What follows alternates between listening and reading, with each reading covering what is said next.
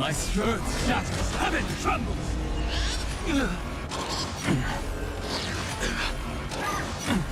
I'll endure. Moment and doubt, farewell. Watch over you and guide you on your path. Tempered 1,000 times. All martial arts are fight command! Mountains roar, dragons rise! Soaring above the lands, this is permanence!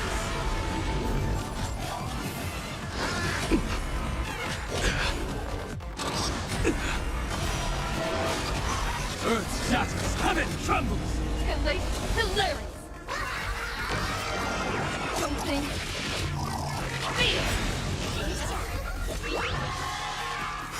We take hold!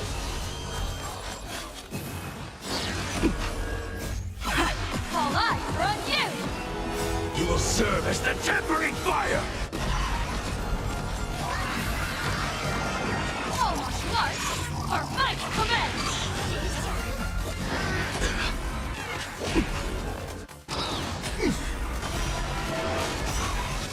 You will serve as the tempering fire!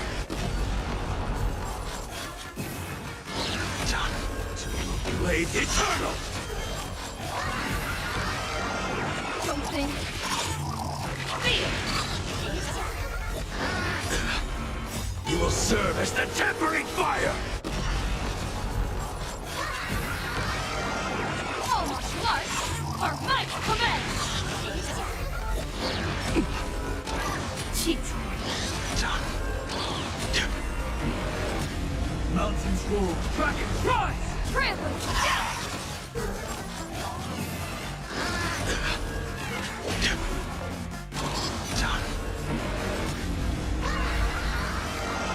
Something... Fear! All eyes are on you! Soaring above the lands, this is permanence! We take hold! You will serve as the tempering fire! All martial arts are fight command! Blade eternal!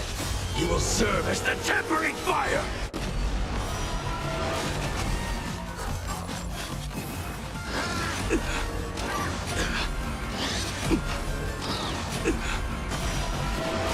Earth shatters, heaven trembles! Elate, hilarious! Something... Fear!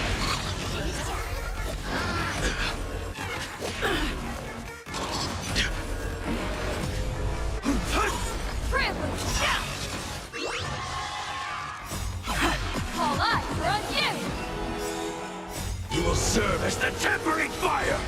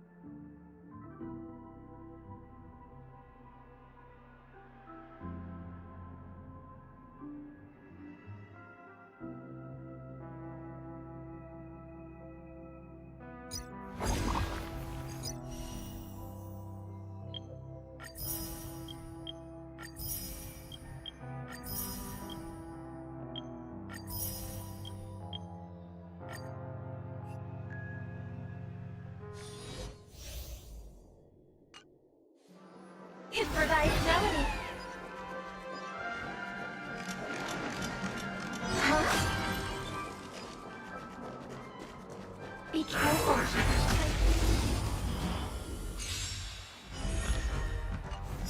Set forth!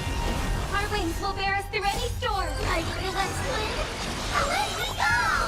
Bessie! Open doors! Mountains rule, dragons rise! I'll safeguard your path!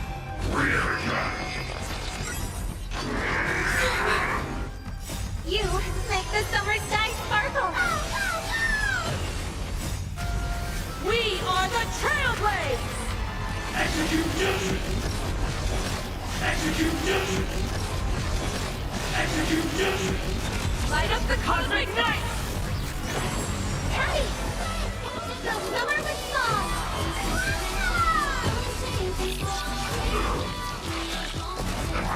For distant horizons! Delivering warmth. Open doors! Soaring above the lands! This is permanence! Drive toward new dawn! I feel that swing. Let me go!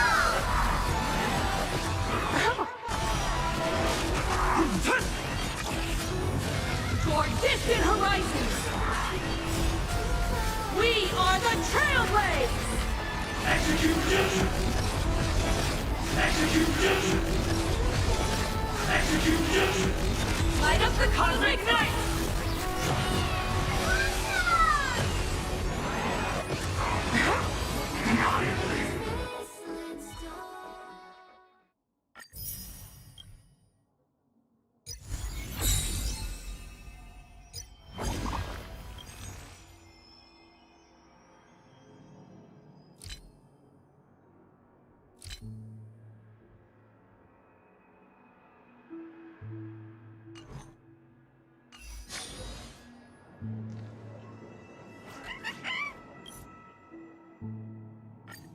When the Lord Ravager Asat Pramad unveiled his disguise, his clones appeared across Plain Arcadia.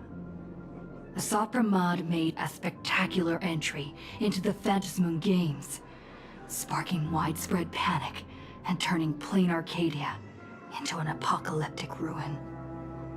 Meanwhile, Asat Pramad led Himiko into a painting that represented her past. Asat Pramad did this to seek out an answer. At the end of the Bloodstained Games 15 years ago, how did Himiko escape the Weathering Curse? And what was Aha's role in it all? Himiko's past was slowly revealed. She and Motoko, the Imagine who bore her wishes, struggled to ignite the Express and send it soaring into the sky. Though Aha offered no reward, they received a gift from a mysterious figure hidden within the shadow of the Phantasmoon. Himiko and Motoko exchanged their destinies. Two girls made a promise to each other. When the Phantasmoon was full again, the Express would return with companions and stories. With a desperate determination to get even closer to the stars, the Astral Express soared into the sky once more. 15 years later, Himiko had become the person she had once aspired to be. In this game between Asat Pramad and Himiko, Himiko left behind clues only the Express crew would comprehend, and revealed the true nature of Asat Pramad's abilities. As a Lord Ravager with power over possibilities, he had imaginated an apocalyptic ending, dooming everyone on the canvas of reality in Ahatopia. Yaguang summoned the Spiritus Kalachakra Sky Plume to battle Asat Pramad's countless created selves. By using the power of observation, she located Asat Pramad's true body and sunk into the gap between existence and non-existence. And so, the battle between the Express crew and Asat Pramad began. In the ensuing battle, the Express crew found themselves pushed to their limits against a Lord Ravager fighting at full strength. Fulfilling her promise as the Navigator, Himiko stood before everyone, willing to sacrifice her life to protect their chance of escape. When all hope seemed lost, my desperate wish awakened the Stellaron. I chose to bring Himiko back, and with her, preserve the continuation of the Trailblaze. The Stellaron answered this phenomenal wish, sending me back to the moment before everything became irreversible, and allowing me to turn the tide of the battle. With the encouragement of the Express crew, Himiko channeled unprecedented wish power and confidence to imaginate something she had long been unable to materialize. The Megatron Starblazer. Sot Pramod's plan was foiled. Even in his moment of defeat, he arrogantly declared to me, "Flee." His plan stretched beyond victory and defeat.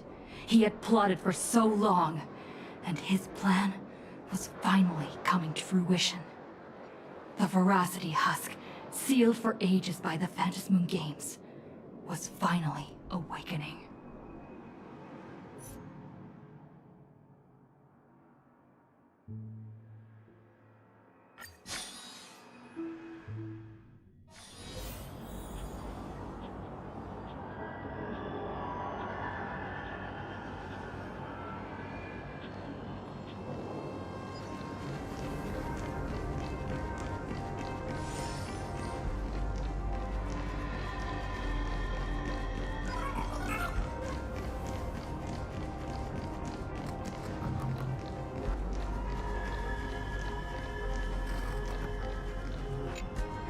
Run.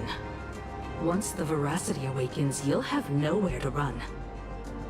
If you want to live, tell us how to seal it.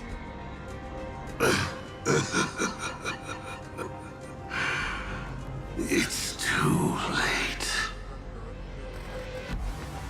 Just like how a star can collapse into a black hole. Once hunger crosses its limit, the Husk's awakening will be unstoppable.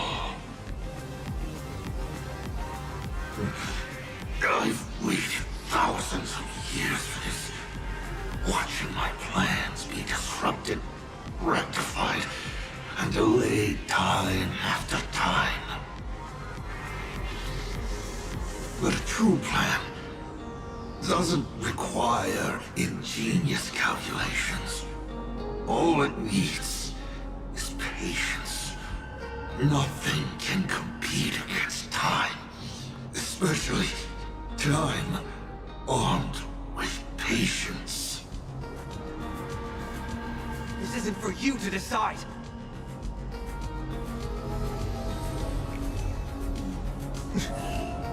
You've lost your mind.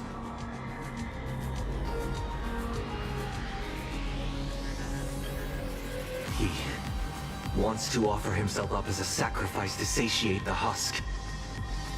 Offer myself up? You flatter me. My plan was to offer you, and all the supplicants to the Husk.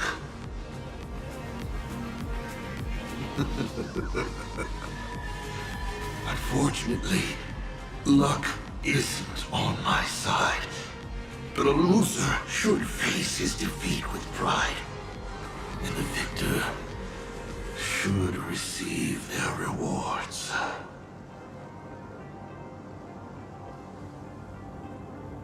Take this treasure, young Nameless. Consider it a token of recognition from a former navigator. Show it how you'll face the coming challenge. The fragments of the divine are due to feed.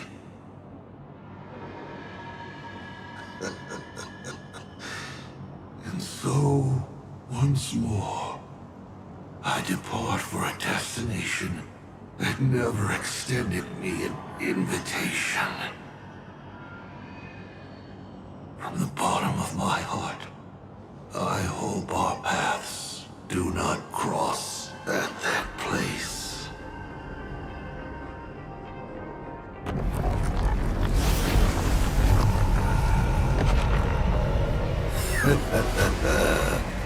It's too late. The veracity has awakened. Now, run.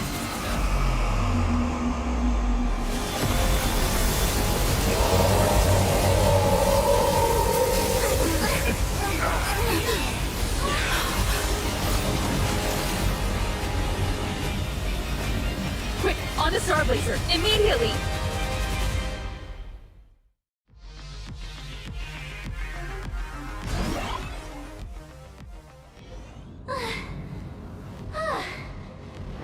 Can that girl even catch her breath after defeating a villain? Sot-Pramod is dead, but he's already nailed the apocalyptic nightmare firmly into the fabric of this world. So, where are we headed next? Who are we fighting this time? We gotta do something, right? The destination's always been clear. We're heading to Perdido Station. Calm down, March. Fighting isn't the only thing the Nameless are good for. Leading people safely out of their predicament. Now, that's a mission even more true to the Trailblaze Creed than taking down a formidable foe. That's exactly what we're about to do. Himiko, are you saying... The Husk's awakening can no longer be avoided. So from now on, we need to use what time we have left to do what the Astral Express does best. Everyone, I've arrived at the same conclusion. The Husk's activity index is rising exponentially. It's only a matter of time before the seal completely disintegrates.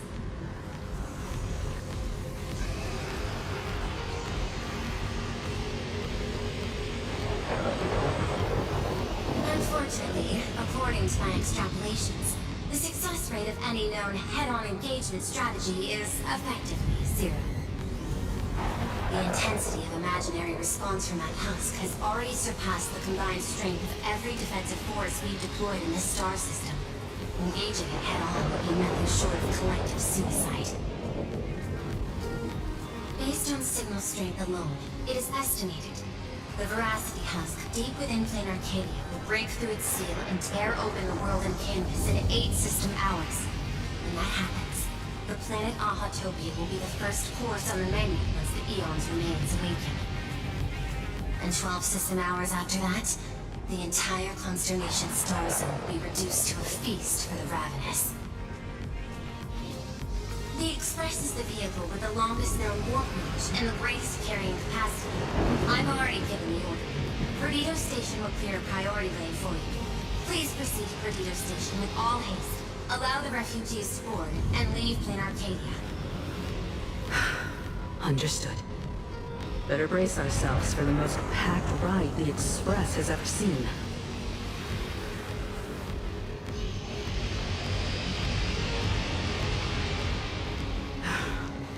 How much longer can the Elwood's roots hold out? We're running out of time.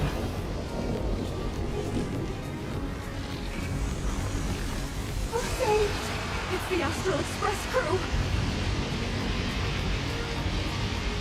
What just happened? The whole place is shaking like crazy! The crisis isn't over yet. Hurry! Stay with us! Perdido Station is just up ahead. Please, everyone, stay safe.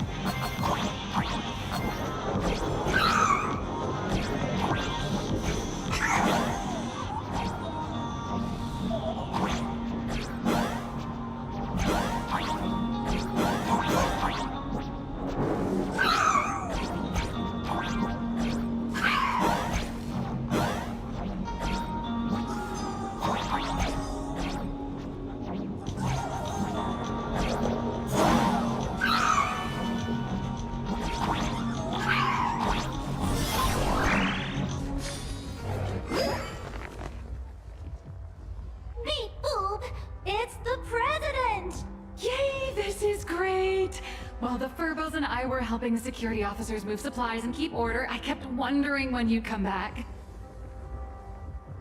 You really made it! Oh, no wonder you're the protagonist. Lucky as always. Oh, thank goodness! I thought the president had gone out in a blaze of glory! Thanks to you, President, everyone's doing great! Oh, by the way, what about that Xianzhou general who set out with you? To log on to Asapramad's clones, General Yao Guang was imprisoned within infinite possibilities. I don't even know if she still exists. I see. Her divination came true after all. But, hey! There's no word she's dead for certain. Which means she's definitely still out there. I'll find a way to bring her back. I promise. I'm afraid now's not exactly the time for this. The ground outside is shaking like crazy. Looks like some big trouble is rearing its ugly head. I spotted Miss Kuchiba on a call with my creditor, the esteemed Madame Pearl. They were talking about doing a headcount of the refugees and getting everyone aboard the Astral Express. I'd better head back and help them out. Everyone's pitching in and I'd look pretty bad just sitting around twiddling my thumbs. You should go talk to them in the meantime.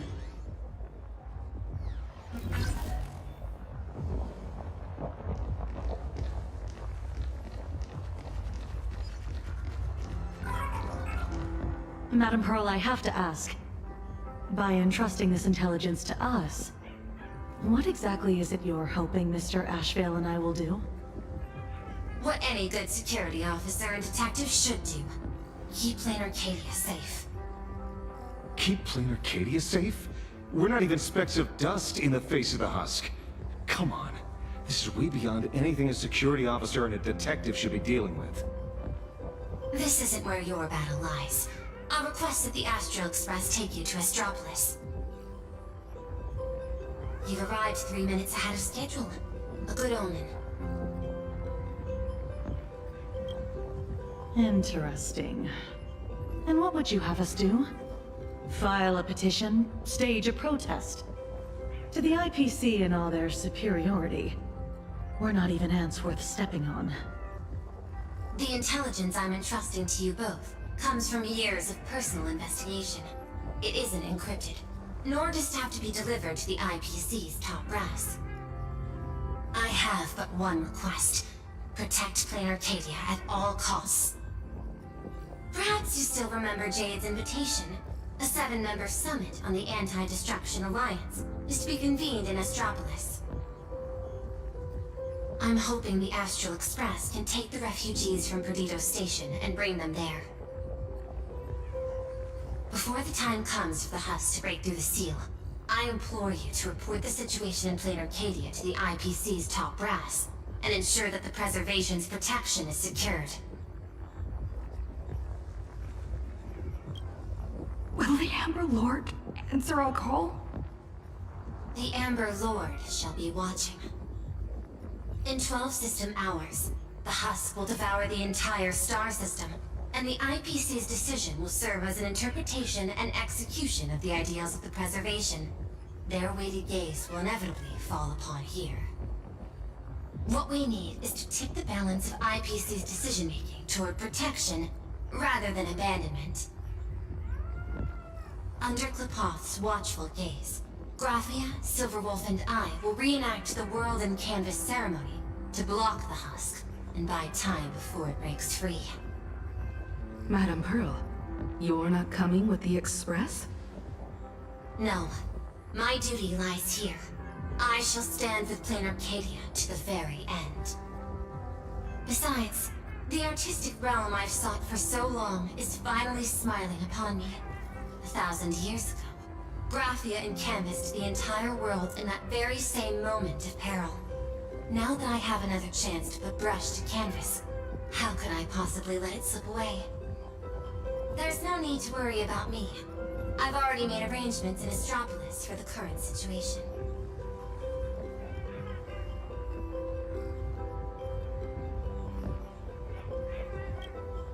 I know.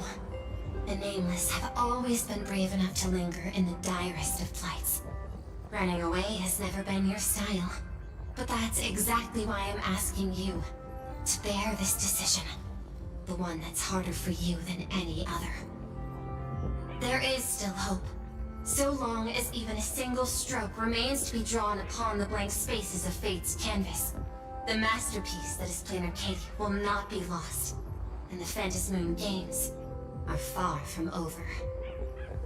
No matter how dire things get, we shall find it in ourselves to smile. For this is a ceremony meant to bring joy and miracles to the world. Yes. There's still hope.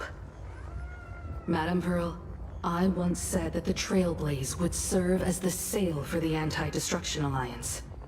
And so, in times of fierce winds and rough seas, that's precisely when a sail must do its part. Next, it's time for the Astral Express's War Council.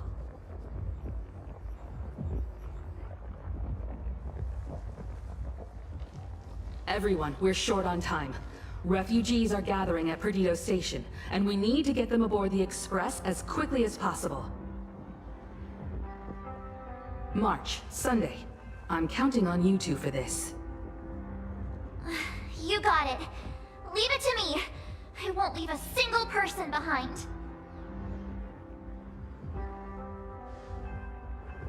Once the Express departs, I'll need you to handle navigation and keep things in order on board.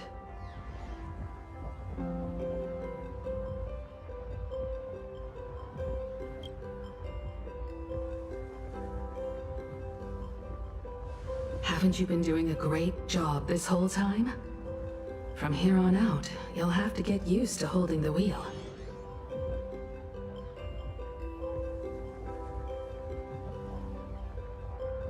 As for me, I'm the one who set out from this place, and the one who's come back.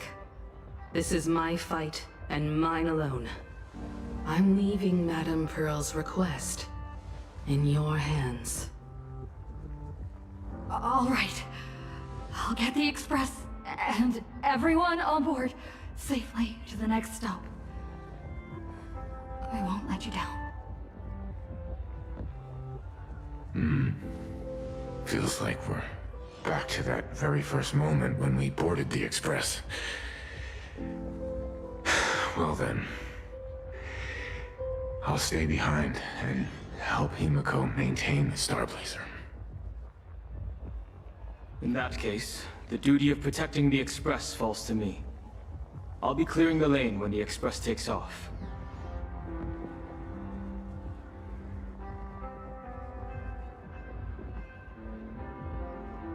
One last thing before we depart. Sunday, I have a gift for you.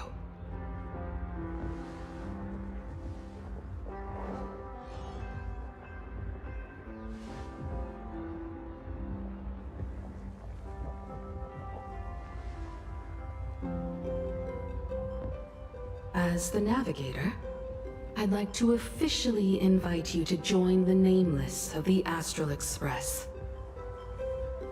You could have left at any time, but thank you for staying with us all the way here. You may not be one of the Nameless who solemnly swore their oaths upon the path of the Trailblaze, but I believe the courage you showed standing beside us against Asat Pramod is nobler than any oath ever spoken. Thank you, Miss Himiko.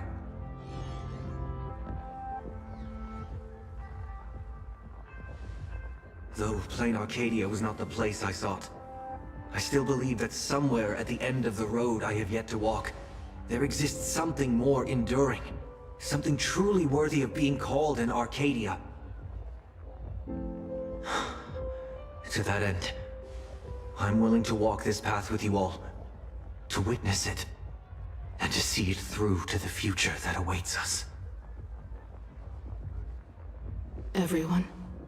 From this moment onward, we each march toward our own battlefields and fight for the survival of this world. But this is no farewell. I won't say goodbye to any of you. Not while we're still walking the same path. This journey leads us starward.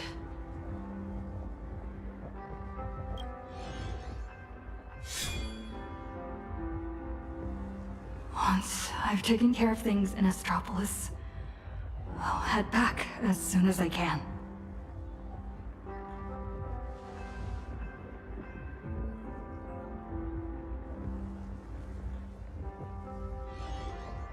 Attention, all evacuees at the Perdido station.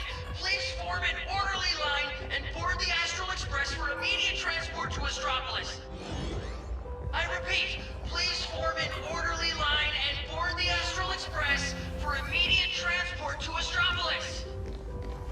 There's still a little more time before departure. Make the most of it and say goodbye to your friends.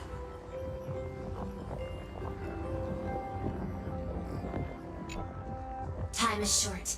It's about time for both you and the Express to depart. I can tell you still have your doubts.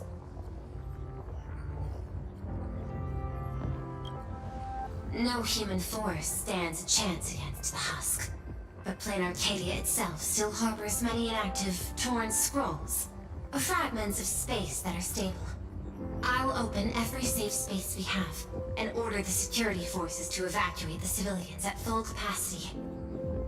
I can't make any promises, but you have my word. I will marshal every last bit of processing power and stake everything I have to fight for their chance at survival.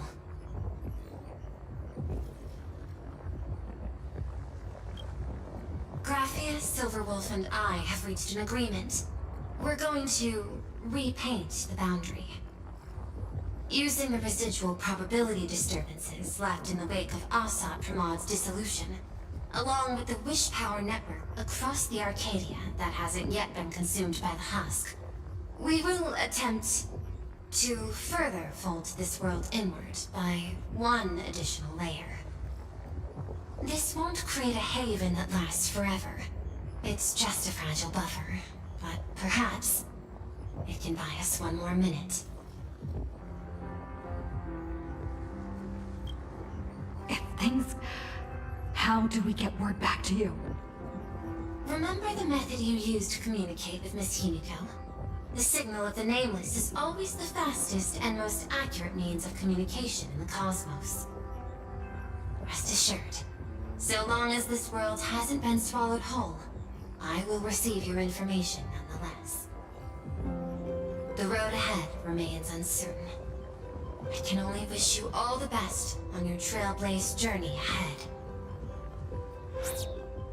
Attention all passengers! The Astral Express will be departing in 10 minutes! Please board without delay!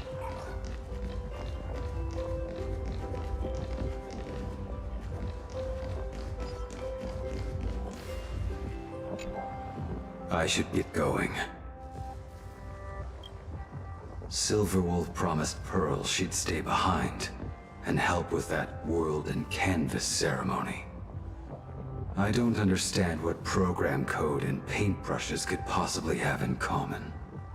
Nor do I have any idea what calculations are running through her head.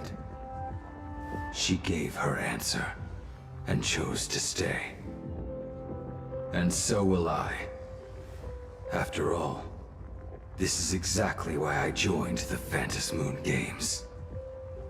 Ever since I received this body bestowed by the Abundance, this is the first time I'm fighting not against death, but to preserve a single moment. It's been a long time since I've allowed myself to act on my own impulses in a world where no script dictates the outcome. You too. Attention all passengers! The Astral Express will be departing in 5 minutes! Please board without delay!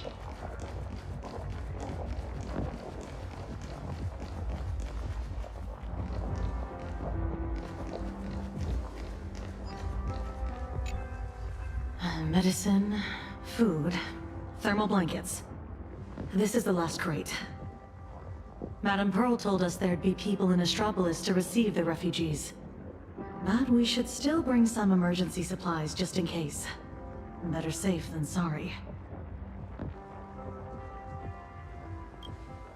The marketing development department and the technology department left behind one hell of a mess before she took over this world.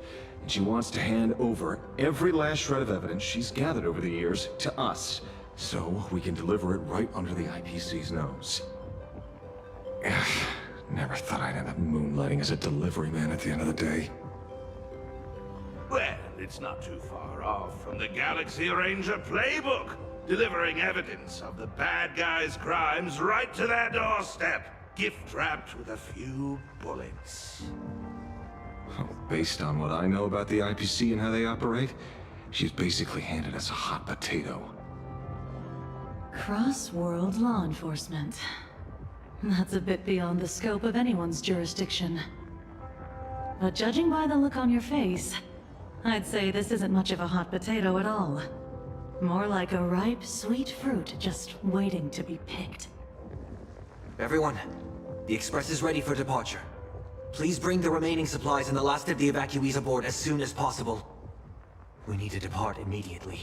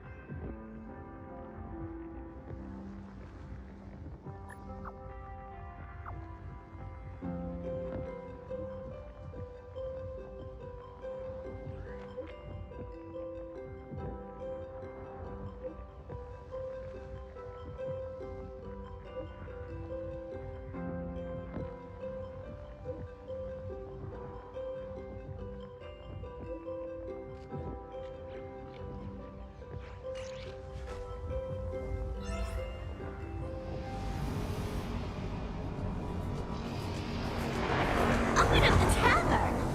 Sampo, you really think the world's end is some kind of public shelter? I know. Ever since the tavern was first established, it's only ever had one rule.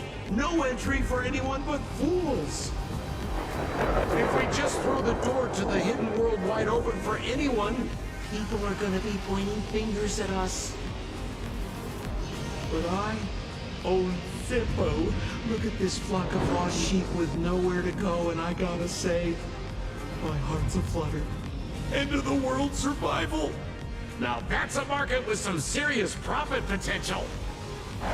Sampo, you ought to stitch yourself a mask out of credits. If you've got a soft spot for them, just admit it. So, it appears our beautiful and kind-hearted Miss Sparksy has some sort of compromise in mind? Rules may be set in stone, but a fool is anything but. Tavern business cards, special edition. Every single one is laced with my Sparksy virus. Just scatter them around, and whoever picks one up will get a Sparksicle mask. Brilliant!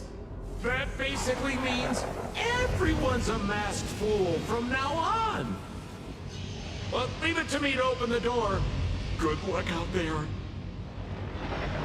Alrighty, my dear little Sparks heads, quit moping around. Pull yourselves together and get ready for the next party.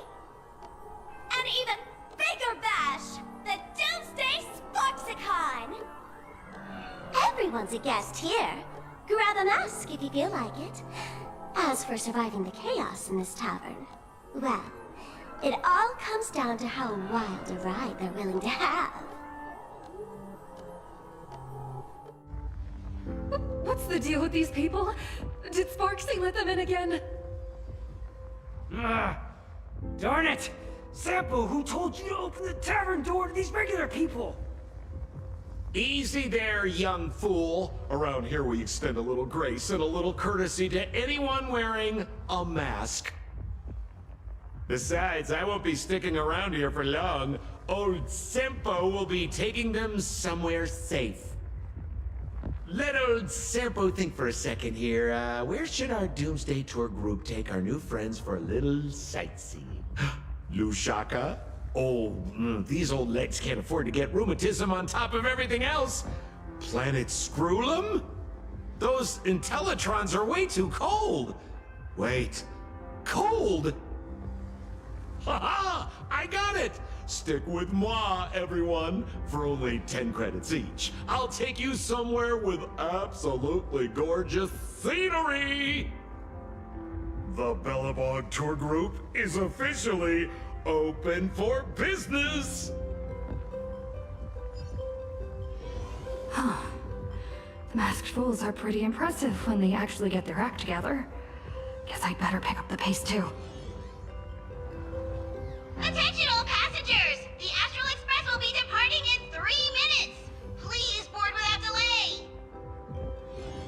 Time to get going.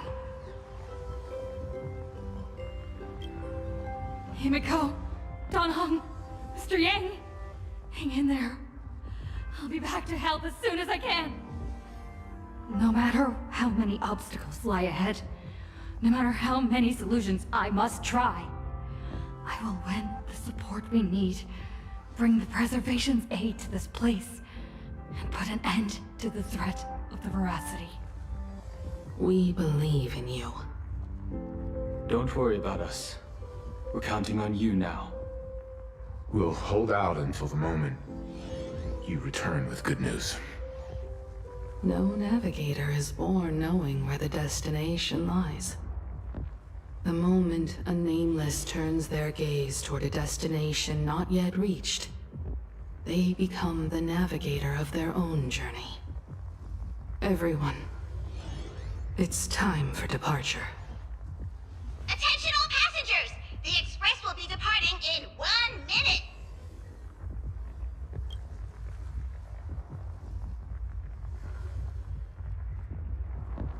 Express is about to make the jump! The Express is about to make the jump! Please be seated and hold on!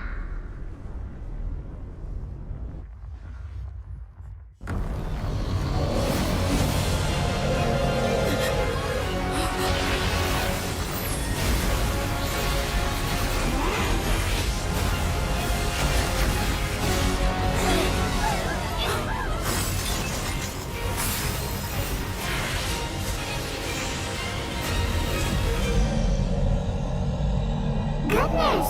How could it end here? Let me give you a hand.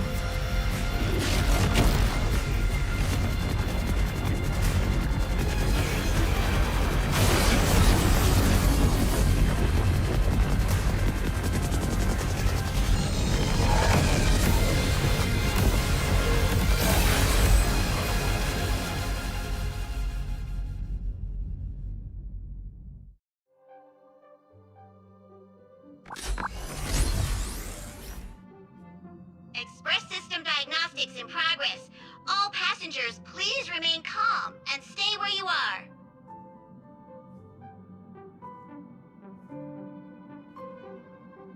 Is everyone okay?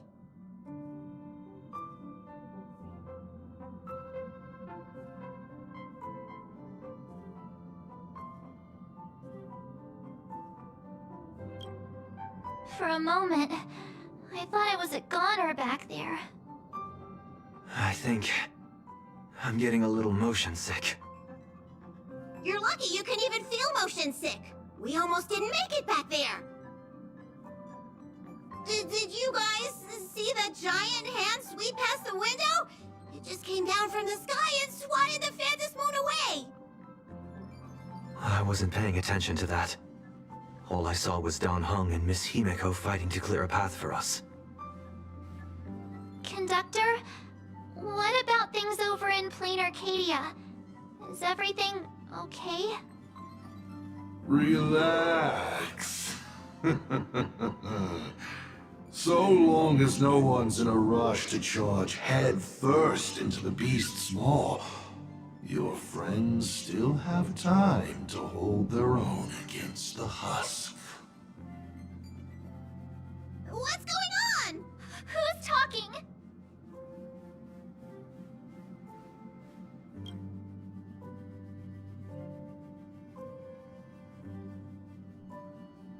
would you bring something like that back here?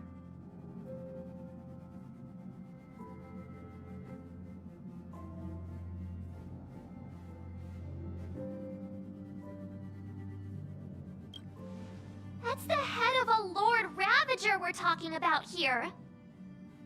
It's hard to say whether Asat Pramad's head is that hand, or this die. We've got enough trouble as it is! The Astral Express does not welcome it! Dear conductor, don't you think that's a little harsh?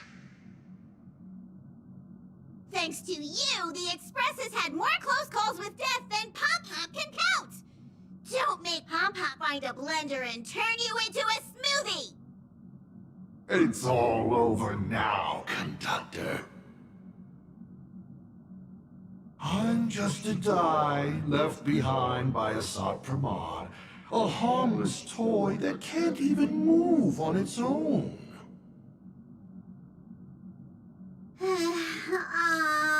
I see. How did things end up like this? Life is full of surprises, I suppose. Sorry for all the trouble I've caused you. To make up for everything I've caused the Express, how about I go back to my old line of work as IC? You might think of me as a little teaching tool. Whenever the young trailblazer needs some tempering, or craves a little excitement on a dull stretch of the journey, just toss me up in the air. Just as I always have, I'll bring you a one-of-a-kind trial of probability. After all, learning to stay true to your path amidst chaos and the unexpected, that's one of the most important lessons for the Nameless, isn't it? Roll a 1, and I'll generate astral charts plotting a course straight to the Antimatter Legion's Warforge.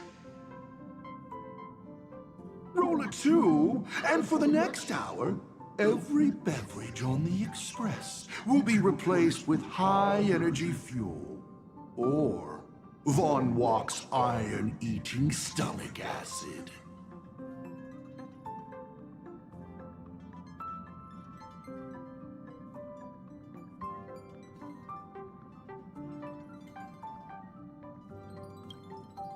Please, just find a rag and wrap it up. I can tell. Back when IC, the Starseer, was around, the Nameless never lacked the opportunity to go on an adventure. Times have changed. Passenger with Himiko away, you'll need to step up and take on the role of acting navigator.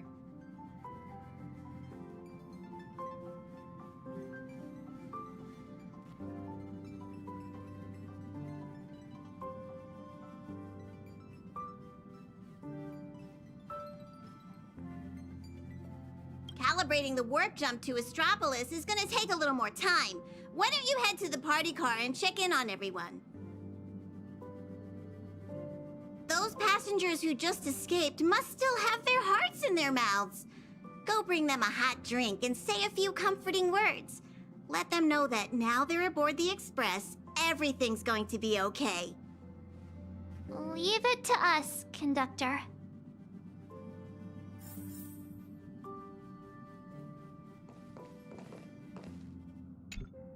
Acting navigator, what's up?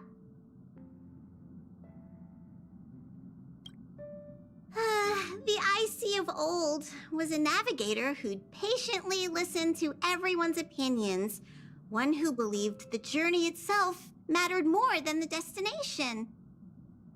He always managed to take the Express on routes that led to the strangest worlds, and somehow he always managed to drag us into the most terrifying trouble, too. When Akavili fell, those were the darkest days for the Express. The star rail dimmed, supplies were cut off, and many people left. But he stayed and even mentored reliable successors like Falcon Amundsen. How did he end up like this? From the person he was back then?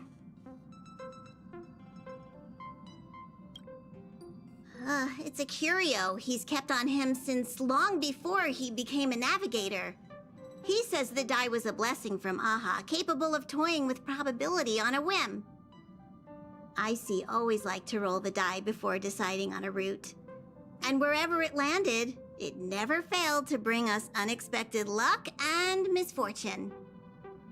Pom-Pom still remembered this one time when the die sent the Express straight into a graveyard of anti-organic vanguards left over from the Emperor's war period.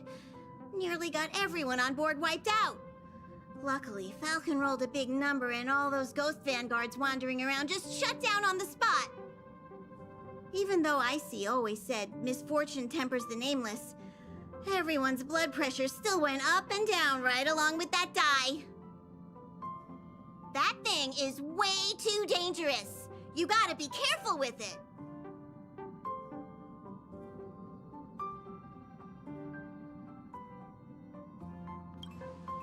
Whoa! Before Pom-Pom knew it, all those memories just came flooding back!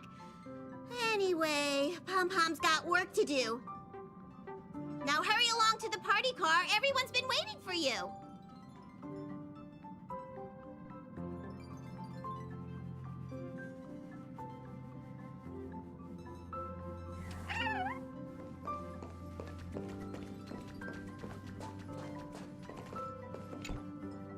Himeko, Danhung, Mr. Yang. Come in, please respond. Does anyone copy? Why is the signal still so bad? It's our first mission without Himeko by our side. I just can't help feeling a little uneasy. Miss March, sometimes no news simply means they're still in the fight. Don't worry. I'm sure they'll be fine. I know, but I can't help it.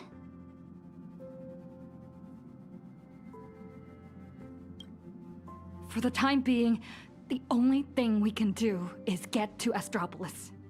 The sooner, the better.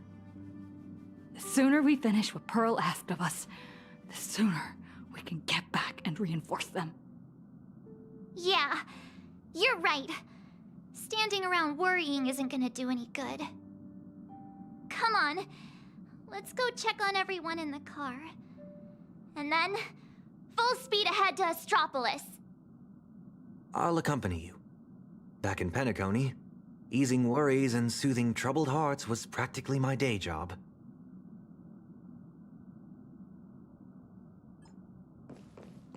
March, Sunday. Time to head over to the party car and check on the refugees.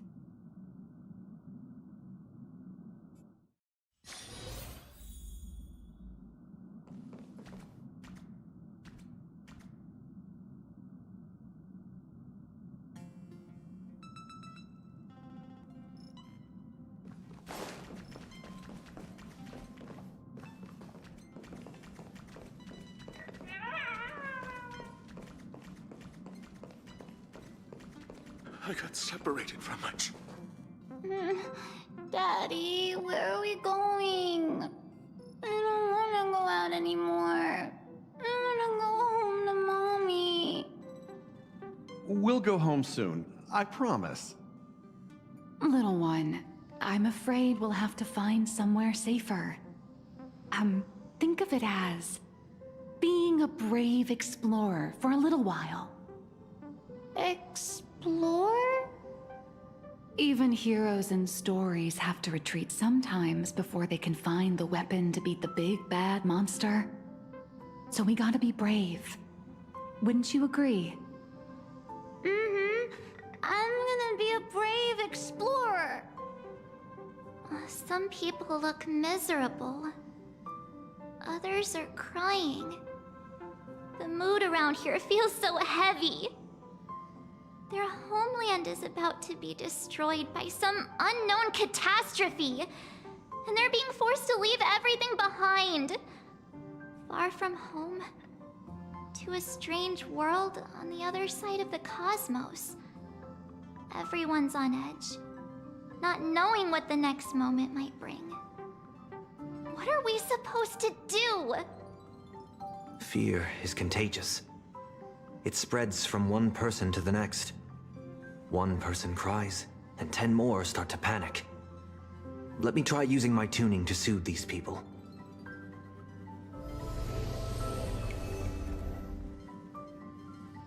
Strange. I can't sense their feelings anymore. The power bestowed upon me by the Mask of Elation. It's gone. Is it because we're outside of Plain Arcadia now?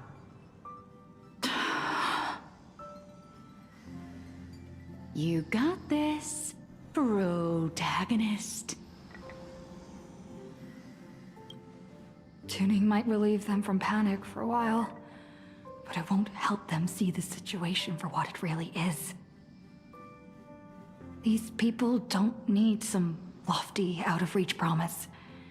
All we need to give them is a clear, safe next step.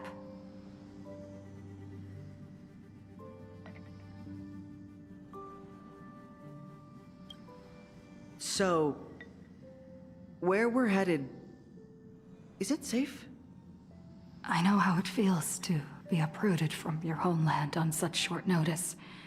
Heading to a world you've never seen. It's only natural for people to feel scared. Our destination is hardly some dangerous, uncharted wasteland. Astropolis is one of the major worlds under the IPC, equipped with comprehensive shelter facilities and legal protections. Not only will everyone be safe there, but you'll also be provided with temporary housing and living supplies. Once the crisis in Plain Arcadia has been resolved, the IPC will arrange for each one of you to be returned home. Really? You sure those bigwigs at the IPC won't just treat us like a bunch of rats and slam the door in our faces?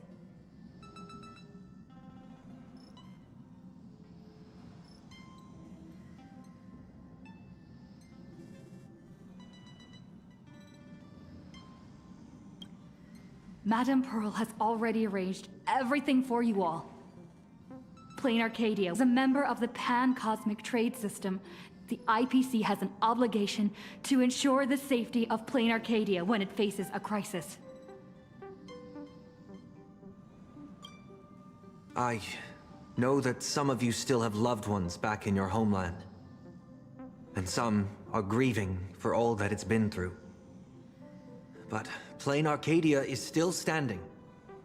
Its light still shines on the Express's astral charts. Because there are still many brave souls fighting on that land. The Nameless, the Stellaron Hunters, the Masked Fools, and, of course, Madame Pearl. But is there truly any way to stop those things crawling out from underground? Everyone!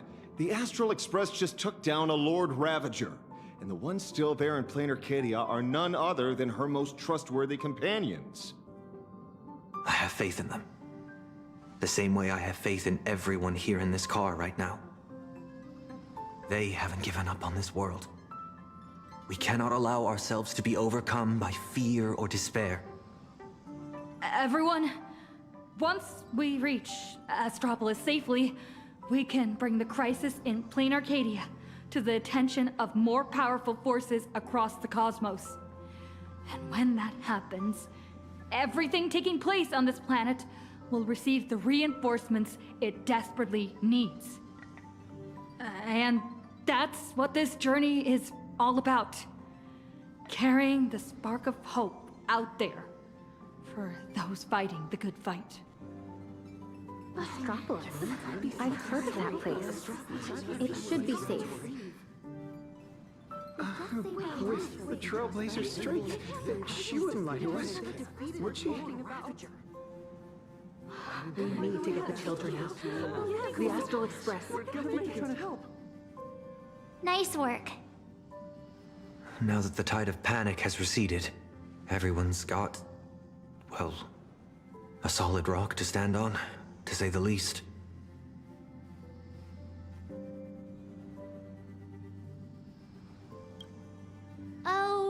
Really? So all those times you don't talk, you're just acting cool? In any case, we can deal with whatever trouble the future throws at us after we get to Astropolis. Attention, everyone! Calibration is complete. The Express will be warping to Astropolis shortly. For your safety, please find the nearest seat and buckle up. Sounds like the conductor's all set. Let's grab a seat.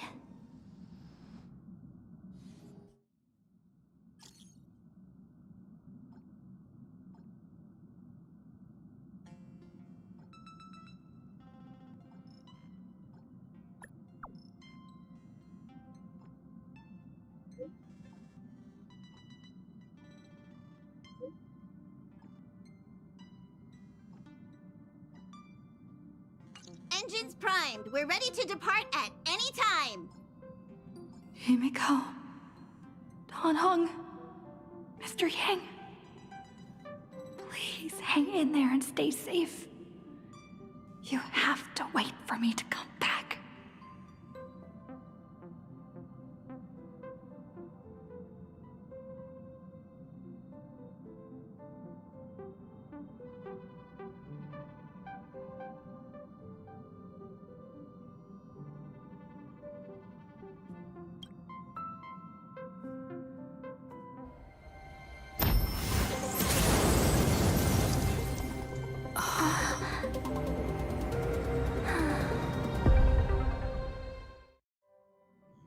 So that giant cube is... Attention, all passengers. The warp jump is complete. We have arrived safely at Astropolis. So... what are we supposed to do next? Himeko and Mr. Yang always make it look so easy. Like it's just step 1, 2, 3. But now that they're gone, I end up completely flustered.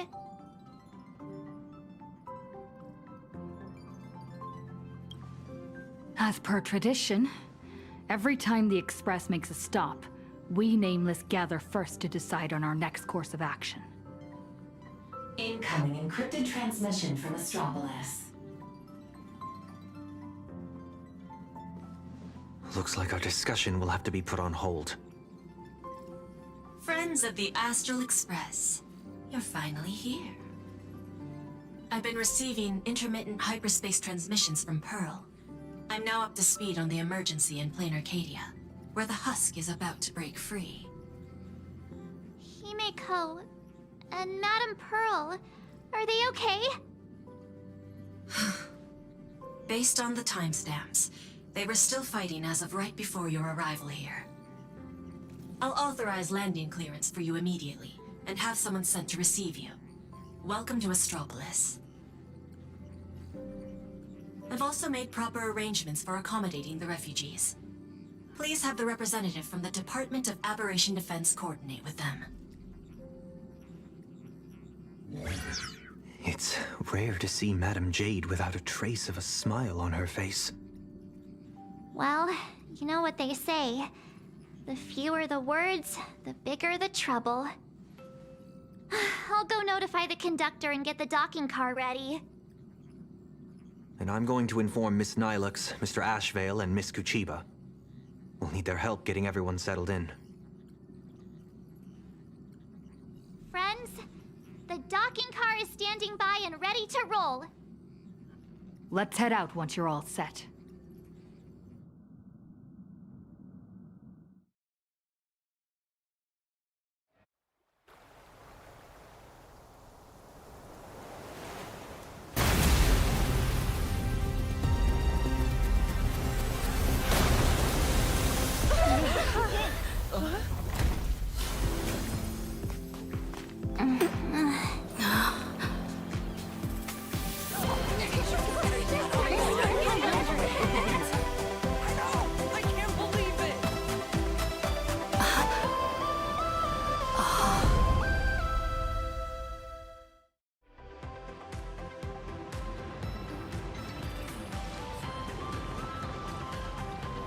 So, This is Astropolis?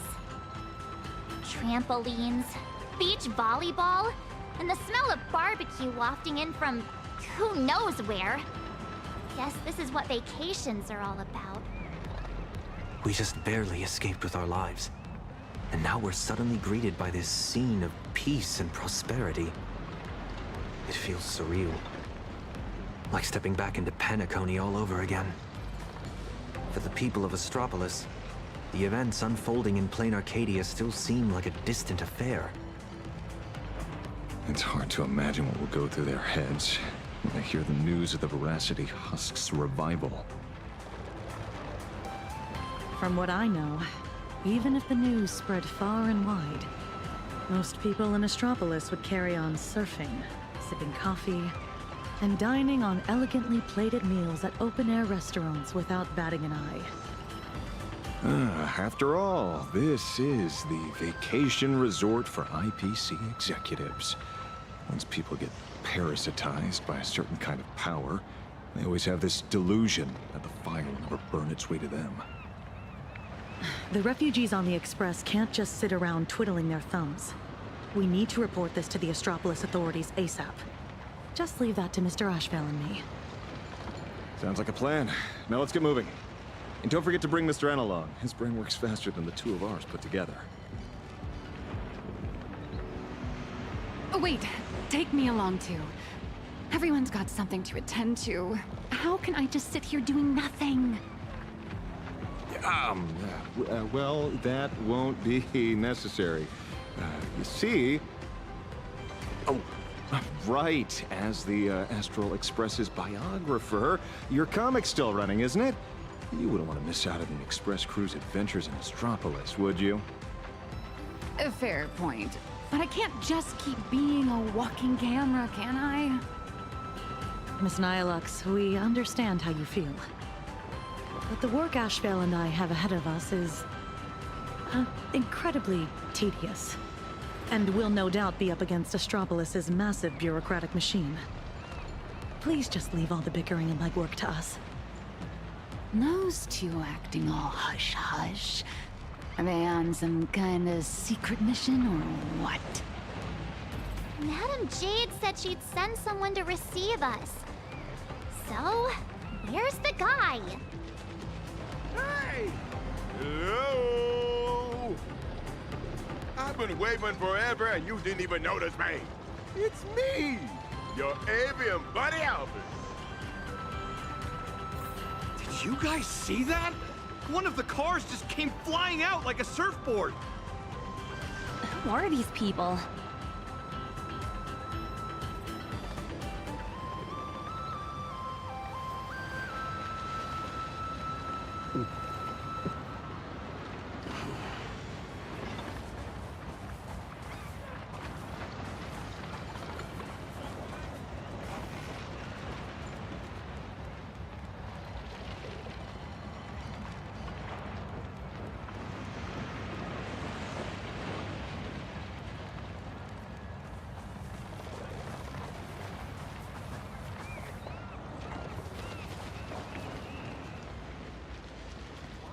Aren't there sharks in the sea here?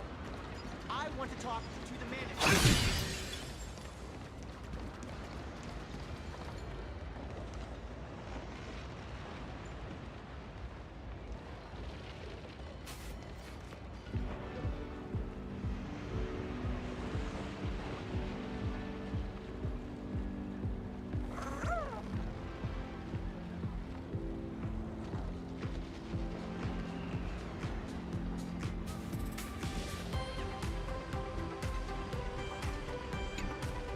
Surprise! Didn't see that coming, did you? Mr. Owlbert? What are you doing here? After all those episodes of Keeping Up with Star Rail, don't tell me you still didn't know the show's physical studio is right here in Astropolis. Do you have any idea how hard it was for me to get away from my mountain of work? All because Madam Jade asked me personally to come pick you up. Figured an old friend of the Astral Express would. Good job, based. But she being all secret about anyway? I'm a pretty big deal in Astropolis, you know. Fine. Can't you give me just a teensy little hint?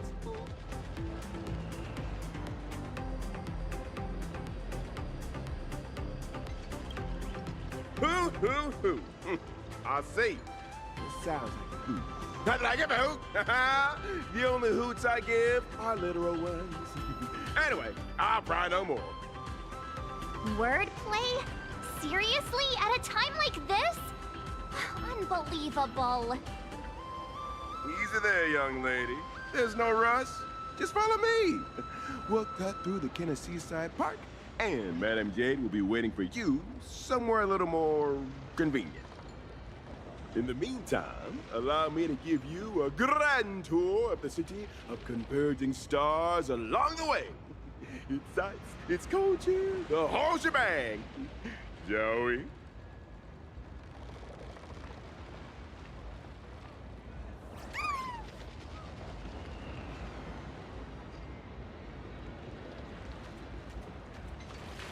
Speaking of which, why is this place called the Kenneth Park? Ta-da! The answer is... The administrator of Astropolis is named Kenneth Arita, and he's the one who designed the Seaside Park. All right, we're not here for sightseeing. Can we just put the tour guide act on hold for now?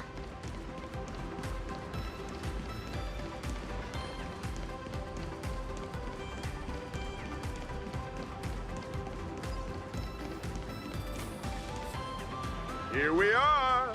Just head up this way. Madame Jade's waiting for you on the Hotel Terrace.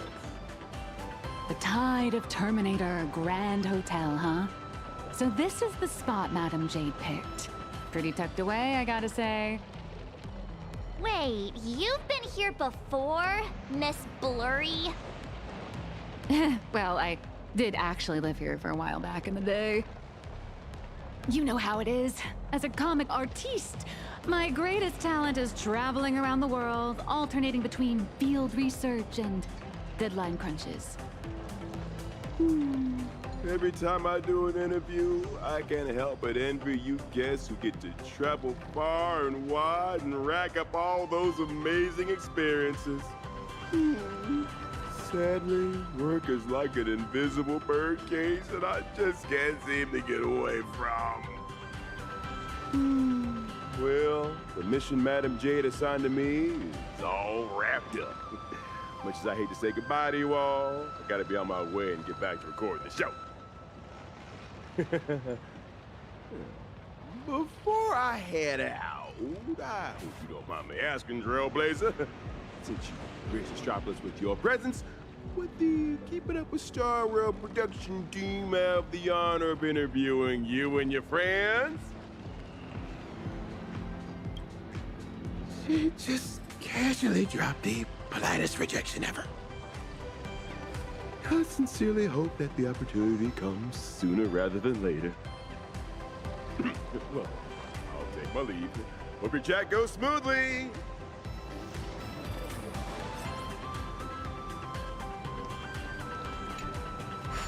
Wait, why is interplanar jump here at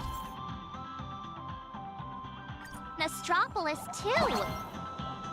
Come to think of it, I think I might have also spotted some Imagine along the way.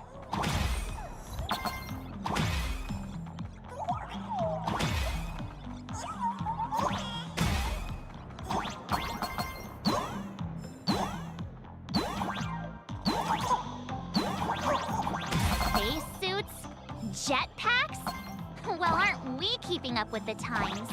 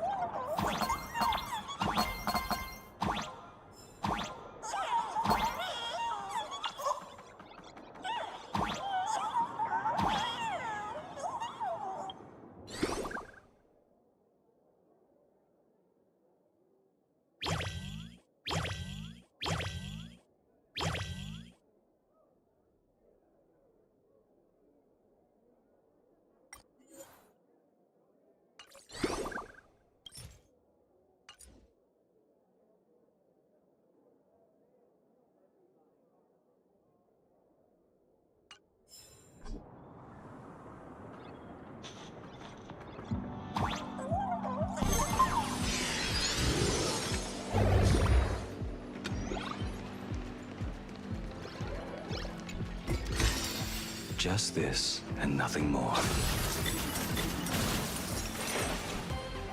It's been a while, Nameless. And Mr. Sunday. Sunday is also an official member of the Express now. Sounds like a lot went down during the Phantasmoon games. Nice to meet you. I'm Nihilux, a comic artist. You must be Madame Jade. I've heard so much about you. Is that so? You look familiar. Have we met somewhere before? Oh, not surprising at all. I'm sure you must have read my masterpiece, Fluffy Across the Blue. Either that or you've seen one of my on-camera interviews. Someone help! Please get Miss Blurry and her zero boundaries energy out of here. The Fluffy. Yes. Pearl has mentioned that comic to me before. But what we need to discuss next has nothing to do with comics. So if you wouldn't mind excusing us. Fair enough, but I'm guessing whatever you're about to discuss is closely tied to Plain Arcadia. That place is my home, and its future will be determined by the IPC's decisions. I think I have the right to remain here. For as long as I can remember, I've been a bystander, recording other people's stories with my brush.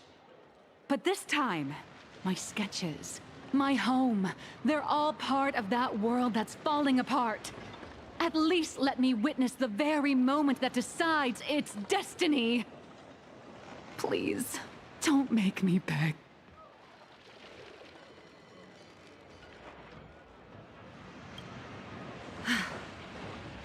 There are 8 system hours before the Husk of Veracity breaks through the seal. Pearl's transmission conveyed both her resolve and her plan to save them. She intended to invoke the gaze of the Amber Lord and borrow the power of preservation to encanvas Plain Arcadia once more, buying time against the Husk's breakthrough. To that end, she was willing to offer up her cornerstone.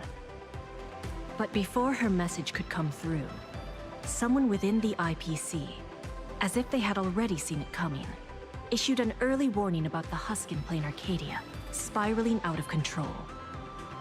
At the same time, the one who issued the warning proposed a targeted plan: weaponize the Veracity's Husk and transform it into a weapon against destruction. In which case, we would not only neutralize the threat posed by the Husk, but also eliminate Nanook's minions once and for all. Perhaps even wound the Aeon themselves. By comparison, Pearl's proposal looks more like it's just stalling an inevitable catastrophe. Convert the Husk into a weapon?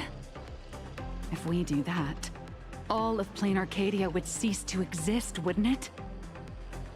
Once that happens, then Himiko and the others will...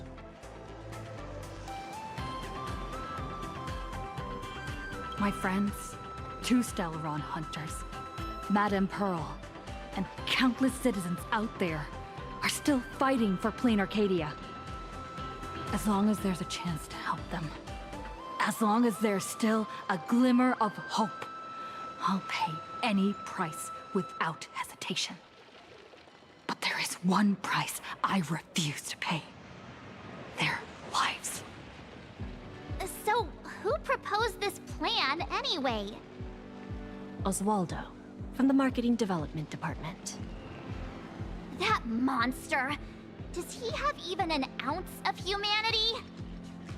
Human nature isn't even my main concern here.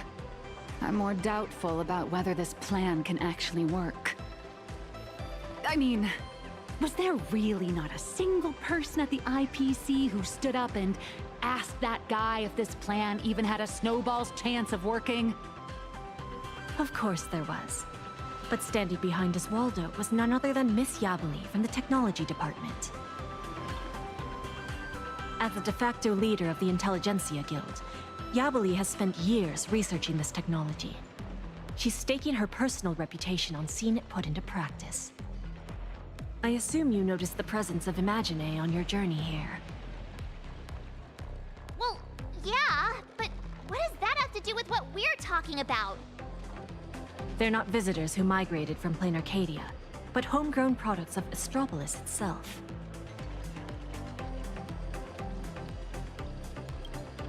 I've heard that the birth of Imagine is closely tied to the unique properties of Ahatopia.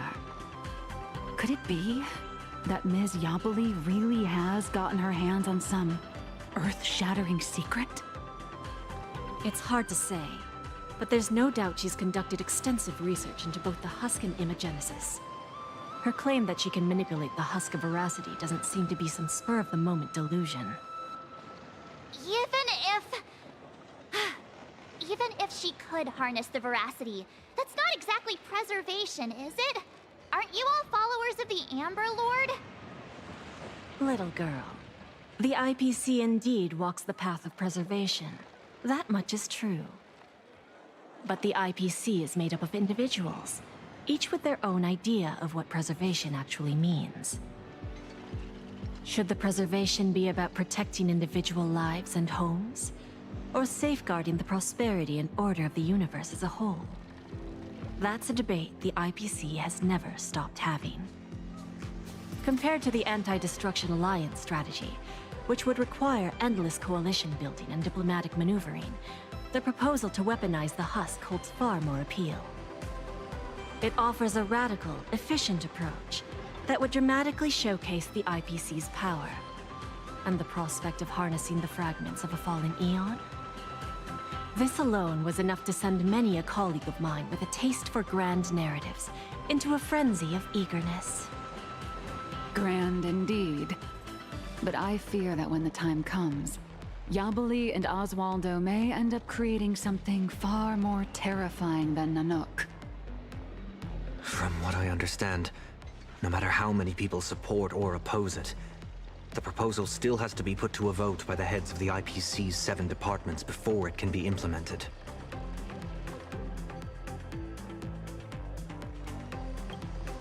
I've secured the support of Madame Skardai from the Business Consolidation Department, and Zazad from the Talent Motivation Department. Wait a minute. Let me write down all these names and departments.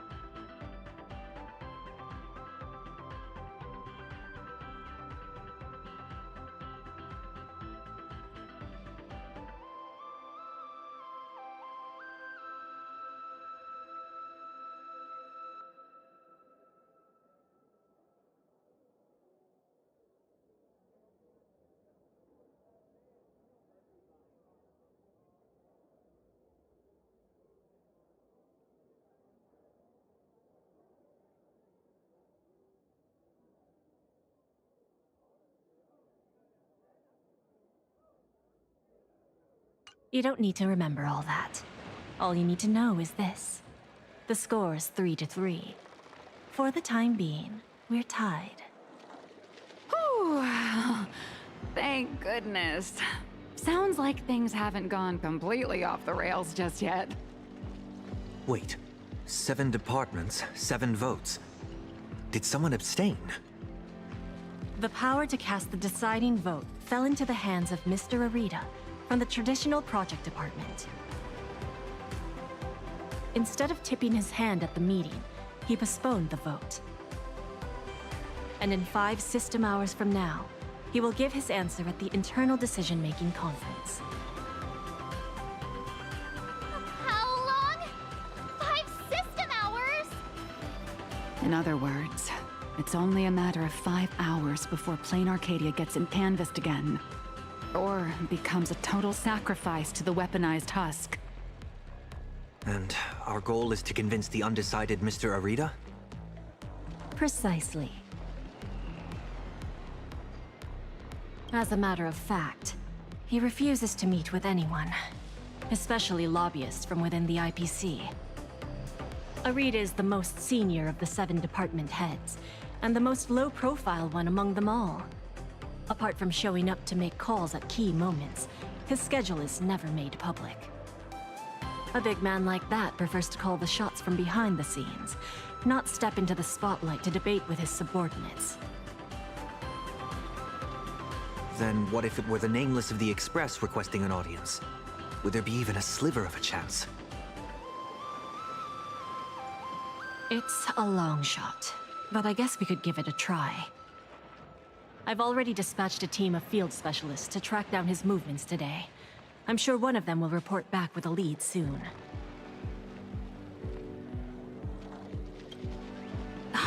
I'll talk Arita around. No matter what it takes. The fate of billions is at stake. My friends' lives included. That's all the reason I need to keep fighting for this. I believe Madame Pearl shares the same conviction. And that is why she has my respect. But make no mistake. Just because I'm giving this everything I've got doesn't mean I'm fully siding with the Strategic Investment Department. I refuse to let the fate of billions become a bargaining chip in the IPC's internal power struggles. I understand. I swear by my cornerstone that what I place upon the scales this time is my unconditional trust and support. You have my word, so please rest assured.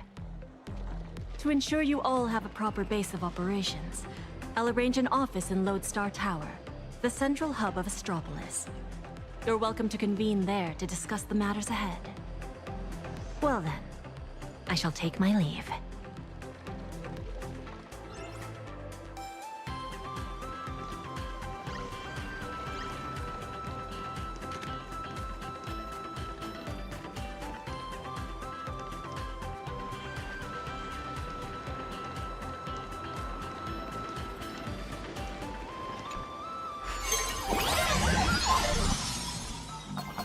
No.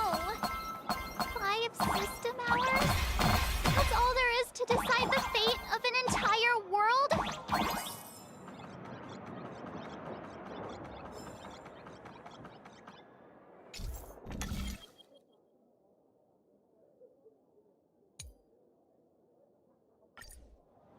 What kind of people does Jade send into the field?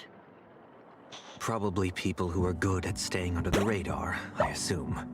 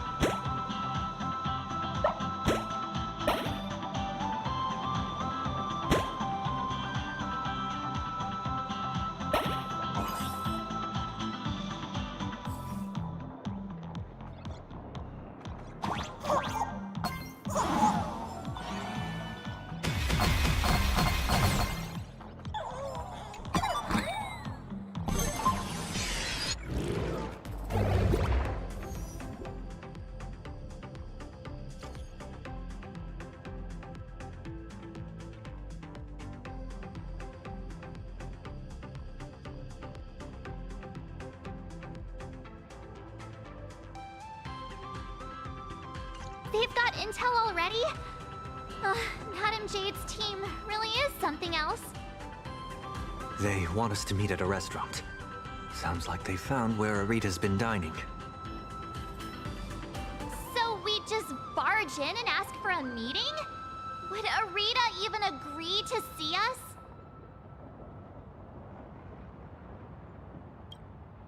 It's not exactly ideal to show up with a crowd when requesting an audience with someone important.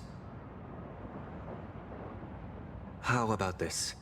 She and I will head out, while March and Miss Nihilux go on ahead to the Lodestar Tower and get settled in. What do you think? Fair enough. If I tagged along, I'd probably put my foot in it and make things harder for you two anyway.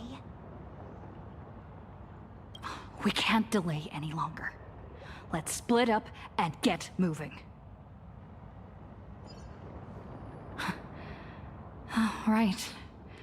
This is my first time teaming up with you, huh, Sonny? Missing Dan Heng already? Don't worry. I'll try not to hold you back.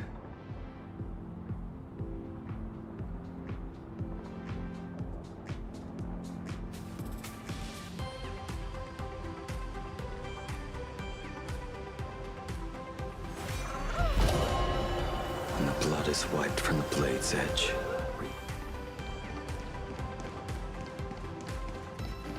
Is the meeting spot somewhere around here?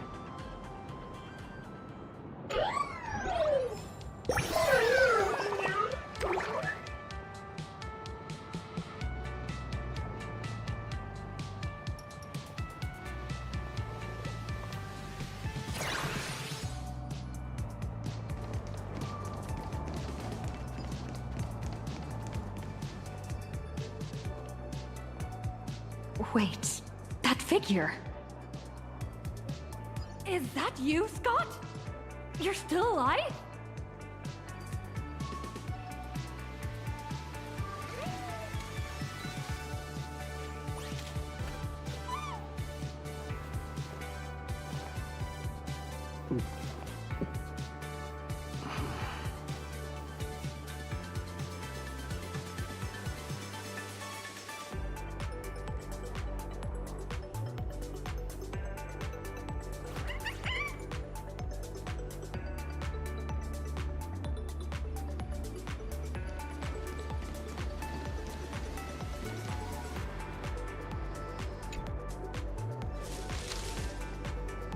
Spit down, for crying out loud!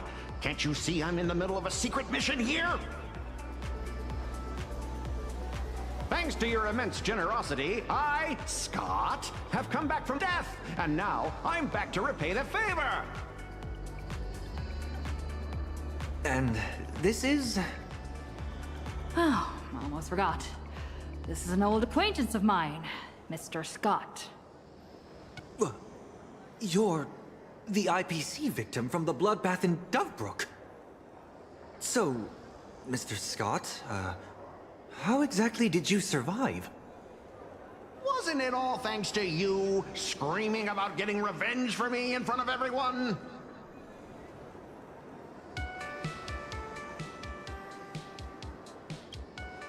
Oh, please. Would I ever lie to you? Shall we run it back on the VCR? This one is for Scott! And this one? This is for everyone you've tormented! All right, I said it. So what? Kinda starting to regret it.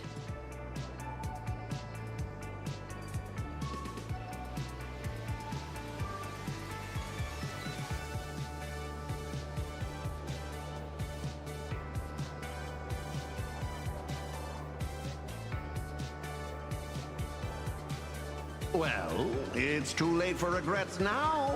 After Interastral Peace Entertainment broadcast that fight, everyone started asking the same thing. Who's Scott? When I was alive, I never imagined I'd ever have that kind of insane clout. That's probably why one day I suddenly woke up in my office in Astropolis as if everything had just been a dream. It seems wish power doesn't only take effect in plain Arcadia, it can work in Astropolis too.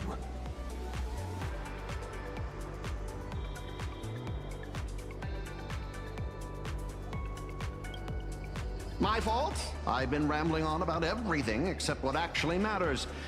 But how lucky am I? I just got back from hell, and already I have a chance to repay your kindness. Madam Jade asked me to share what I know about Arita with the two of you. So, Mr. Scott, you know of Arita's whereabouts? Of course! The many secrets of Astropolis are practically pinned on a public bulletin board for a wallflower like me, someone who can slip through walls and go completely unnoticed. I sneaked a peek at Arita's secretary's shredder and pieced together his itinerary. Mr. Arita will be dining at this upside-down restaurant today.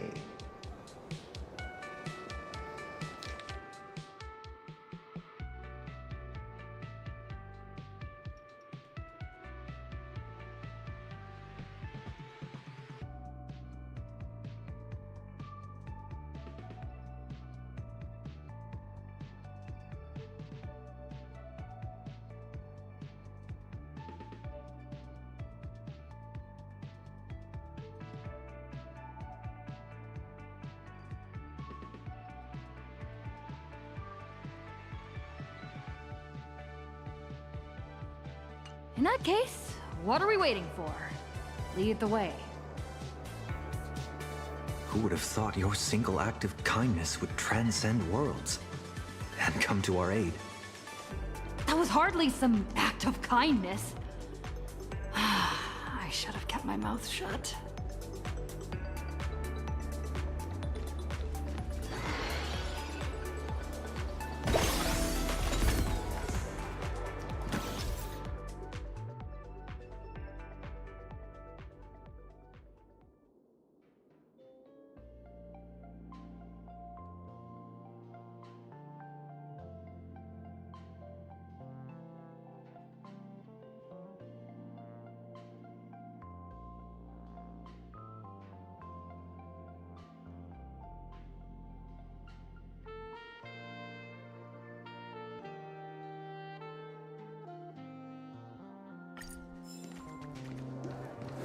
Right this way, if you will. An anti-gravity corridor? It feels like I'm back in a Penaconian dream. Even back when I was still alive, a place like this was a rare splurge for me. A restaurant that truly lives up to its name. The view here is quite spectacular. In Penacony, whenever the stock market fluctuates, plenty of people will head up to high places for a little mental recalibration. Does Astropolis share the same custom? A bigwig like him is definitely dining in some secluded private room, probably surrounded by bodyguards too. Let me go scout ahead for you. Wait here.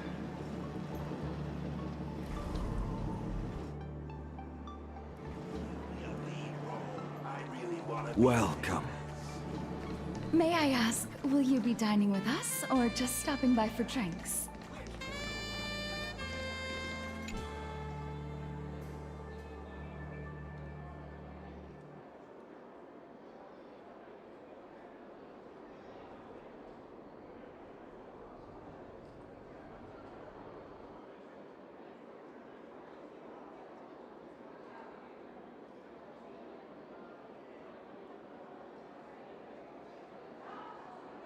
Welcome, distinguished guests. Shall I recommend today's specials? We have emerald mushrooms, flown in fresh from Von Walk, and the giant prime tomahawk steak.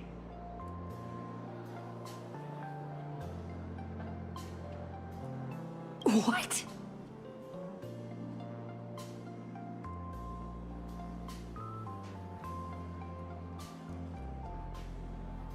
We're waiting for someone. Just 2 waters, thanks.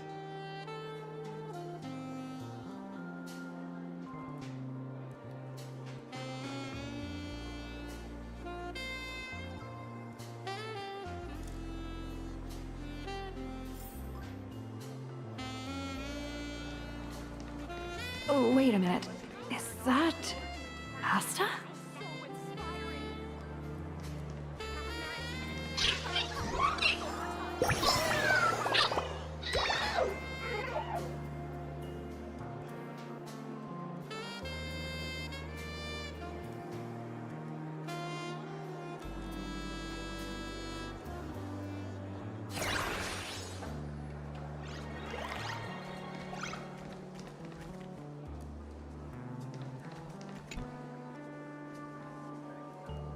Oh my, is that you? What a pleasant surprise. What do you mean?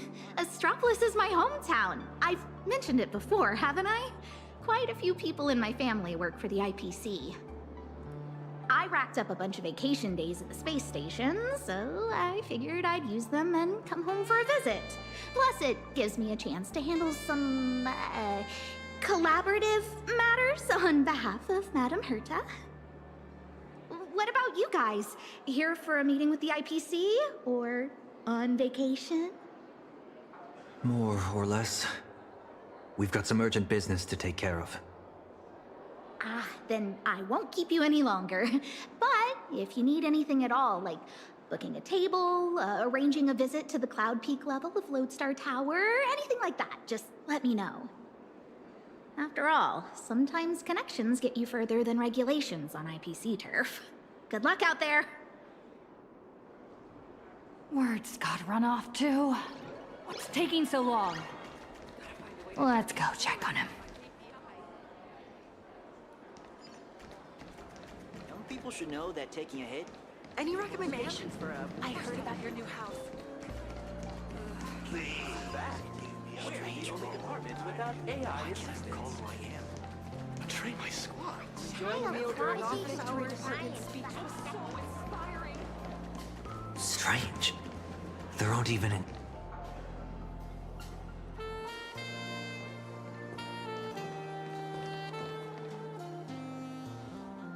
Do those shades look familiar to you? Wait. They appear to be Mr. Scott's. What exactly happened here?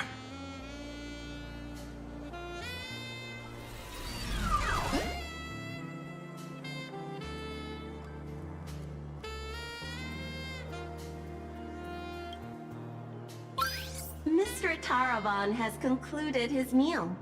Items consumed during his dining session: 100 portions of prime tomahawk steak, 30 blocks of dragon scale cheese, 10 servings of emerald mushroom salad, assorted Lushaka blue spotted sashimi, and gold flake wine. Taravan? That's quite the appetite. And you are? I am Mr. Taravan's personal dietary management robot. My duties include monitoring his blood pressure before and after meals, and ensuring he takes his high-potency digestive enzymes and gout medication. My regards to you both. All for the Amber Lord, and that eternally bottomless dinner table. Wash your hands before you eat. Rinse your mouth after the treat. Good health makes for a happy life. Yo-ho, yo-ho! So, this isn't some private room for Mr. Arita at all. You guessed correctly, Penaconian exile. Please don't blame your poor ghost friend. His idea of stealth isn't nearly as impressive as he thinks, and neither is his brain. With just a little bit of misdirection, he dutifully led you straight here to me.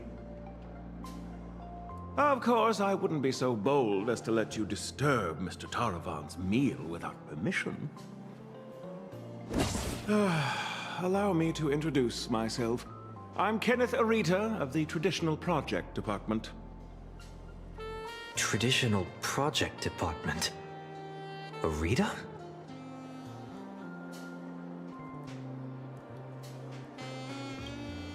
How could that be?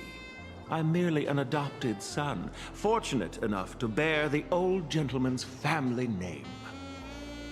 If you think of all of Astropolis as one big sprawling family, then I'd be the butler of the household. And a butler's job is to know everything that goes on within the estate, down to the smallest detail, and to ensure no pests ever find their way inside to threaten the family's interests. I heard that the Astral Express had arrived in Astropolis, 3 nameless bringing a flock of refugees to beg for aid. Curiosity got the better of me, so I decided to come and take a look. And the result turns out to be disappointing. I'm sorry. There must have been some misunderstanding between us. Mr. Kenneth, we have an extremely urgent matter and would like to request an audience with Mr. Arita. Mr. Arita has already made his position clear to everyone. No lobbyists. The lady from the Strategic Investment Department behind your visit should know that all too well. My father taught me that at the heart of every deal lies one thing: respect. But that lady showed no regard for Mr. Arita's wishes, sending bumbling spies and reckless lobbyists. Her actions were utterly devoid of respect.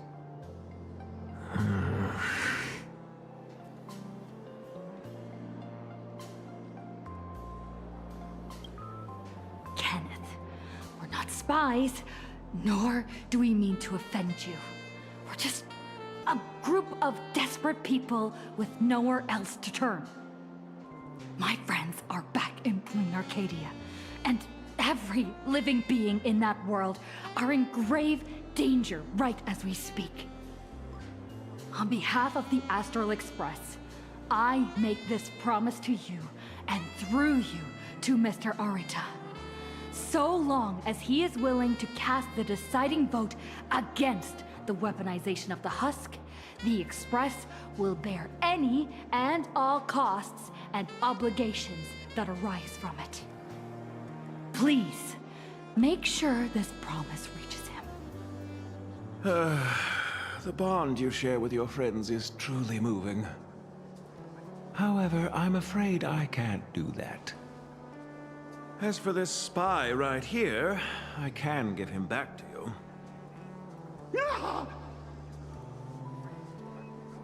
The heart of every deal lies in respect. Chew on that. I've said my piece. Ugh, Taravan, that bloated pig. Weaponizing the voracity? Why not just weaponize himself instead? Save everyone the trouble. So, what do we do now?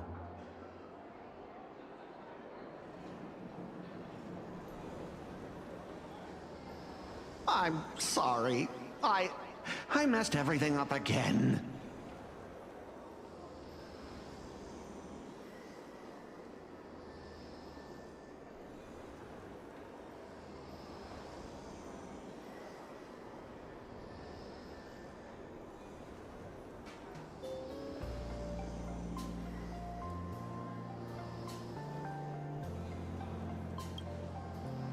Unfavorable opening, to say the least.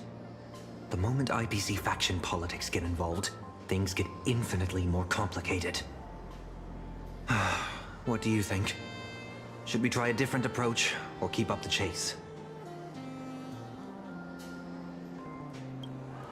But where exactly is that hope you're referring to? The heart of every deal lies in respect. Is Kenneth trying to tell us something? Respect? Since when has the IPC ever treated anyone with respect? Setting everything else aside, my higher-ups are each more ruthless than a wolf, which is very much in line with my family motto, no friends, only prey.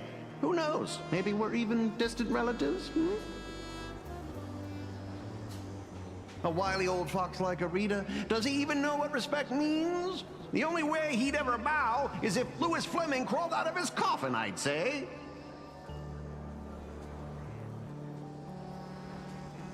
True respect comes from having the strength that others acknowledge. Just Just like how the Strategic Investment Department respects the Astral Express, Kenneth is telling us he wants to see what we're made of. I see. But what do we have that could earn his respect? Trying to bribe him would take wealth on old Odie's level to sway Arita. As for using force, that would be exceedingly unwise on IPC ground. As far as the city is concerned, the awakening of the Husk is still a piece of information known only to the IPC's upper echelons. But Astropolis isn't home to IPC executives alone. It's also teeming with envoys, magnates, and officials from member worlds across the pan-cosmic trade system. Exactly. The crisis Plane Arcadia is facing right now is going to seriously shake their confidence in the IPC. What's that old saying? When one limb suffers, the whole body feels the pain? So, once we release this information to the public, the IPC's stock price is going to be thrown into turmoil. We don't necessarily have to convince Arita. We can use information the way Fullwish did. Once you start learning from the enemy, it's hard to stop, isn't it? So, we leak this to the press and turn this little internal scheme into an external risk that the IPC has no choice but to deal with. It's time to relaunch for Bobo Weekly and drop our first bombshell scoop. Husk? Stock fluctuations? I have no idea what you're talking about.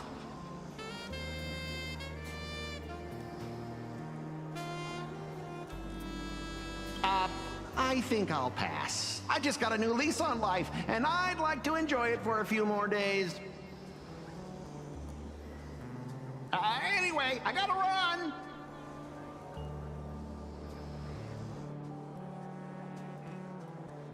Now then, let's have Kenneth show a little respect. Come on, Sonny. Let's head to the Lodestar Tower and meet up with March and the others.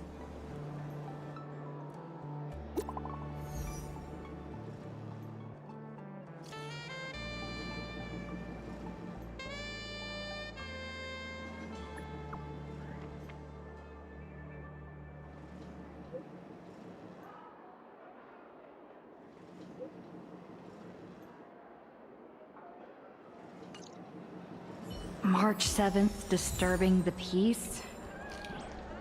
You've got to be kidding me. We can still make it in time if we make haste.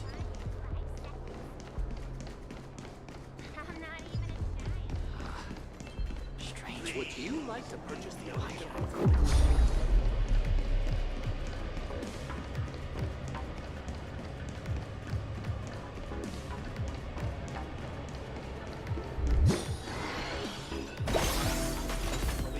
To the strategic investment. It's just one thing after another. Is Kenneth creating obstructions for us? No way. He left us a hint? So, the marketing development department is behind this? What's going on there?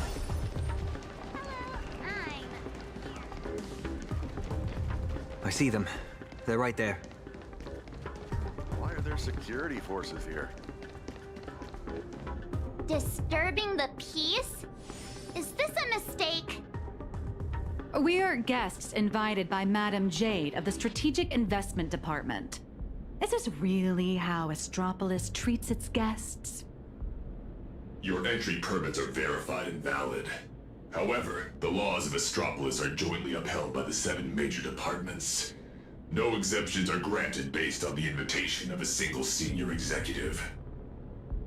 Our system detects a dangerous wanted fugitive hiding among your visiting party. Is this some kind of interastral joke? The Nameless of the Astral Express are heroes who've saved many worlds. This is bad. We need to go, now. Target identified. Sunday, former head of Penacony's Oak family. Currently a high-priority wanted criminal of the family. Charges include severe endangerment of cosmic order and security. Since when does the IPC hunt down wanted criminals for the family?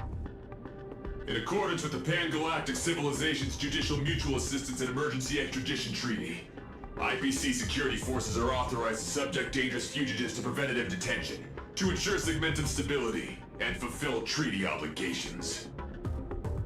It appears explaining myself is entirely pointless now.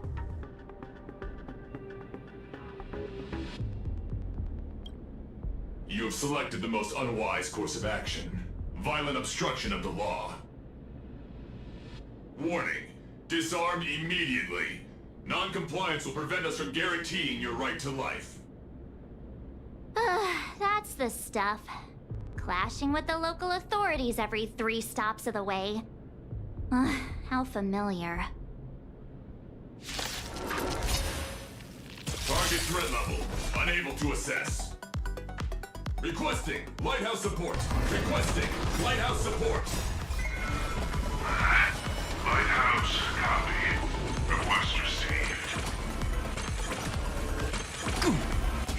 Hilarious! Serenity is before me. Tempered 1,000 times.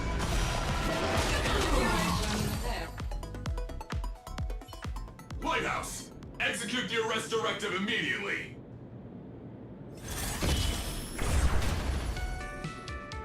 Zip it, tin can. You're making my brain hurt. Huh? What's going on? Why is he taking down his own people? All right, stand down. I'm not here to cause trouble. Here, this is a special access pass. Its clearance is a few grades higher than that outdated arrest warrant of yours. I'm taking them with me. Objections? Clearance confirmed. Hilarious. Clearance confirmed. One word of objection out of you, I'll be pounding you into scrap and shipping you back to security in a box. Right, you lot. Write your own incident reports. Make it airtight and keep my name out of it, hear me? Well, don't just stand there. Do you really want to waste eternity dealing with these by-the-book blockheads? Allow me to introduce myself. I am Lighthouse, Astropolis' honorary security officer. I am the light that pierces the darkness, the shield that guards against danger, the one who leaves no place to hide for the scoundrels that threaten IPC assets and the safety of Astropolis' citizens. I am the bane of evil. See that gleaming statue? They built it for me after I single-handedly stopped an out-of-control airship from crashing into Paradise Island 3 years ago, saving well over 100 IPC executives and more than 1,000 foreign dignitaries from our partner worlds. Cool. So, you're basically Astropolis' resident superhero? Superhero. I'm no different from the influencers swarming this city. I can't hold a candle to the nameless of the Astral Express. At the end of the day, I'm just a corporate grunt running errands for the bigwigs. Someone sent me to bail you out. As guests of the Strategic Investment Department, you all have free reign in Astropolis. With the exception of that Palovian young master over there.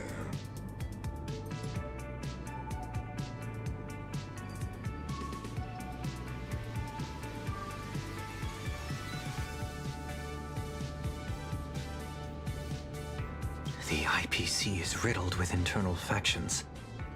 It seems someone is trying to assert their presence. Spot on! I got 2 calls at the same time. One asked me to ensure unrestricted access for the Strategic Investment Department's guests. And the other asked me to apprehend the high-risk wanted felon. I thought to myself, Isn't this just a... picking on the little guy? Am I supposed to fish the sugar out of their instant coffee, too? But hey, that's just how corporate life is. So, tell me, big hero, exactly which two heavyweights are duking it out up there? On IPC turf, some questions are better left unasked. Because the real question isn't who done it, but rather, who wants you to know? And I obviously haven't received the directive to tell you. To think my past mistakes would catch up with me right here, right now. You two, I'm very sorry. Imposing my presence here will only burden you. So be it. No need to worry, Mr. Lighthouse. I will leave Astropolis. Immediately. Where could you go at a time like this? I'll return to the Express and warp to low orbit above Plane Arcadia. There I can use the Express as a comms relay. We need first-hand intel from there. Take care, you two. I'll do my part. And you do your best, too. Phew! Finally got His Highness out of my hair. My performance review is safe. I'll call that a win. Honestly, I never want to set foot in this dump ever again. It's truly my greatest honor that you Nameless are so willing to cooperate. By the way, I hear you're heading to the Lodestar Tower. Please, allow me to escort you the rest of the way. I guarantee no one else will come looking for trouble. Escort. Or surveil. In Astropolis, surveillance is a public service. Me, I'm just the optional companion package with a more personal touch.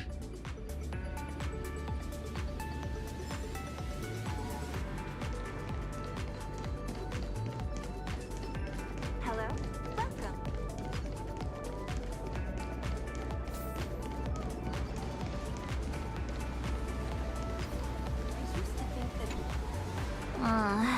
That white tower piercing the clouds. That's right. That's the Lodestar Tower. The central headquarters of Astropolis and the main office complex for all the different divisions. Ah, it seems this isn't your first time in Astropolis, my lady.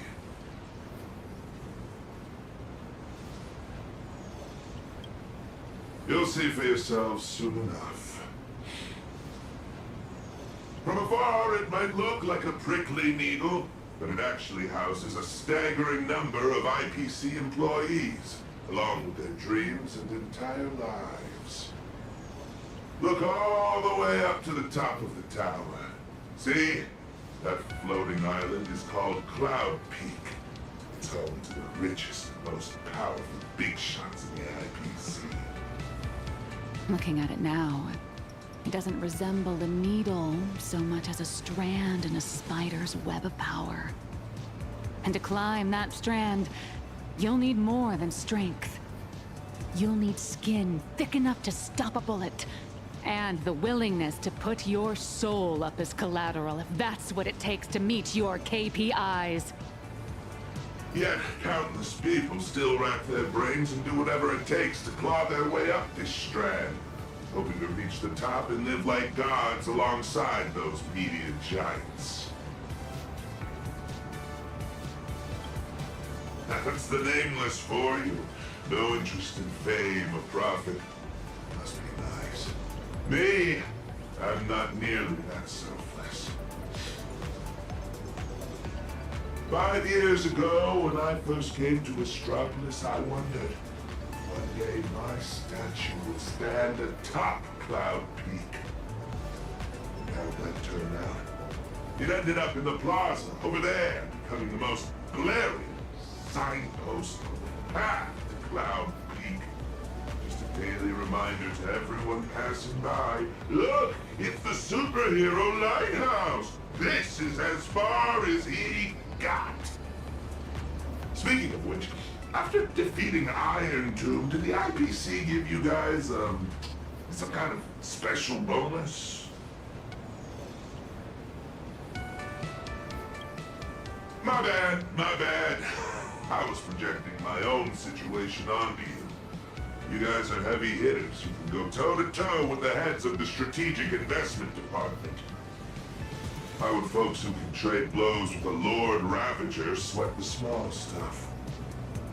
Do you have a lot of that small stuff to sweat over, Mr. Lighthouse?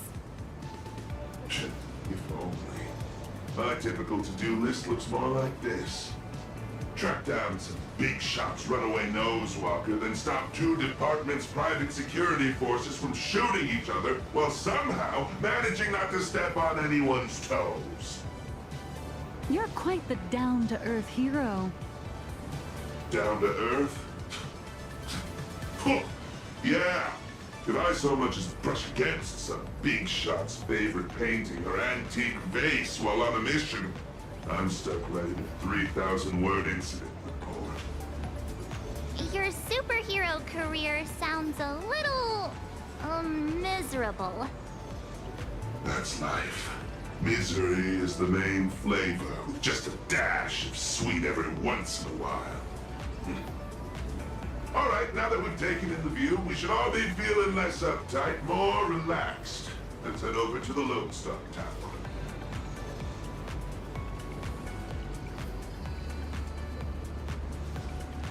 Picture this. There are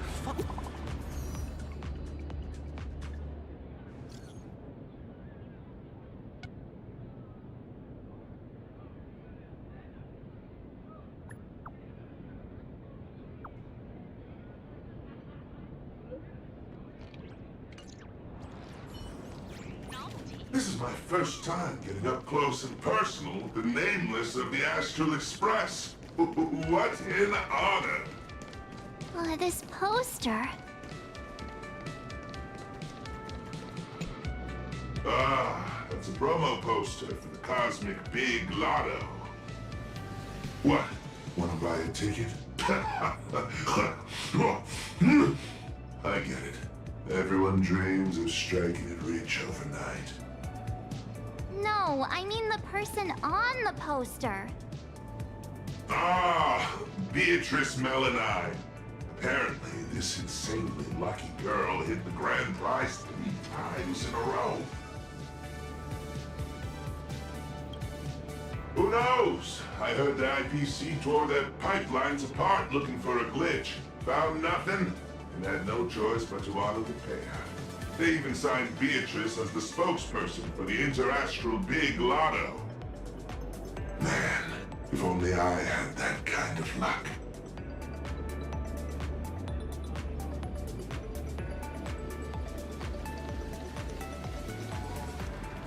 Shuttle ST-969 will depart soon.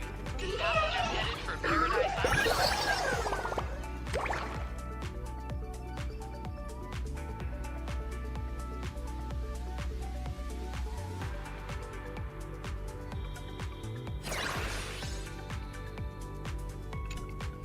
Hi there. Tickets to the Lodestar Tower. Mr. Lighthouse, are you heading up too? Are you on another important mission? Just a routine patrol. Escorting these friends here while I'm at it. Duty calls. I knew it! With you around, Lodestar Tower is in good hands. Here are your tickets! And thank you again for what you did on that sightseeing boat, for saving my child. Don't sweat it. I was just doing my job. All right, we've got the tickets. Let's move.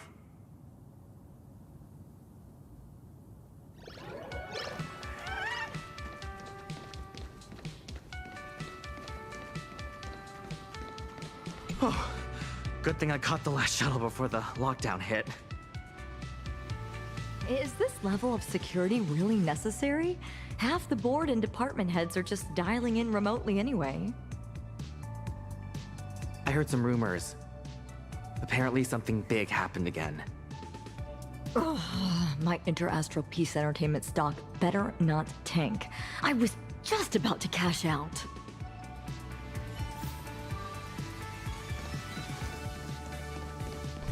I was looking into it, and apparently, back where Reimagine originated, there's an actual Fey-Kind Protection Act to safeguard our rights. Must be nice. Just because we light paws are fast doesn't mean they can keep dumping all these super urgent takeout orders on us. When I make manager, I'm definitely submitting an Imagine Protection Accord to the board. Here, let's go, guys. What sets you apart in your profession?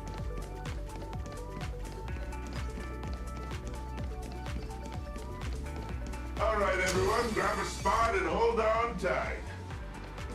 This little hover saucer is gonna coast along the tow track for a bit before taking us into the Lodestar Tower.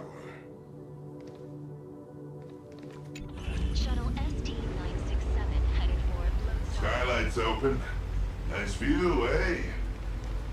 Even the most spectacular views get old when you have to stare at them every single day.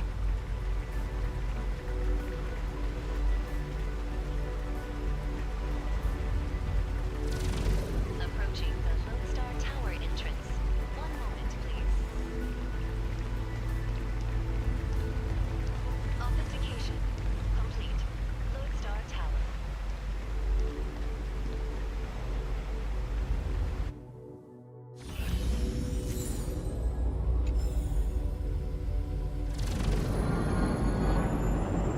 Hold on tight.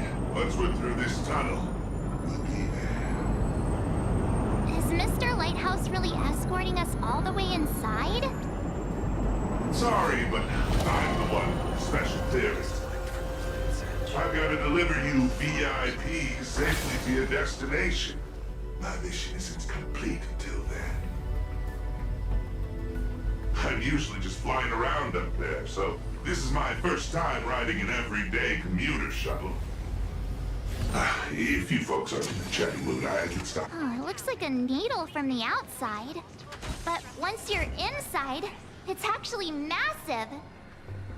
You're looking at least 100,000 people buzzing in and out of here on any given day.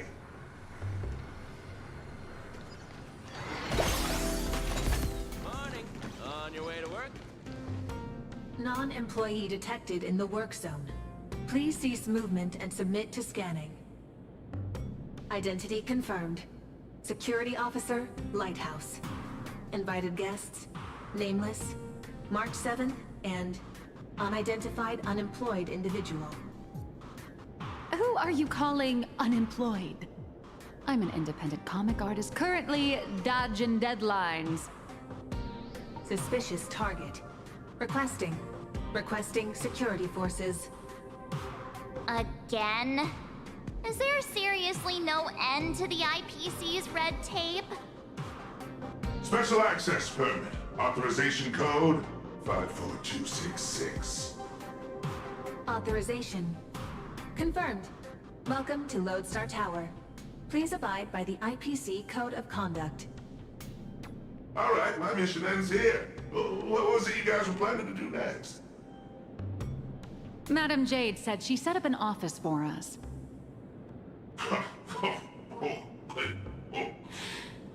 Then just go say hi to the receptionist and drop Madam Jade's name. Assuming none of the bigwigs decide to trip you up again, of course. Good luck out there. I've got a patrol to get back to. See ya, Mr. Lighthouse.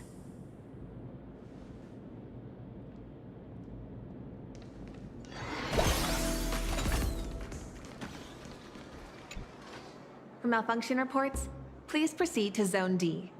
For visitor pre-registration, please submit the online form and expect a processing time of at least 3 business days. For lost items, please contact security at extension 114. Hi there. We are guests of Madam Jade from the Strategic Investment Department. She said an office was reserved for us. Understood. One moment, please. Guests of Madame Jade. Ah, here it is. Zone G892, temporary office. Access code... According to the system, access to that office was temporarily locked by the Marketing Development Department for emergency debugging just moments ago. Lifting the lock requires authorization from a department head or higher. I'm afraid coordinating this might take some time. Well, this office space has triggered the emergency scheduling clause of the Cross-Departmental Asset Coordination and Reuse Protocol. It's currently in an Agile Resource pre-allocation state, initiated by the Marketing Development Department. I understand every word you said, but when you put them together, I'm so lost. That's the IPC for you. A textbook example of petty office politics. But this is just ridiculous. A petty turf war over an office is going to indirectly destroy the future of an entire world. Looks like we'll just have to ask Jade to assign us another. We're out of time. We went through a lot to get here, and I'm not letting them stop us now. Let's try this instead. Employee ID IPC MDD GL3 1545. Name Beatrice Melanine. Affiliated with the Marketing Development Department, Cosmic Big Lotto Division, Level 3 Project Consultant. My access permissions should still be dormant. I'd like to activate them. Beatrice... Melanine? Oh, wait, are you the Big Lotto girl? That's goddess to you, the Lotto goddess. Listen up, Rookie. Citing Article 7 of the Emergency Internal Resource Allocation Regulations, during periods of cross-departmental collaboration, employees of Level 3 or higher from the originating department may apply to elevate their temporary venue coordination priority to the maximum. Now, type it in and give it another try. Clause verified. Temporary system authorization granted. Force unlocking access to Office B703. Please wait. All set. Here is your temporary access pass, valid for 24 system hours. Welcome back, Miss Melanine? 24 system hours, whew, more than enough. What are you all standing around for? Let's go. What just happened? Are you really Beatrice Melanine? No way. It's just one of the many gigs I've worked, hardly worth mentioning. But... I know you have a lot of questions, but the hallway isn't exactly the best place to chat, is it? This way! B703, right? Back at my old stomping grounds. I know this place like the back of my hand.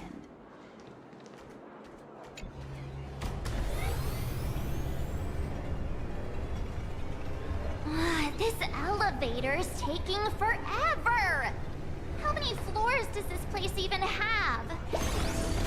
Lodestar Tower tops out at 6,622 floors.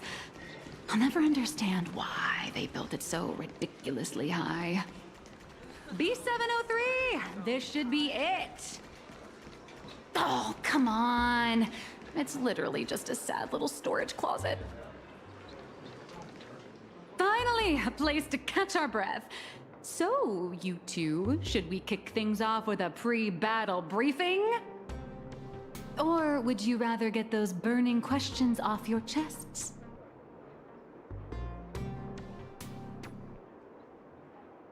Before we begin, I have a question. From the day we met, your identity has changed constantly. President of Robocom, an employee at Perlux, a deadline-dodging comic artist, and now you're the IPC's Lotto Goddess? So, Miss Nihilux, who are you really? Before I answer that, I need to ask you two one thing. You're willing to trust me, right? You seem like a good person, I guess. But if you don't give us some straight answers, she and I are gonna have a hard time trusting someone who's always keeping secrets. The nice guy card. March. That's the highest praise I've ever received. It's fine. A trusting heart is magic. Since you're willing to trust me, I'll stop hiding things from you. I do juggle quite a few identities, and I'll admit, I don't exactly look like the most reliable person. But every single version of me is 100% genuine. I'm just glad these identities have allowed me to help my friends out when they're in a pinch. Little Raccoon, there's, something I need to get off my chest. I think it's time I told you. Boss! Evil boss. Mr. Sunday tipped us off that there's some explosive news to cover, so we came without a moment's delay. Explosive news?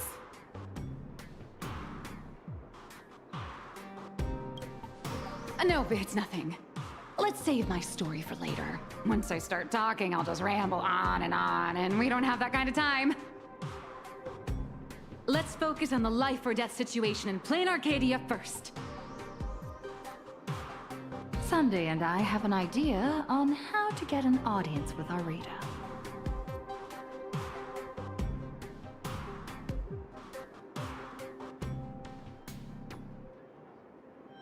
Uh-huh. So, you want to blow the Plain Arcadia Husk crisis wide open, using public outcry to corner the pro-weaponization faction. Even in my wildest dreams, I never imagined Furbobo Weekly would one day expand into interstellar reporting. So what are we waiting for? Let's drop this bombshell on every reader in Astropolis right now!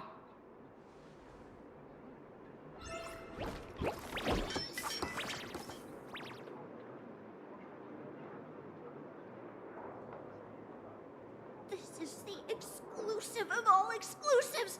The bombshell of all bombshells! Beep boop! Are we really gonna publish something like, IPC higher-ups want to turn a planet into a weapon?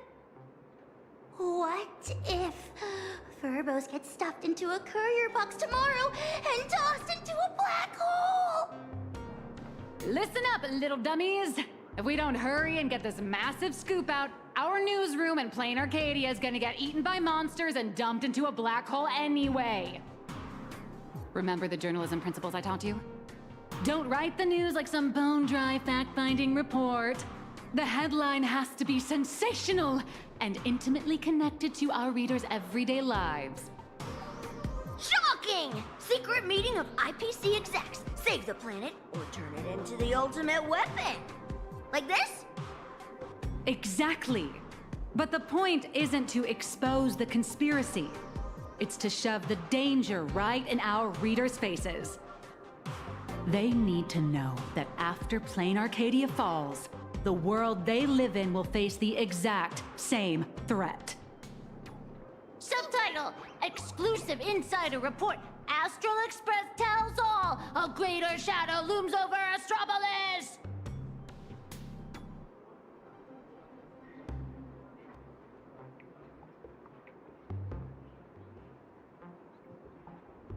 I got it! We can also add a poll question to the article like, do you support in-canvas rescue or weapon modification? Maximum interactivity! Nice. Aside from our little Furbos over-the-top clickbaity articles, we'll also need you to step in front of the camera for a few shots to boost the story's credibility. We'll aim to infect every social and news platform in Astropolis in record time with this news, just like the anti-organic equation did. Leave it to us Furbos! For the freedom of press! And to keep our home from turning into a giant firecracker!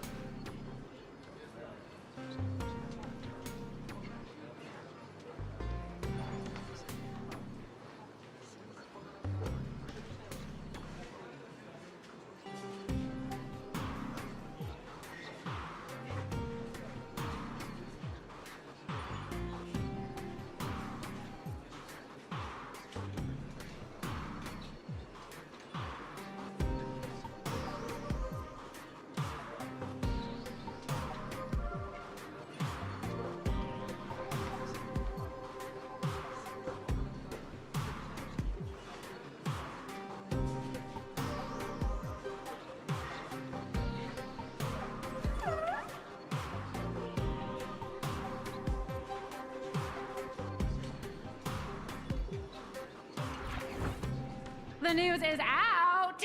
The Furbos blew their entire marketing budget buying up Prime ad space and sponsored trends across all platforms. Now, all we have to do is wait for it to gain traction.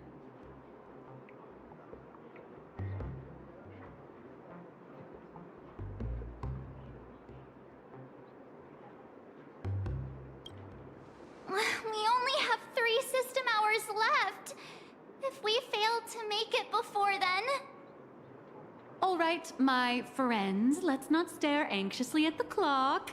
This is the home of Interastral Peace Entertainment, after all. 1 system hour is more than enough for a message to burn from a tiny spark into a raging wildfire. Given the endless roadblocks we've faced so far, I'm having a hard time relaxing. Do you think the IPC's PR risk department will immediately take action and silence us? Miss March, please don't say another word, because I think you just jinxed us! Huh? That fast? Beep boop! Aberrant data detected! The initial click and share metrics across all major platforms are skyrocketing! But none of the related discussion topics made it onto the trending lists! It's like hitting an invisible wall! The IPC is definitely pulling the strings!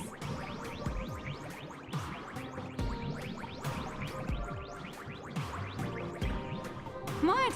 Giving into despair already? Did you forget? Astropolis is home to more than just IPC employees, and not every employee is a puppet dancing on the IPC strings. Algorithms and push notifications are crucial, sure, but when everybody's safety and the safety of the entire universe is at stake, it's not just the algorithms alone that determine how the news spreads. At the end of the day, the ultimate medium through which information spreads is still people. Terrified whispers, burning curiosity, the desire for the truth. These will all run rampant in break rooms, cafeterias, and on commuter trains, all through the oldest and most effective method there is, word of mouth. The IPC can bury trending searches and throttle notifications, but they can't wipe every private message. Nor can they stop people from wondering what if in the back of their minds. All we have to do is make sure this first spark is bright and true. And the little Furbos have already nailed that part.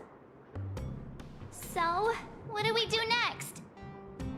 That is a question the IPC itself must answer.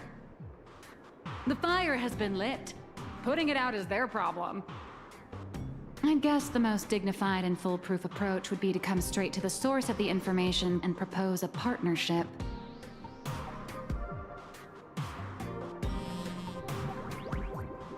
See? What did I tell you? Esteemed Trailblazer, Miss March 7. Hello there, it's me, your old pal, Albert. The higher-ups have seen the bombshell news you just dropped.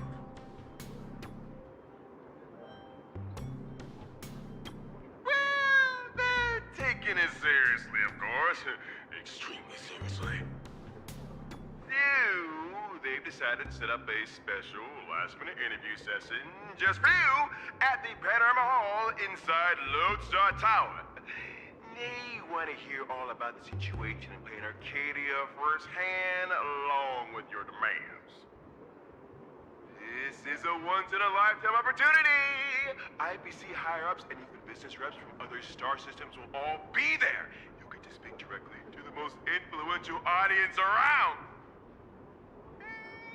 Yours truly is also all set to conduct an exclusive interview with you afterwards. You will show, right?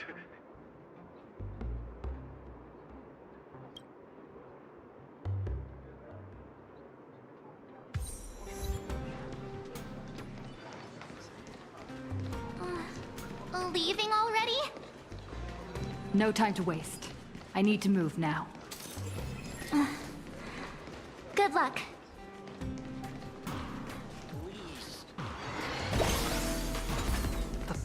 Panorama Hall should be around here somewhere. So many screens. Welcome, Trailblazer. Pleasure to make your acquaintance. I'm Yannick, assistant to the Interastral Peace Corporation's Board of Directors and one of the hosts of the Pan-Cosmic Trade Summit. The news you posted on your personal media account has caused a massive uproar across all of Astropolis. I've been commissioned by the board to arrange a special discussion panel. I'd like to invite you to speak your mind without reserve.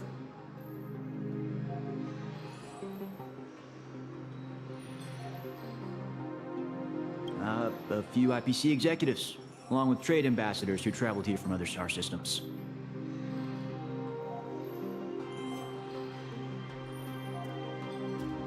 Every single one of them, madam. I represent their collective will.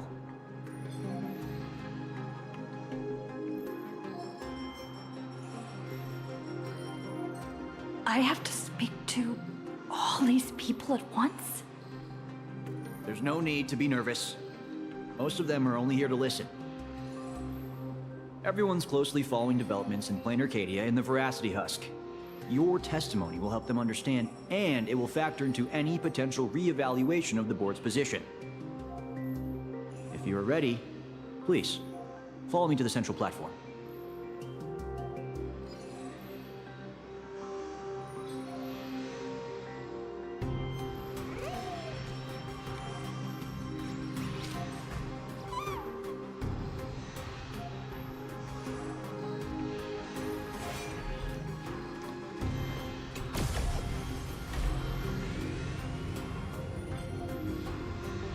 Please try to capture people's attention and make the most of it.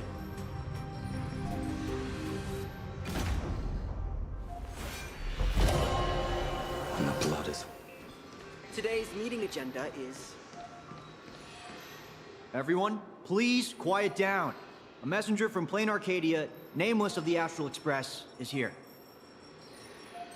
At present, aside from Zazad and Diamond, who are absent due to scheduling conflicts and other unforeseen circumstances, the heads of all 7 IPC departments have remotely connected to the Pan-Cosmic Trade Summit venue. According to the pre-meeting briefing, our agenda today is an inquiry and statement of position regarding the Plain Arcadia Husk crisis. Don't panic. Seize this chance to get your demands across to these IPC executives. I am sure you have all seen the news regarding the situation. I swear on the honor of the Astral Express that everything I say is the truth. I am here to deliver a plea on behalf of everyone still fighting in Plain Arcadia at this very moment. I seek to invoke the power of the preservation to canvass Plain Arcadia once more, buying us more time against the Husk's breakthrough. I hope the executives holding voting rights will consider the future of Plain Arcadia, as well as the worlds of all the envoys present here today.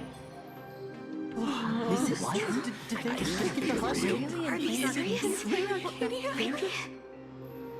Let's start with this. The Husk has been sealed within Plain Arcadia for over a millennium. Why did it suddenly spiral out of control?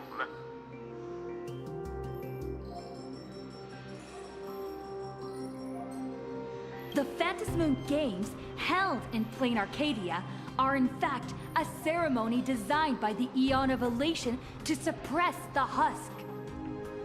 Unfortunately, despite our best efforts to stop him, Lord Ravager Asat Pramod managed to disrupt the ceremony. I understand you're anxious, but I think you're being alarmist. You're telling me that in 12 hours, the Constellation Star Zone, where Plain Arcadia is located, will be wiped out? Do you have any proof to back up your claim? I am not an expert on Leviathans. My conclusion is based on the calculations of Madame Pearl from the Strategic Investment Department. As the administrator of Plane Arcadia, her conclusion should be reliable. Unfortunately, neither of you are experts. Let me be clear. The veracity has been dead for a very, very long time. By your own account, Plane Arcadia is nothing more than one fragment of its corpse. The Technology Department's assessment has concluded that the IPC's cutting-edge technology is more than capable of controlling the activities of these ionic remains. Perhaps even turning them into our most powerful weapon. As for the people there, they're collateral damage. You can't do business without taking any loss.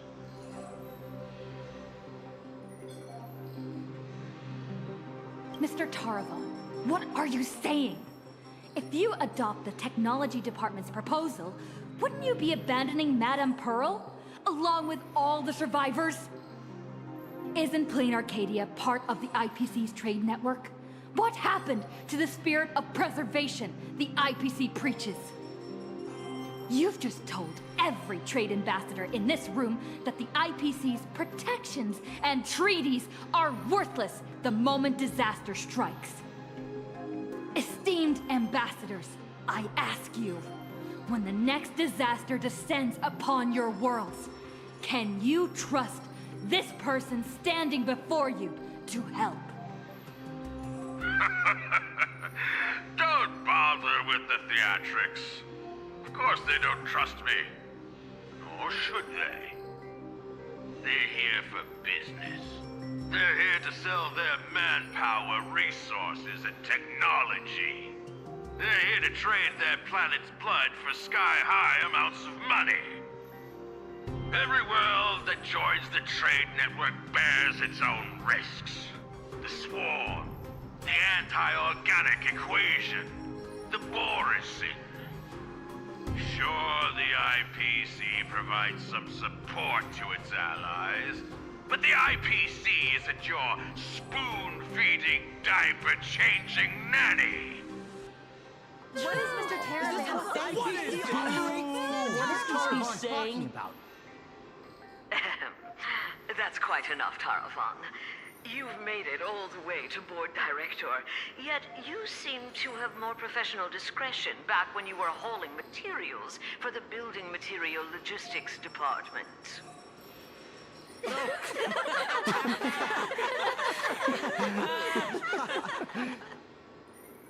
Feeling amused? Oh, you lot are pathetic. Weaponizing the husk is the most effective, technologically sound solution to the crisis right now, bar none. Representative of the Astral Express, you should be well aware that the Strategic Investment Department's proposal has one fatal flaw. And canvassing Plane Arcadia merely hits the pause button on the crisis. It doesn't end it. When the seal completely fails, not even shattering all 10 cornerstones would buy the 10 Stonehearts a single second of breathing room. How do the Strategic Investment Department and the Express plan to respond when that happens?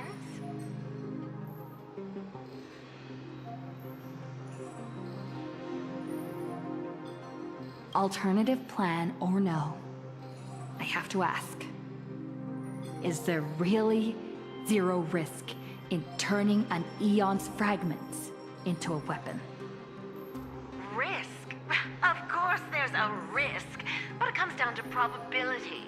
You don't expect me to explain the technical details right here, do you? Yes, it comes down to probability. You may think that a chance buried several decimal places deep is effectively zero. But have you ever faced an enemy that can truly manipulate probability? I have. Lord Ravager Asat Pramad. He can make guaranteed hits miss their mark and turn a 1 in a million disaster into an absolute certainty.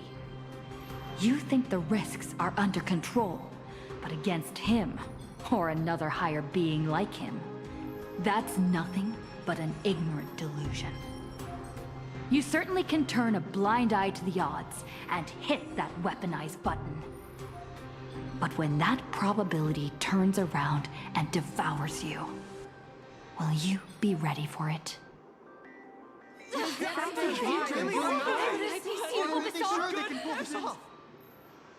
Fair enough.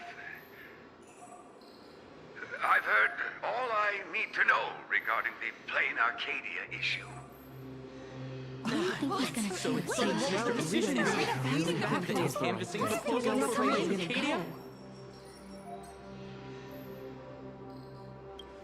I support the in-canvas plan, and that's that.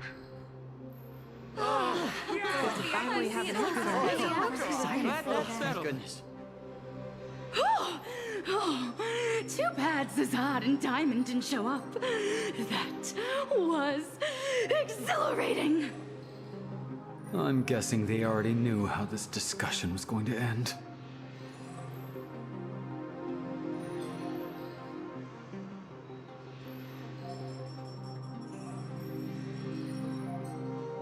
Congratulations on getting your wish, Miss Trailblazer.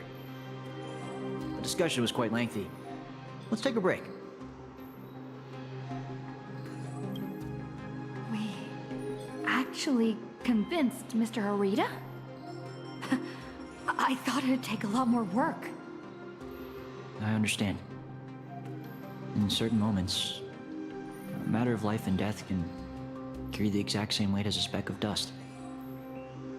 Until the dust settles, people are bound to feel a lingering sense of unease. But the truth is, you've been fighting for the right cause, and you've succeeded in moving it forward.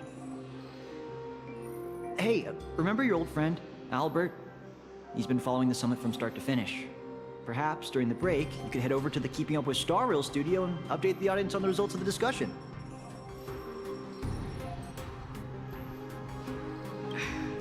True. I promised Albert I'd record a segment after the summit. The court of public opinion is a battlefield, and seizing the initiative is crucial. Keeping Up with Star Rail reaches an audience far beyond Astropolis. It broadcasts to the entire cosmos. It's a prime opportunity to make your voice heard and leverage media influence to pressure the IPC's decision-making process.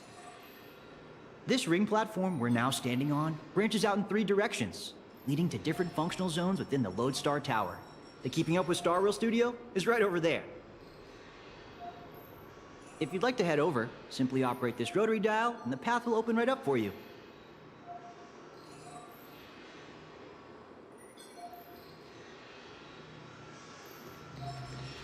They might need to be careful about the optics because of Pearl, from what I heard.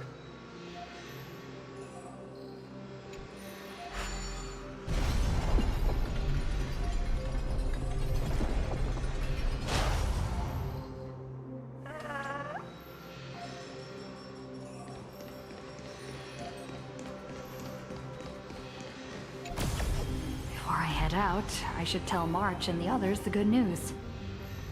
Better not keep them worrying.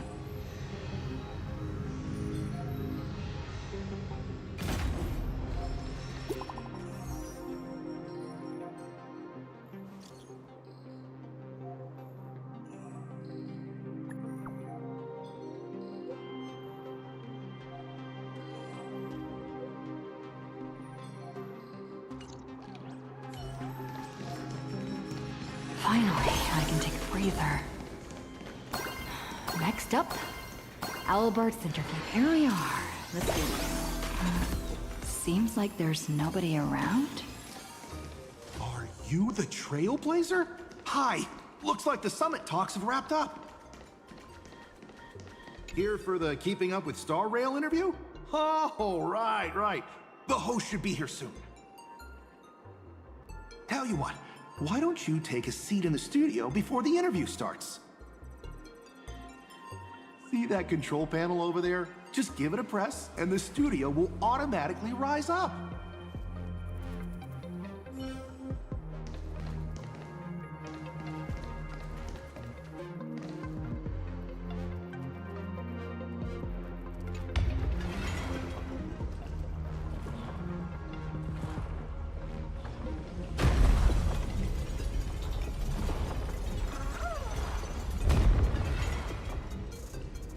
This must be the Keeping Up with Star Rail studio, right?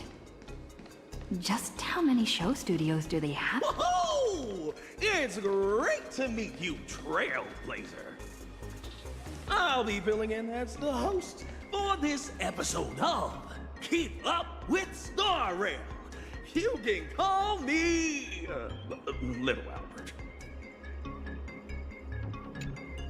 Albert isn't coming? Well, since you broke that massive scoop, he's got a ton of big shots to interview. Tight schedule, heavy workload. You understand, right? Right? And, why don't we go ahead and start recording? She, nameless of the Astral Express, the hero who saved Ampharos. Huh? And now, for the crisis is written, Plain Arcadia. She braved Astropolis, delivering an impassioned speech at a star-studded pan-cosmic trade summit. How will her voice influence the direction of this summit? What destiny awaits Plain Arcadia? Dear audience, please welcome today's guest on Keep Up with Star Rail. First question. Just what kind of impact did the Veracity's husk make on Plain Arcadia? I heard the Strategic Investment Department did massive reconstruction work there. Does that mean all their investments went right down the drain?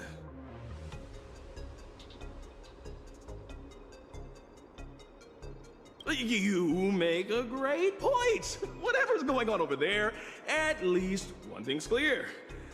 Retirement-related investments have definitely gone down the drain. Why do you ask? Well, an apocalypse obviously tanks everyone's life expectancy, so healthcare brands have absolutely no future.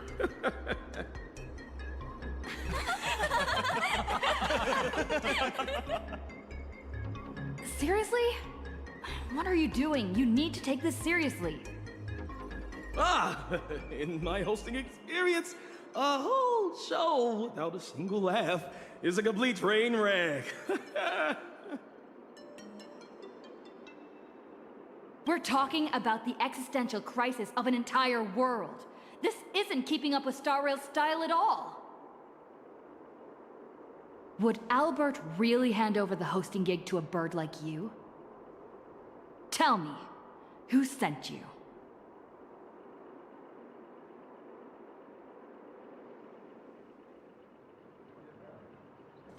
Miss Nihilux! Good news! She just sent us a message! Old Mr. Arita has been won over! He's going to vote for Encanvas! Isn't this all a little too easy? Was that a bad thing? Oh, come on, don't be like me. I really don't want to play the Jinx anymore. All right then, March. Congratulations! Furbos! You scared this Furbo half to death.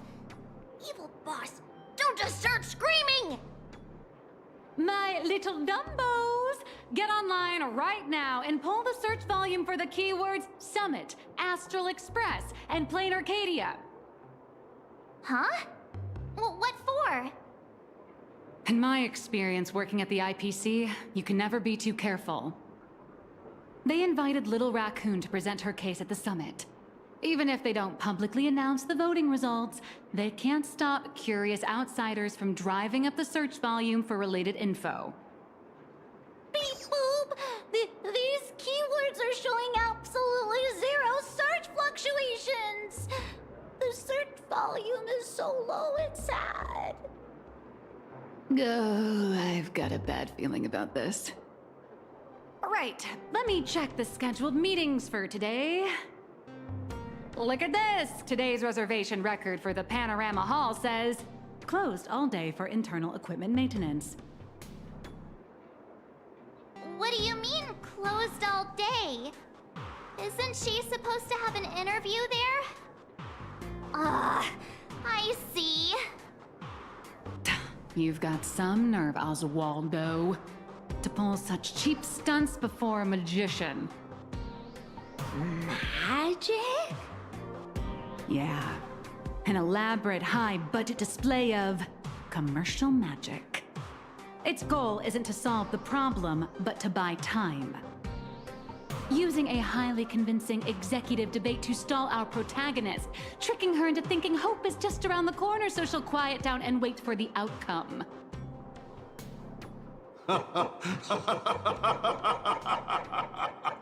Brilliant! Absolutely brilliant! I was starting to think this little performance would drag on boringly until the end of the world. You old creep. You knew? Watching smart people walk step by step into a huge glaring trap is way more fun than pure destruction. So, how much time do you have left to write a slightly less embarrassing ending for this farce? An hour? Or only the relentless countdown to detonation? I need to message her right away. Miss Naya Lux, where are you going? I'm coming with you. No, March, you stay put. The marketing development department might be keeping a close eye on anyone going in or out of this room right now. I'm not part of the express crew, so I won't draw as much attention. Besides, I've got Beatrice Melanine's ID card here, so slipping in and out will be easier for me. Huh. Right. Mr. Asat Pramod. Since you enjoy being a spectator so much, why don't you step onto the stage yourself? See firsthand how this farce you indirectly started goes completely off the rails.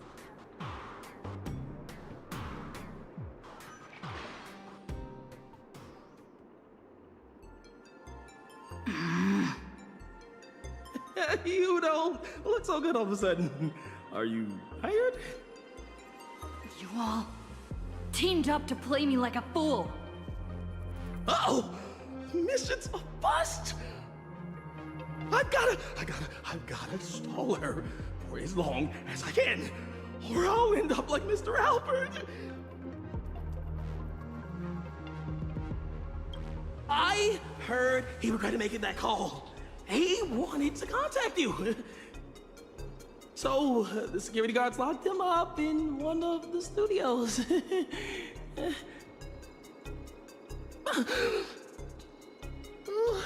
I'm sorry. I'll tell you everything. I'm just a lowly grunt in the marketing development department. They promised me a promotion and a raise if I could keep you here. Actually, neither of us is going anywhere. They've locked down the entire studio and the corridor leading to the panorama hall. The doors won't open for anyone until the scheduled time. Fine. They went through all the trouble to set this up. I might as well grace the stage and crash the show.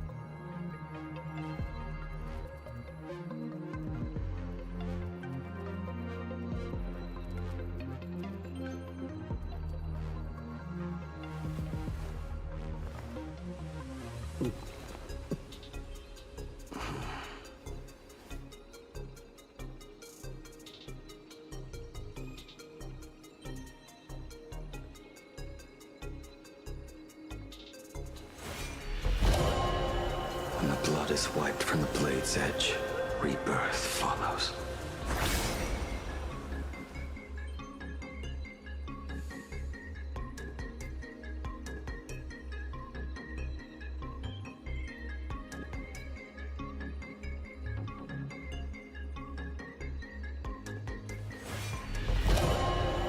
When the blood is wiped from the blade's edge, rebirth follows.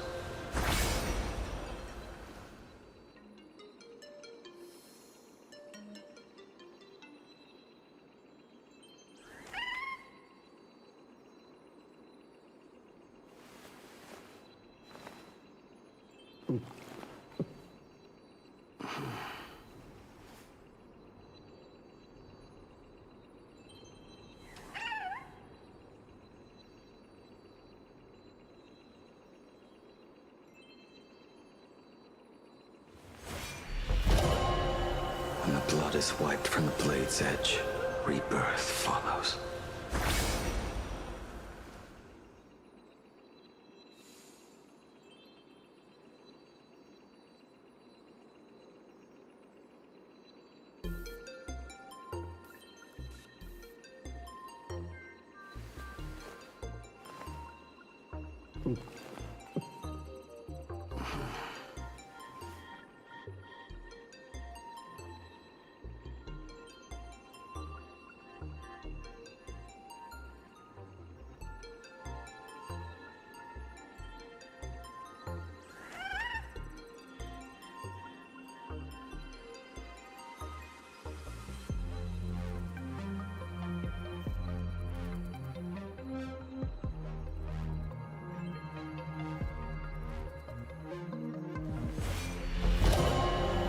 When the blood is wiped from the blade's edge, rebirth follows.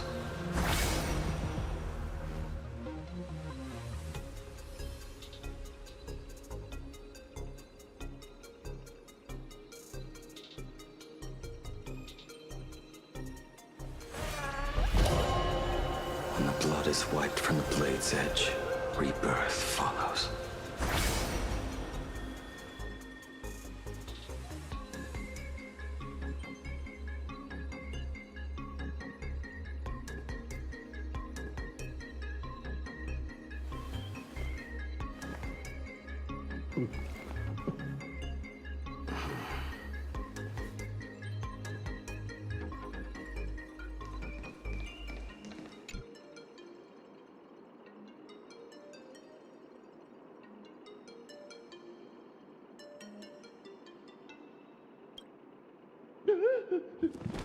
Don't come any closer. I don't want you to see me like this. I'm so sorry. I knew they were just using me to gain your trust, but I still made that goal. I'm a spineless chicken.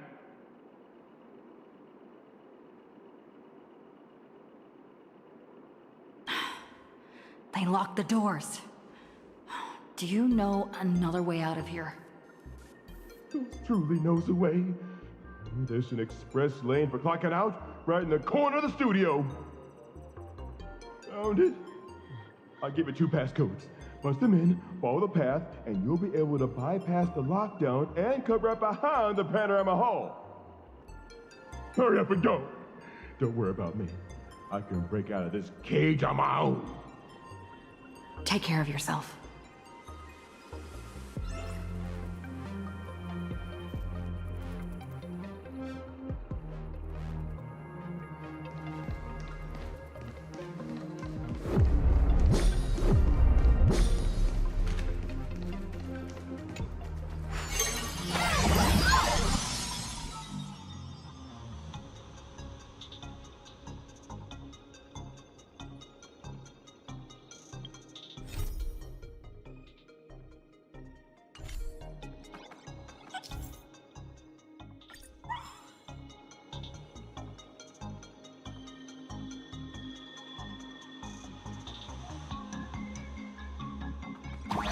What the heck is this big donut?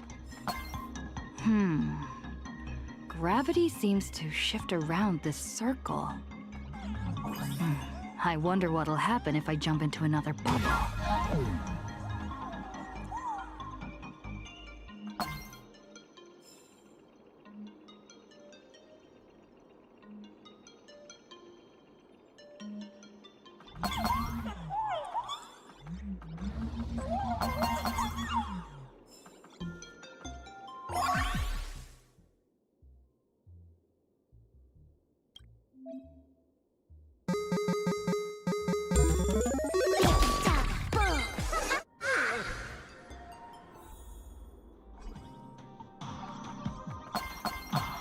Is this the hall from earlier?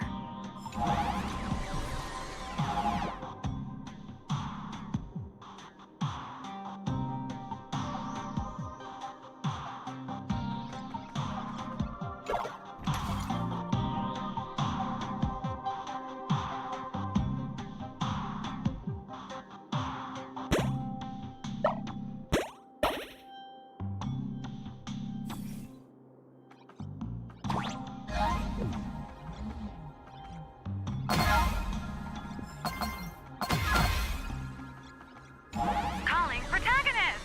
Calling protagonist! Miss Nyla? What are you doing here? I'll grant you access to all the doors' locks. Let's meet up in the next room.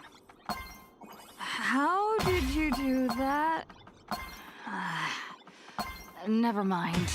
Doesn't matter.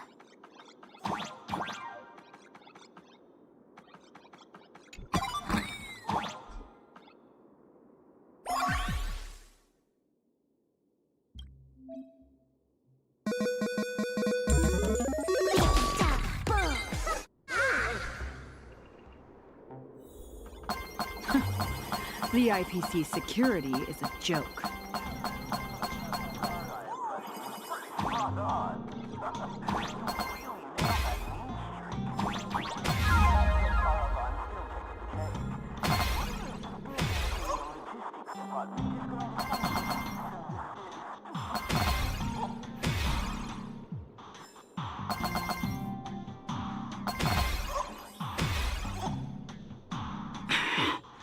A cheap but effective trick.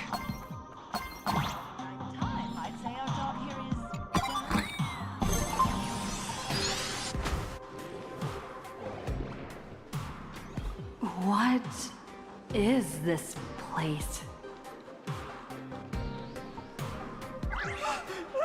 Holy eons! Who the heck let her out? Weren't we supposed to stall her for at least one system hour? What happened to the door locks? Let me check the access logs. The locks were overridden. Who did this? That'd be me. I did it. Someone gifted me a tiny data slice. Said it'd take care of a lot of headaches. Stellaron Hunter Tech. Pretty impressive, huh? Are you a Stellaron hunter? Oh, no. I'm your colleague, Beatrice Melanine. Haven't you heard of me? Melanine? Isn't that name from almost 50 years ago? Enough chit-chat! Call security, now! Are we going up against a Nameless? Aren't they partners with the Strategic Investment Department? Quit yapping! You have one job. Follow orders and open fire!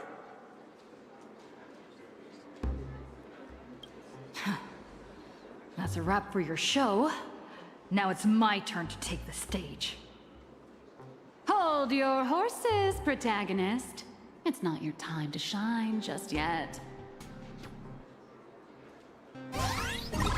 These small fries aren't worth your time. Let someone with a big appetite gobble them up. What the heck is that? Hello. Please support the IPC. Oh, for the Amber Lord.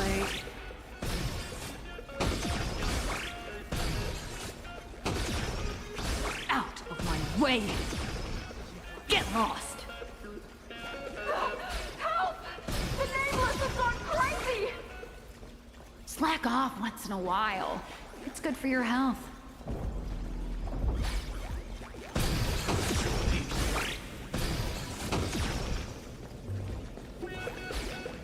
All right, that takes care of that.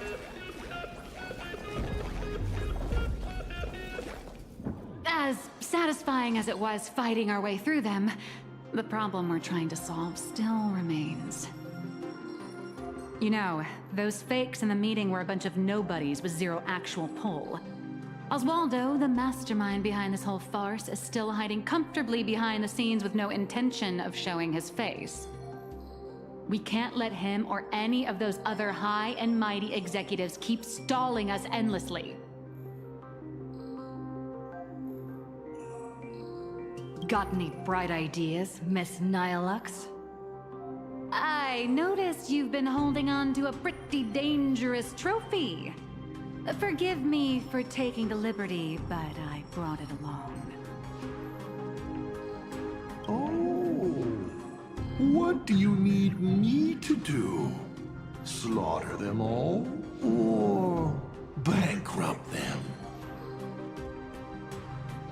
No, just look at this. The severed head of a Lord Ravager. And it still talks.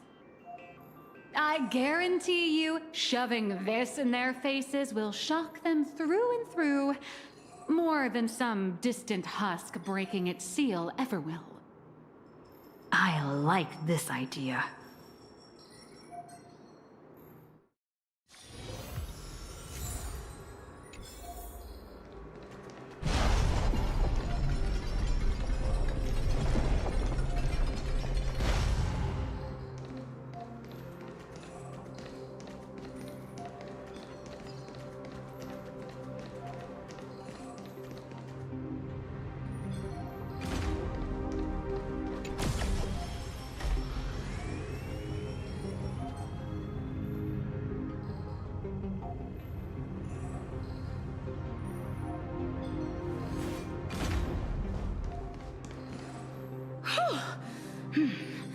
The executives all logged off early, huh? With them out of the way, the mission's basically complete. What happens next depends on how long the fake host can keep her distracted. Now, off the record, don't you folks think I'd be a pretty convincing Taravan too? When it comes to being a gourmand, I could give the real Mr. Taravan a run for his money. All right, zip it. If word of this gets out, you'll be packing your bags by tomorrow morning. But Mr. Yannick promised us whatever is said during this summit won't reach a single ear outside the Panorama Hall. Oh, yeah? Are they really that confident?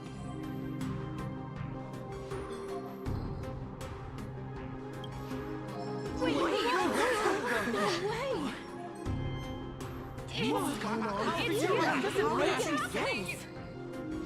Yannick, you sneaky little bard's turd. Point every single camera at me right now. I know you have the clearance. I want my face broadcasted to every single screen in Astropolis.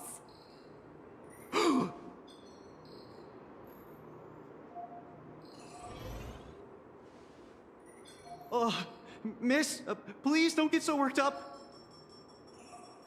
I tried to present my case calmly and peacefully, but all I got in return was mockery and humiliation.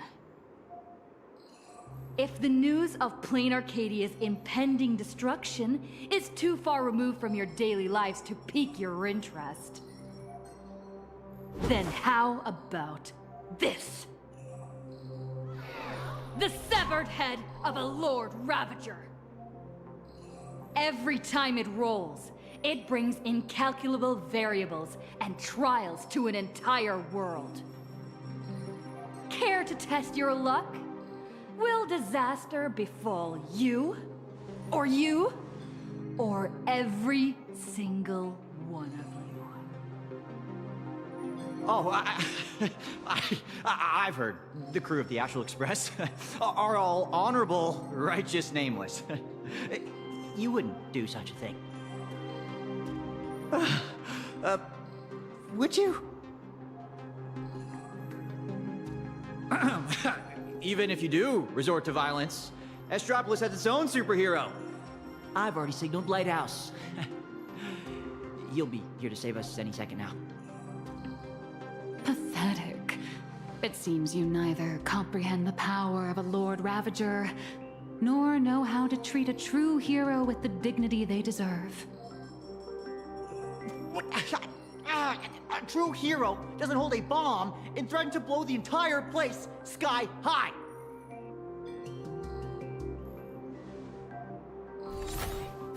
We meet again. It's a real shame. This time I've received a top priority directive. Eliminate the threat to the venue at all costs. I know I'm no match for you, but this is my duty. The sole reason I wear this power armor. I have to maintain the peace in Astropolis because I am the honorary security officer, Lighthouse!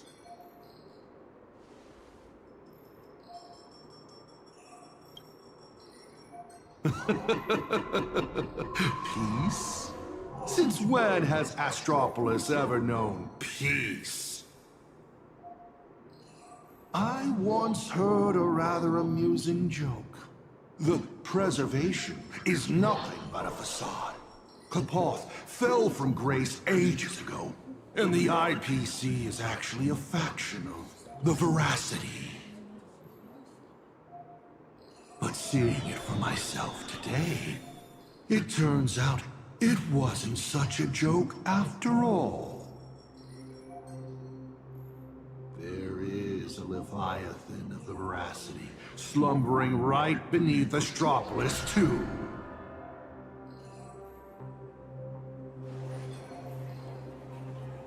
What kind of nonsense is that thing spouting? Okay, it's okay. Don't panic. It is impossible for a Lord Ravager to breach Astropolis. Do it, Lighthouse! Take them all down! All Lighthouse units, assemble! You people have truly pushed me to my limits. Since my warnings are falling on deaf ears... Done. Trampling! Serenity is before me. Retake hold! All martial arts are my command! Yield to justice! Blade eternal! Are you ready to face the risks?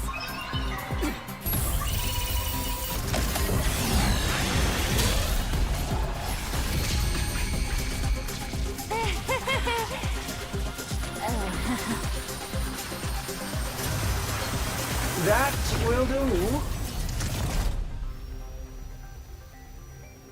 Huh? Mr. Arita wishes to speak with you two. What an absolutely spectacular show, Yannick. Mr. Kenneth? Trailblazer Madame Nilux. Or perhaps I should call you Madame Beatrice Melanine. I am here to welcome you both with the utmost respect. Please follow me to the elevator. We are heading to the Skycall area. That is Mr. Arita's private residence. It is secure and quiet. It is there that he will decide the future of Plain Arcadia.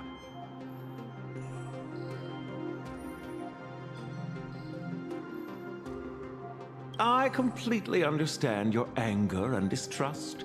Were our positions reversed, my reaction would likely be far more explosive. Everyone involved in this charade will face the severest of punishments, I assure you. Please allow me to solemnly clarify. I swear upon the Amber Lord, the upcoming meeting has no prearranged script. Father is already aware of the commotion here, and wishes to meet with you both. So we really did have to tear down the stage and blow the roof off just to get the boss's attention. Lead the way, Mr. Butler. Please follow me.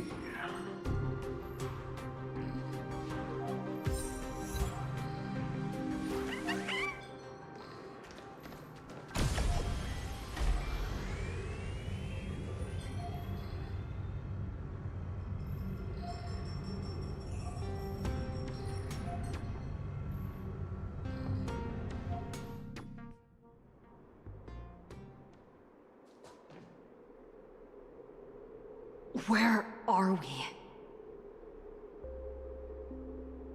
The entrance to the Cloud Peak Sky Call area.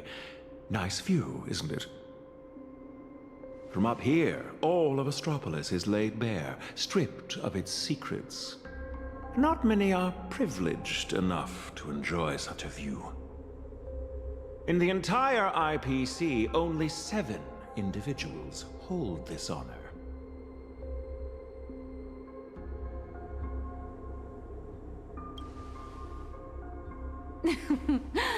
Make that 9. I'm here too, even if I am just riding your coattails. Let's not get ahead of ourselves.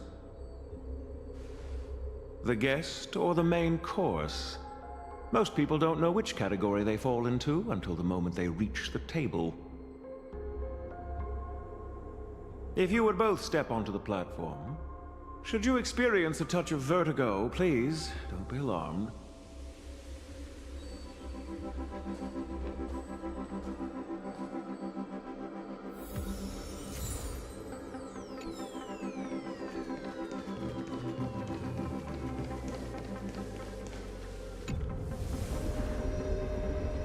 Did I just get sucked into the sky?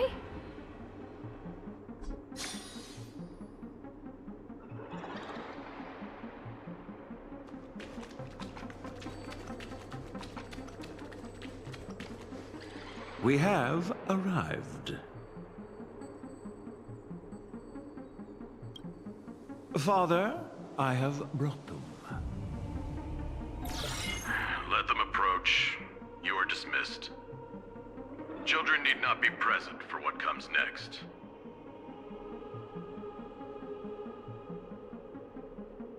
Ooh, is it going to be R-rated? Too bad we're on a tight schedule. There's less than a system hour left before you cast that crucial vote. Clock is a ticking, Mr. Orita. You really should invest in a better watch, Ms. Melanine. We have time to spare. We all know Louis Fleming only needs 60 seconds to make a decision. You're not Louis Fleming, though. Everyone also knows that even the chairman can't change a decision made by Ol Orita. Indeed. The younger generation seems to think the Ahatopia case requires no further discussion. I, however, have my reservations. I find both of the current proposals lacking. Oswaldo is capable and ambitious, but he remains a child. His ideas are naive. Diamond. His mind is far more mature than his appearance suggests. But being overly calculating can sometimes be a detriment. My duty is to select a successor for the IPC. Their credentials are simply too shallow to claim my vote. And so, Trailblazer, I am in need of a third option. A third option? I've been observing you ever since you set foot in Astropolis. Hustling and making your voice heard. You're just like Louis Fleming during the founding years. Now, give you 60 seconds. Tell me your story. If it proves compelling enough, you might just win my support. This way, I won't be forced into a binary choice. And you get exactly what you want. A win-win, as they say. I don't care about the IPC's twisted logic. I need your boat. Listen closely. I'm not here to tell stories. Stories are just word games, and they won't stop the imminent threat of the veracity breathing down our necks. If you think canvassing is just stalling for time, and weaponization bears too much risk, then I'll give you your third option.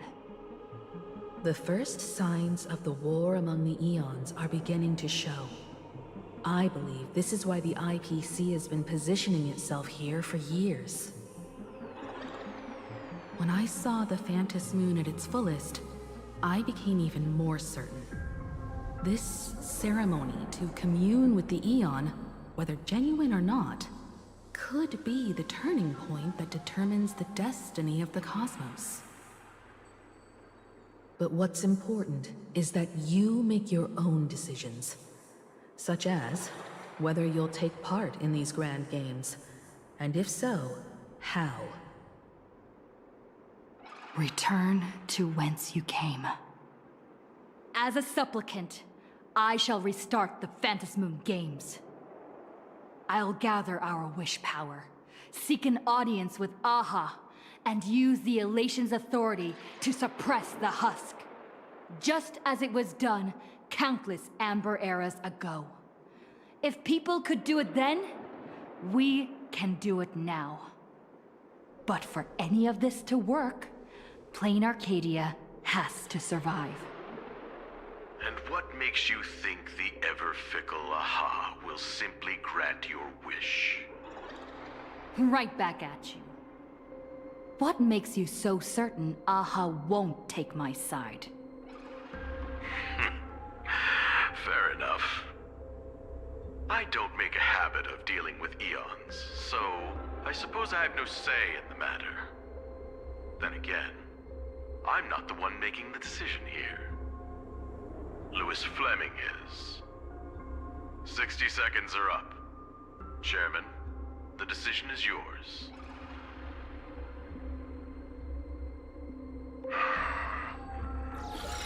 How many Amber eras has it been?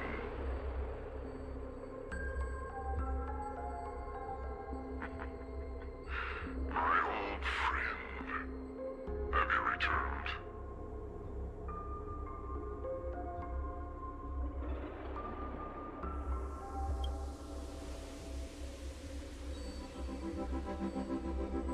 Regardless of the identity you wear now, as long as the party concerned approves of this young one's proposition, the IPC will lend its full support. So tell me, what are your thoughts? Do you really need to ask? When have I ever opposed any of Akivilli's ideas?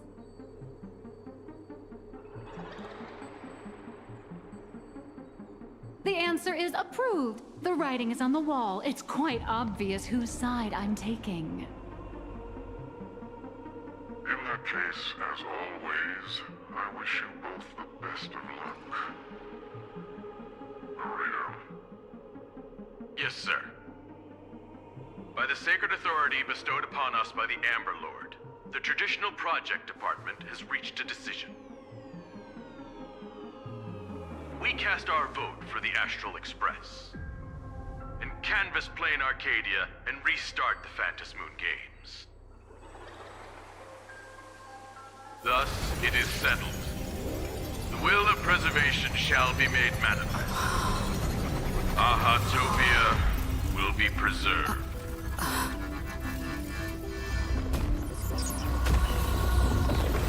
Citizens, She has carried out the petition, as promised. Now, I shall guide the power of preservation. I will do all I can to paint and recreate the miracle. As for me, I can't believe I'm working with the IPC. Whatever.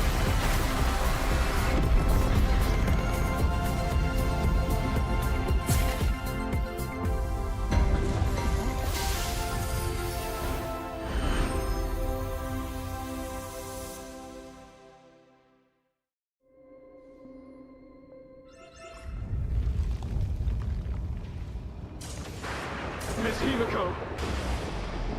It's time to retreat. No. Perhaps we don't need to head to the tavern after all. The series of tremors have now subsided. The tentacles surging from the fissures have vanished too.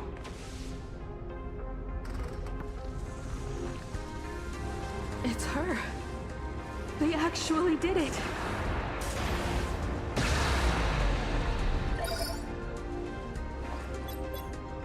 I am delighted to deliver the good news. The reenactment of the World and Canvas ritual was a success. Flame Arcadia has survived its most critical hour.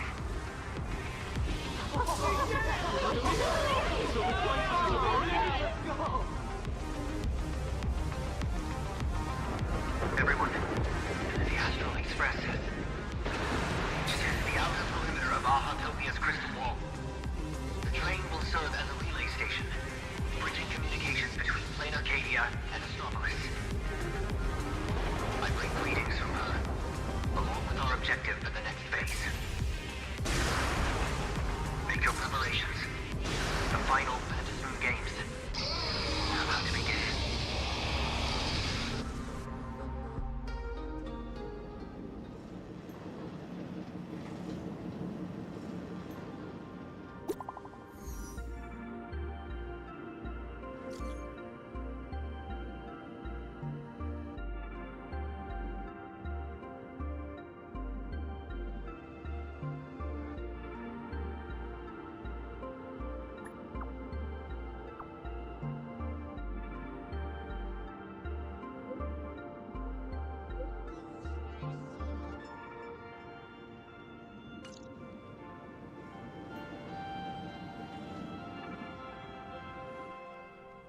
As you wished, the Amber Lord has protected Ahatopia. I'm sure you two have private matters to discuss, so I won't intrude. But before I take my leave, the IPC has one final request. Please leave that die to us. The Lord Ravager's head is far too dangerous. It needs to be properly contained.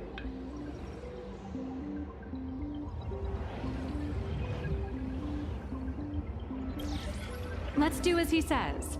This old gentleman is trustworthy. Besides, I'm guessing you must have a mountain of questions right now. And having a third wheel around when we clear up all that confusion would totally kill the vibe.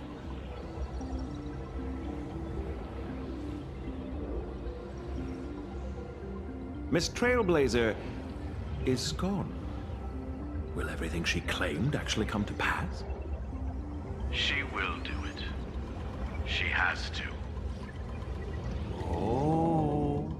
Why is the air in this room suddenly thick with conspiracy?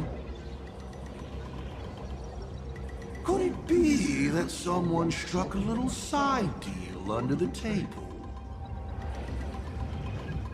Times change. The IPC may no longer be the support team of old, but we won't abide the slander of a pawn of destruction. Your accusations at Lodestar Tower certainly piqued some interest. And from none other than the subject of those rumors herself. The Leviathan of Astropolis you spoke of. She's here. What do you intend to do with the die, Miss Yabale? Can't you guess what I want? Hand it over to Lighthouse and send it to the Life Sciences Institute. I'll take the scalpel to it myself. Dissect this head stuffed full of conspiracy theories.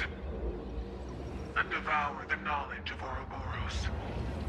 Every last crumb of it.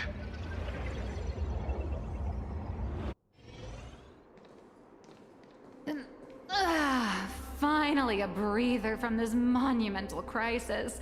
I can now rest. I'd love to say that, but you're not going to let me off the hook, are you?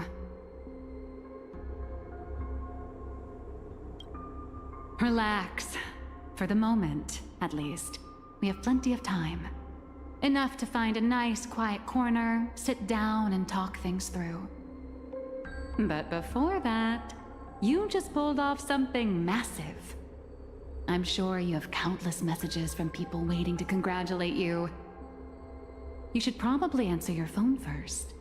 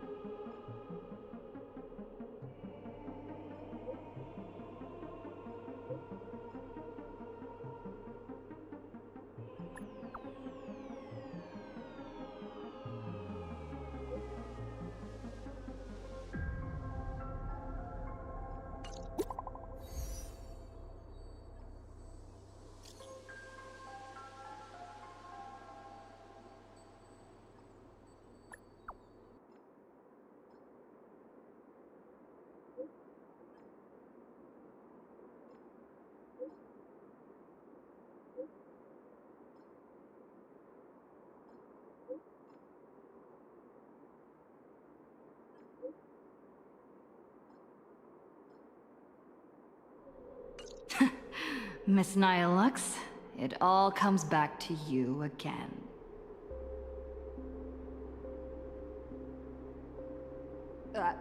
Where'd she go? Darn it! I slipped up! Did she make a run for it?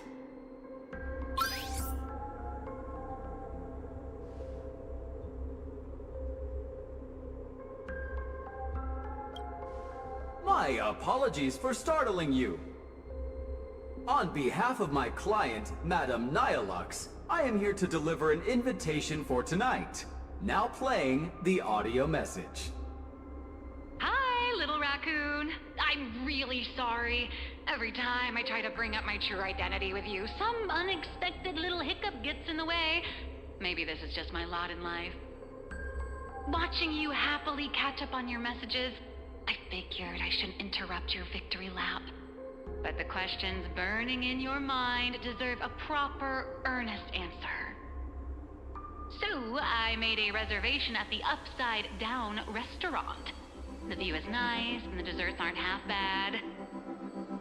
Some stories are best told slowly, over clinking glasses, once the dust has finally settled. I'll be waiting there, ready to tell you everything, holding absolutely nothing back. Make sure to be there on time. Sheesh. Way to leave me hanging.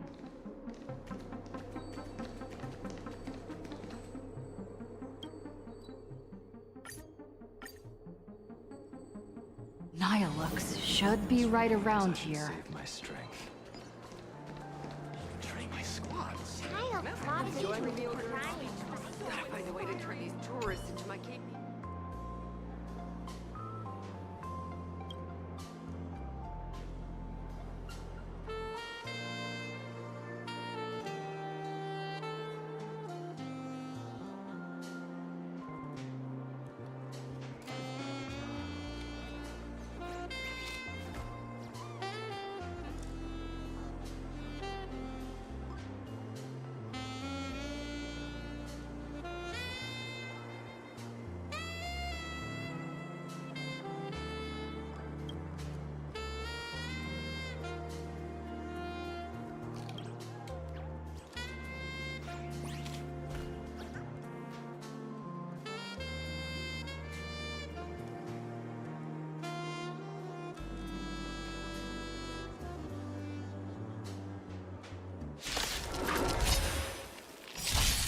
My purpose is to protect. Tempered 1,000 times. Mountains roar, kraken rise!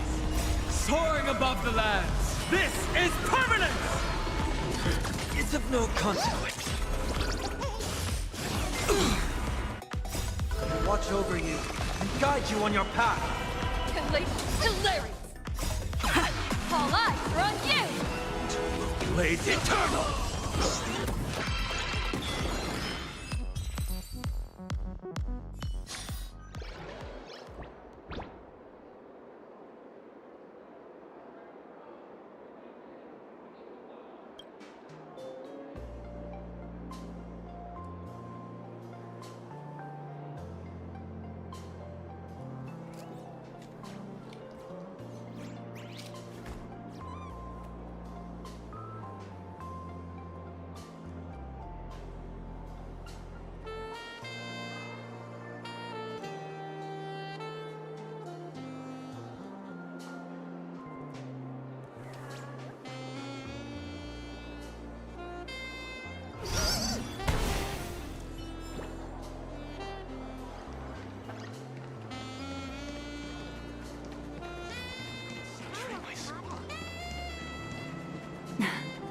I knew you'd come.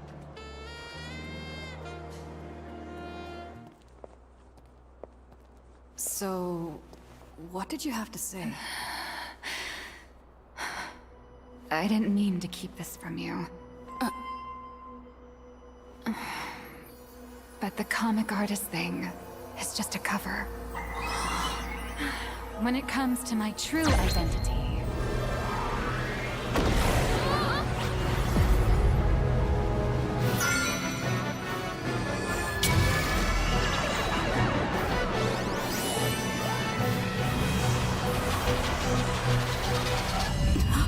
you can call me Aha. To you, my dear audience, I dedicate this performance. I wonder, did it bring a little more elation into your lives? If it didn't, shh. That's exactly how it should be. Because the grandest act of the play is only just beginning. It's a past I can barely stand to look back on. A wrong turn I took when I was young and foolish. Those days entangled with the gods. A swirling blur of peach pink and blood red. Looking back on it now, it was an absolute nightmare. But now, for the sake of the entire universe, and for you, I am willing to take off my mask. I am the master of Fantasia, the one who mourns, the murderer of all certainty, and the false sovereign of all theatrics. The first fool, and the original actor. Dear audience, the stars are silent. But I declare, let there be laughter!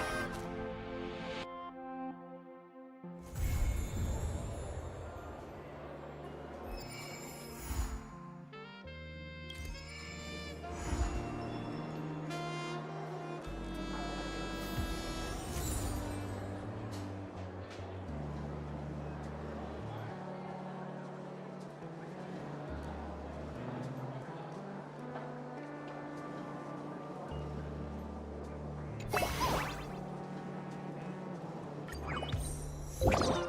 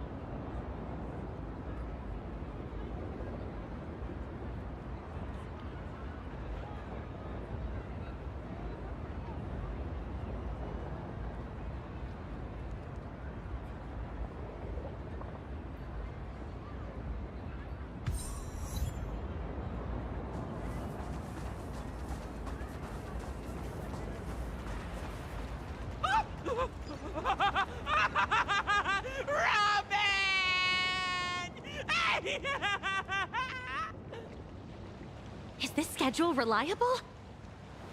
She's here! What will my dear Robin be wearing today? Guys, be orderly!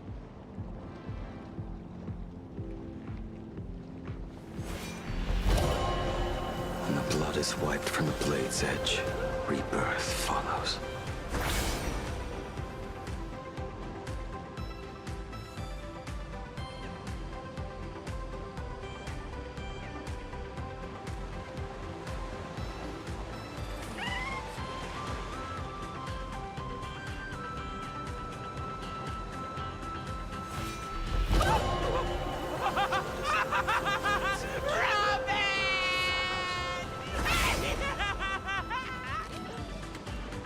Is this schedule reliable? She's here! What will my dear Robin be wearing today? Guys, be orderly!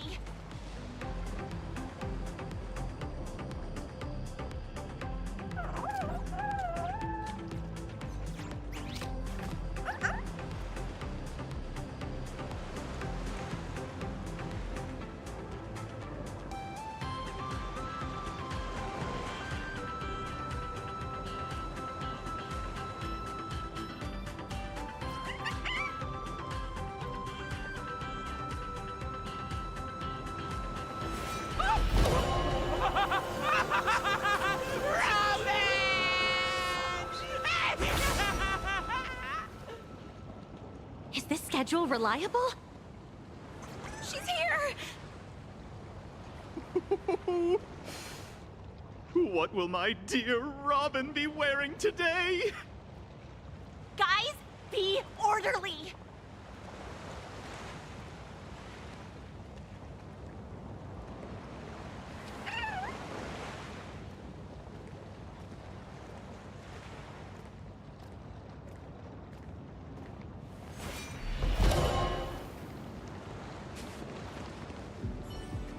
Siobhan? What a coincidence that she's in Astropolis too.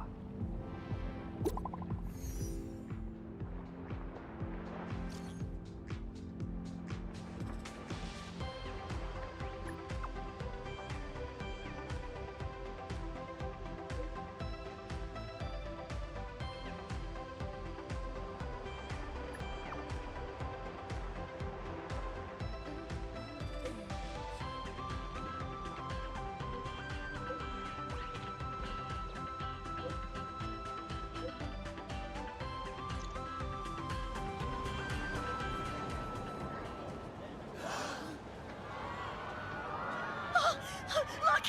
It's Robin! Robin, baby.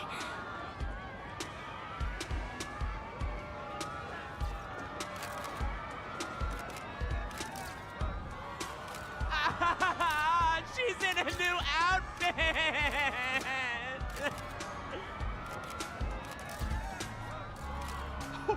Oh! Is she rushing to her next gig? Oh my gosh! She's gorgeous! Please make way. No pushing. Watch your step. Robin, can I get a photo and an autograph? Apologies, we're running late. I appreciate everyone's support. Really. But the station gets pretty packed. So for everyone's safety, let's not crowd around here too long, okay? Besides the concert, I also have an autograph session and a fan meet coming up. The announcements will go out soon, so please stay tuned. Okay. Make sure to get lots of rest, little bird. Thank you so much for your love and concern. I hope to see all of you soon.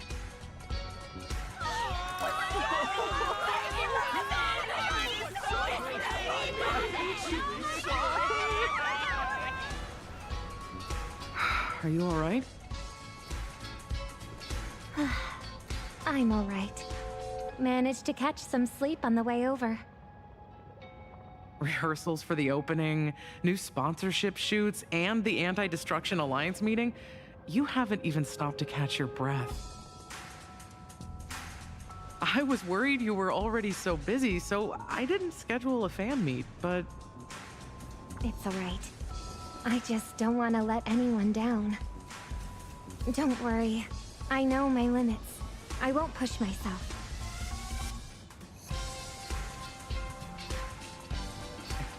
She's already here. Over there.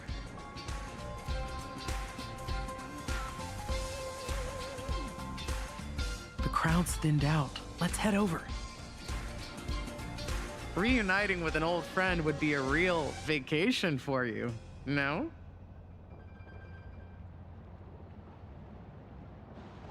I'm sorry. I planned on meeting somewhere more official, but my schedule's been packed, so we can only meet here for now.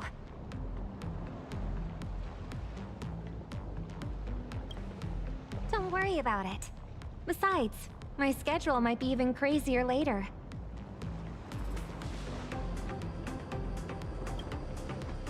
Thank you. I love this outfit too. I even added my own design ideas. Doesn't it look like the blue ocean under the clear sky? I've heard a lot about the Astral Express lately. Are you all right?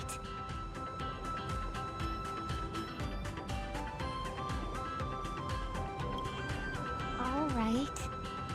If I can help the Astral Express with anything, let me know right away. Oh, almost forgot all about why we're meeting.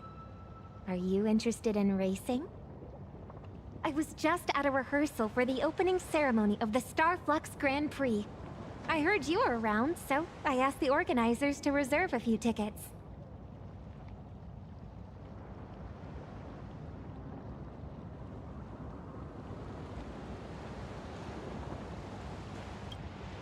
The opening ceremony should be broadcast across the city. Here, take these tickets. All right. That's one of my wishes fulfilled. Too much has happened lately. If you're talking about that thing, I heard that it's in Astropolis, but...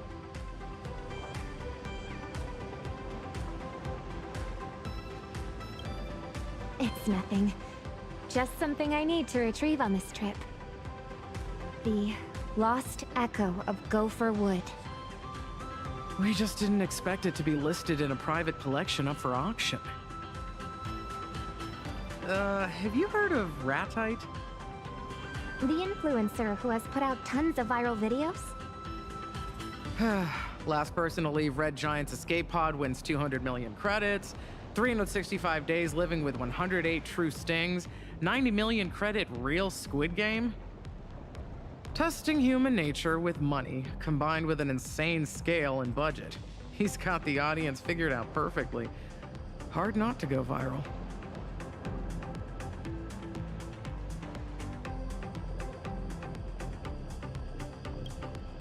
I thought you already knew about him. I mean, he's been looking for you all over the internet.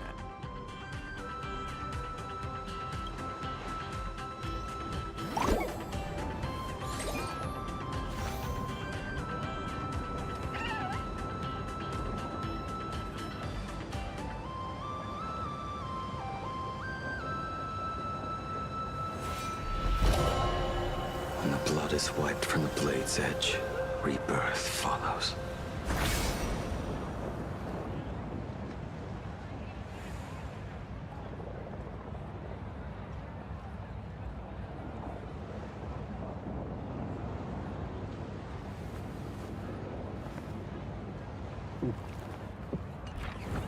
Tracking down the Lost Echo turned out to be more straightforward than I expected.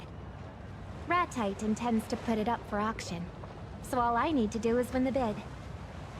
But something tells me Ratite's motives aren't as simple as they seem. How are you going to respond to this? Ratite has gained a lot of online traction. Generous friend or scheming foe, It'll be impossible to tell what his motives are unless I meet him. Maybe he'll provide useful information for you, too.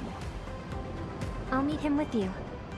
Siobhan, could you cancel my plans for tonight? This banquet is of great importance to the family, but you get the final decision.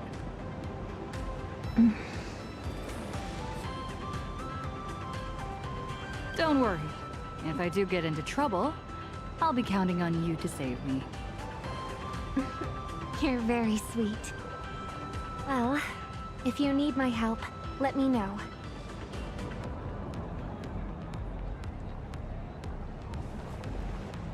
Since I've already decided to go, I might as well just let things take their course.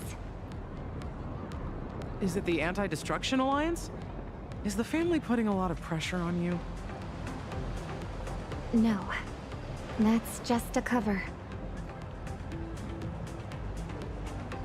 Since when has the Harmony's dance ever needed the Preservation's guidance?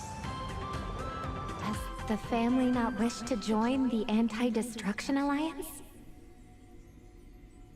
Precisely the opposite. This is a rare chance. Trailblaze, preservation, the hunt, elation, even destruction. Each and every one is an isolated instrument. The family is a far better leader than the hypocritical IPC, and better at commanding than the nameless who blindly forge ahead. So, turn them into notes in a rhapsody, and pacify them with harmony. Let them resound in an even more magnificent arrangement. Only then can the eternal symphony be manifested. You know that the destiny of the cosmos never heeds the command of just one. Rather, it chases after notes that are ever more resplendent. Admittedly, the Trailblaze had a more resounding tune in Panagoni. However, it was a melody that only existed with the family's permission. We don't want any unexpected mishaps. All we seek is an adequate composition, such that their will may descend once more. But... We hear the clamor in your heart, dear child. Speak your worries, and we shall offer an answer. I wish to know why you've sent me to Astropolis instead of making a personal appearance. Because that place is in Panagoni's sweet dream. As such, your singing will be more worthy of all to hear than any word spoken.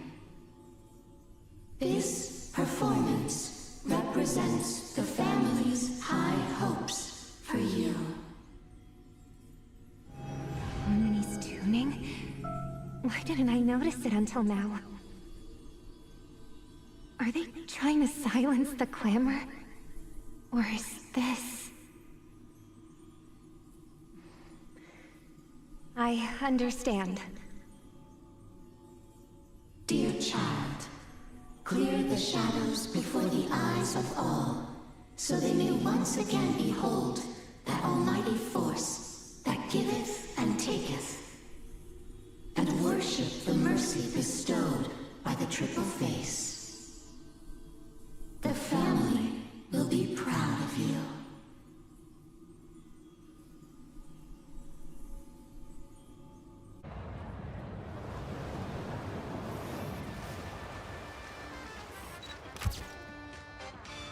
Did you say you do a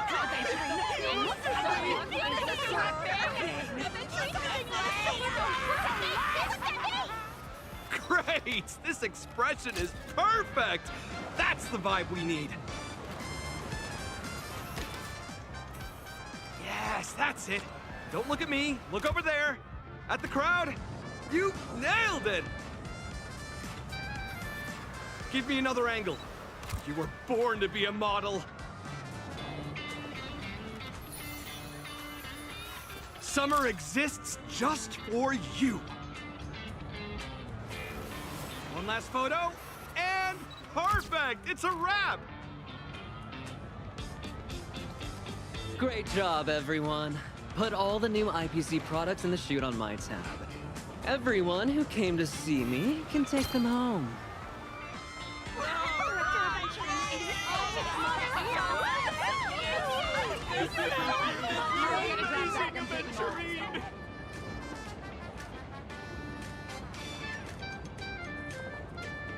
Mr. Attite, checking if I've posed for enough photos. Love your humor, Director Aventurine. You hardly ever participate in these kinds of shoots, so I had to take a look while you were on set. But I have a favor to ask. How about we talk somewhere private? Since your challenge has already begun in principle, I shouldn't be showing up unless absolutely necessary. But so far, your challenge lacks some flair. Our poor video editor couldn't find anything spectacular in your clips. Oh, that does sound like a problem. For you to think about. Not my concern, that's for certain. Hey, don't be so cold. My show is built upon the desire for money, and challengers want the reward. That's why they'll do anything to complete their challenges. But you're just too rich. Rich and quite showy. As a matter of fact, you've been invited to join precisely because you'll be the talk of the town. Thanks for the compliment. But that alone isn't enough. You lack contrast. I can declare on the show that I spend as much as I earn. No savings whatsoever. Would that be the contrast you're looking for? That's revealing a little too much. Anyway, I need some reassurance that my show can go out as planned. So, if you'd kindly let me know, what is something you're really desperate to buy right now? Don't worry, I'll cut this part out. Oh? I've never told you. It's a priceless item that can't be bought. That's horrible! How can such a thing exist? Who has it? Tell me everything. A resourceful man like me has his ways. Nah-uh-uh. It's a secret. Come on, don't hold out on me. You don't get it, do you? I want to purchase a carefully hidden secret. The cornerstone has been broken. You should know the price. Cherish the cornerstone like it is your life. So, a stone for a life, right? Huh? Mr. Diamond?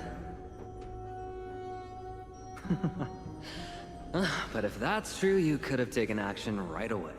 You didn't have to dispatch me in secret. Does that mean I still have a chance? A life for a stone. I need you to help me find the traitor among the 10.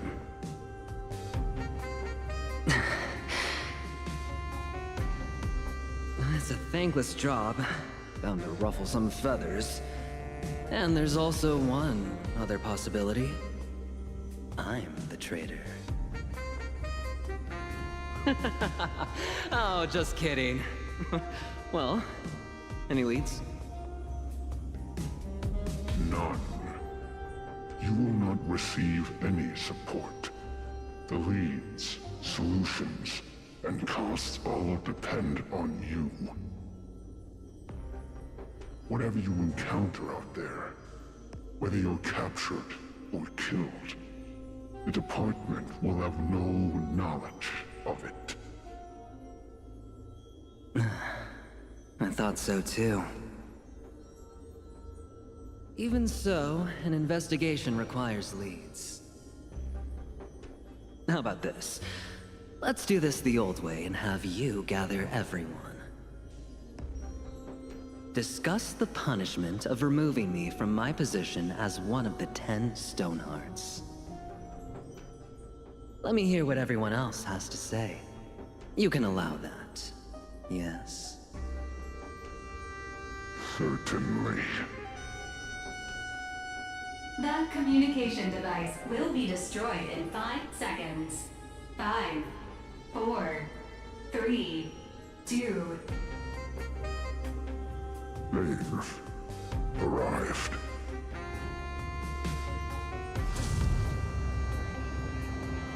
A secret? Now that's what I call exciting! I wonder if your shopping challenge includes the secret you want.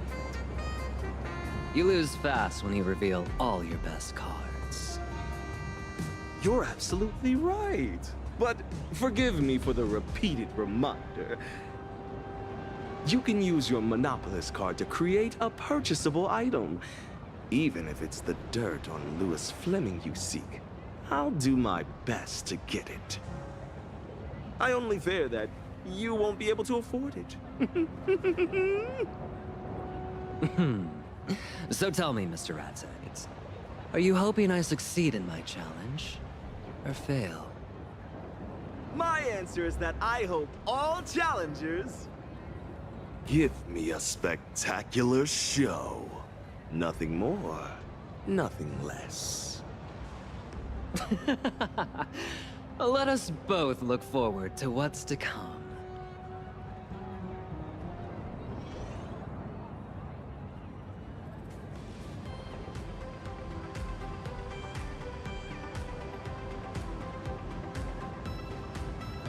Should be around here.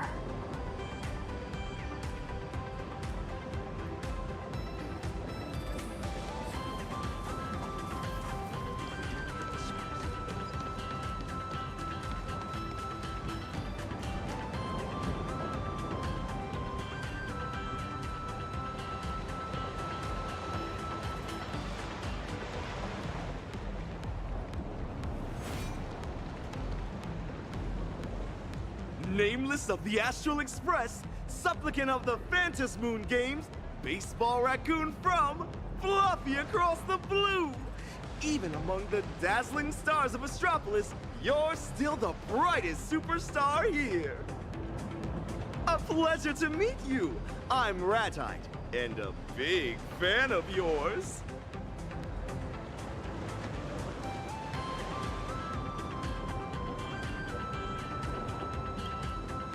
Feathers and all, born and bred Zotskanate. But before that, let's have a quick round of Q&A. If you had to spend 200,000 credits immediately right now at one go just on one item, what would you buy? 3, 2, 1?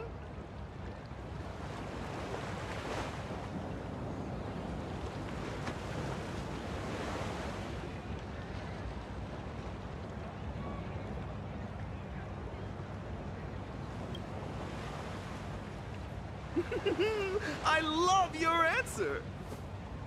I just transferred 200,000 to you. Just a small gift for a new friend. The project I'd like to discuss with you next is 1,000,000 times more thrilling than this little game, and the returns are 1,000,000 times more magnificent. Would you like to join in? I'll be frank with you. I want you to become a challenger in a game and the next protagonist of a viral video. I've always been the protagonist. This game's tailored just for you. The All You Can Lose Challenge! In 3 days, spend 20 billion credits given to you by me in Astropolis, and you'll receive 100 billion in assets that'll never drop in value. Look at this place! The elite, rich, powerful are all around you. Spending is the eternal path here. Guess how much my hat is worth? In Pinnacle, it can buy a luxury car. With the right outlets, you can burn through money in Astropolis faster than water goes down a drain. No, a dam bursting!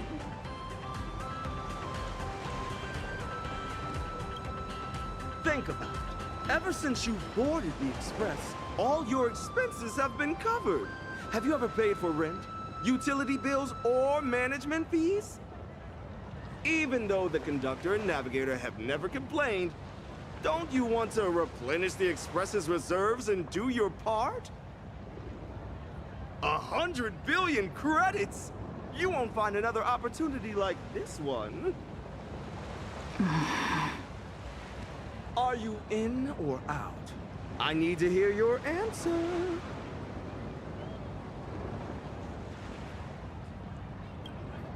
An insanely spectacular show! One that money can't buy. The audience loves such things.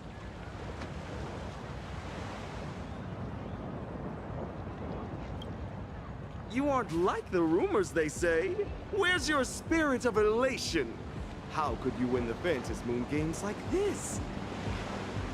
One last chance. Are you in or out?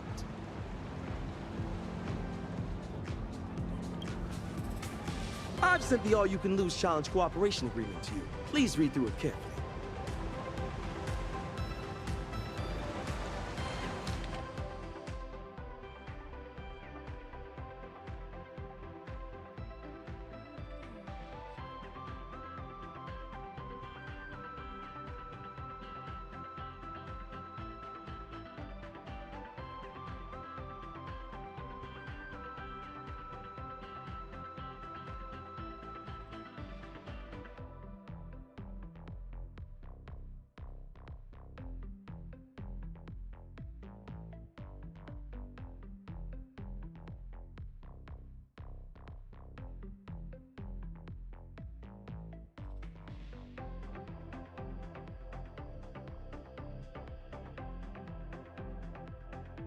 Sign your name on it and 20 billion will be yours.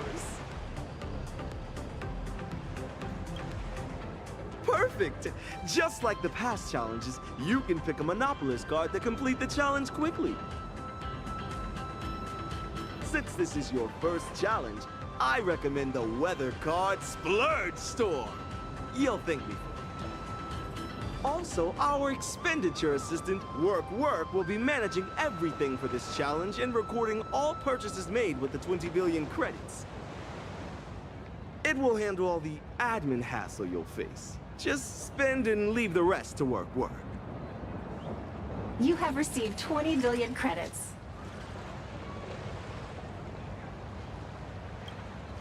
Pardon me for the rush. Soon you'll understand that time is the most valuable of all in the All-You-Can-Lose challenge. Ladies and gentlemen, let the All-You-Can-Lose challenge begin! Where should we start? Looks like there's a mall nearby.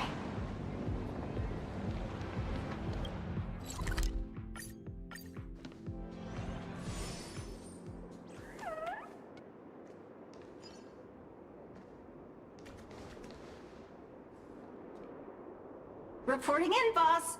In order to successfully complete the All-You-Can-Lose challenge, the expenditure assistant would like to remind you to use the weather card as soon as possible.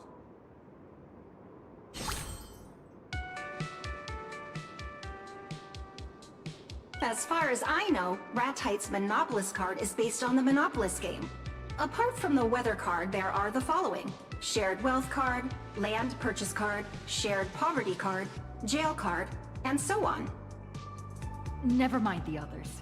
Is my card any good? It is very, very effective.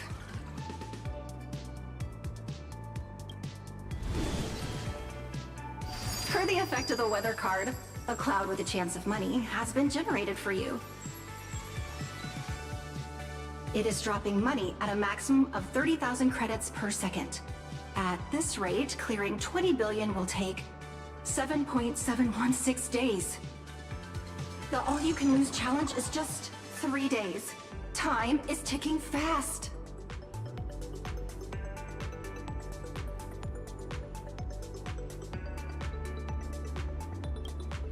Boss, there's no time for sentimentality. The mall is just up ahead. We must complete our small goal, 100 million.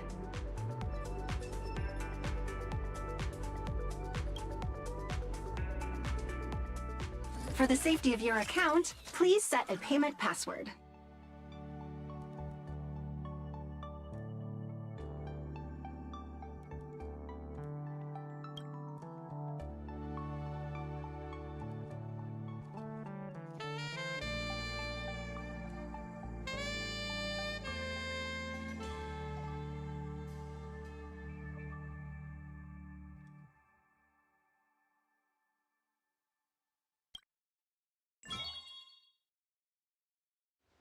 Let's start spending in this mall.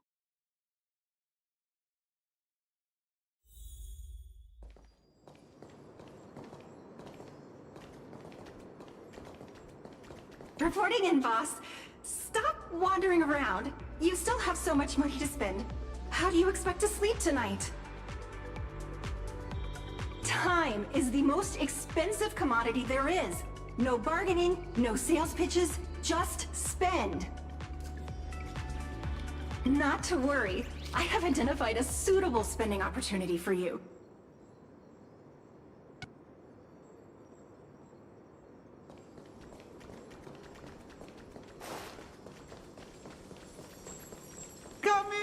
Come in! Take a look around. The Ethereum Wars specialty store is on the left. It offers bulk sales, so feel free to buy.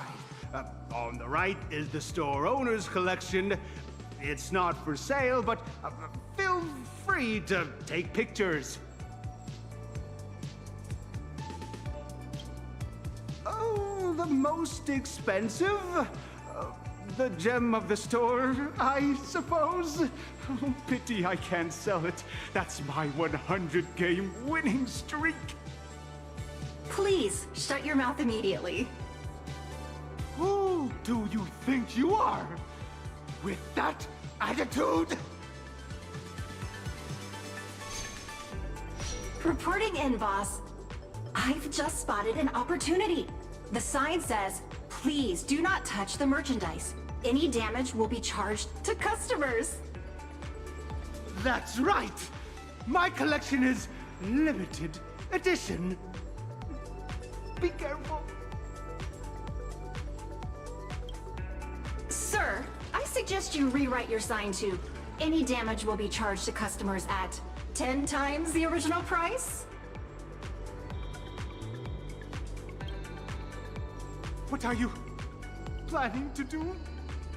Whatever you damage, I'm charging you 100 times the price! Take this seriously. Right. All done. Please do not touch the merchandise. Any damage will be charged to customers at 100 times the original price.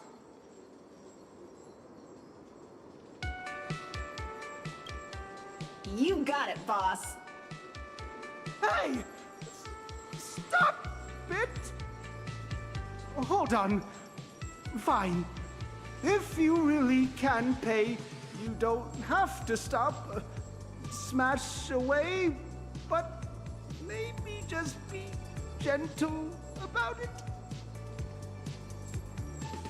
Stop it.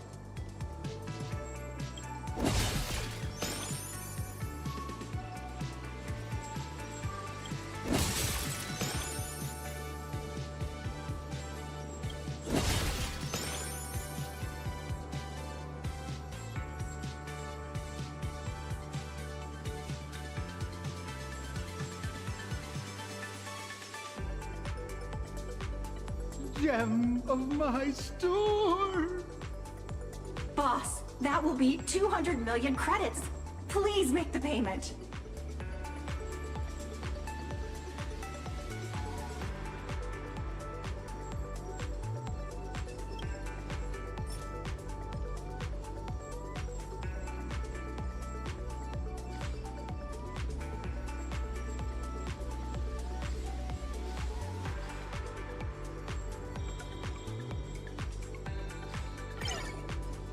Incorrect payment password. Please try again. Don't tell me you forgot your password, boss. Let's try facial recognition payment. Please look at the camera and blink. Open your mouth, shake your head, nod. Registration complete. Now you won't have to type in passwords anymore. Beep, beep, beep! Your payment was successful. I wasn't the one who harmed you, sir. It was my excessive money. Oh, don't know if these are sad or happy tears. Chat, you guys helped me get out of the IPC. Thanks, Chad. I've resigned. I'm giving up my 8-figure salary to start from scratch as a content creator. You're all welcome to follow my resignation content channel. Run, manager, run. Please smash that tip button to support me. 100 credits and I'll run faster than a trotter. 1,000 credits and I'll outrun a vehicle. 10,000 credits and I'll take off into the sky. I'll be the fastest runner on the Quit Your Job content track.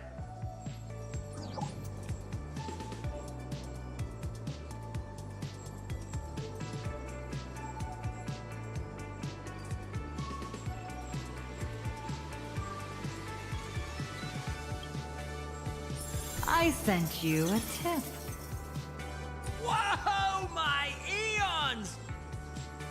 Yo, is it really this easy to monetize a Quit Your Job channel?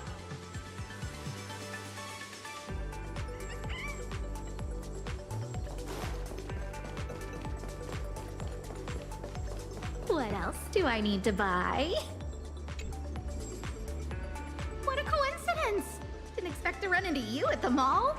Are you shopping too? What are you looking for? My treat. Hey, I get it. You're being polite, but if you need some money, I'll transfer 100 million to you. Don't treat me like I'm some stranger.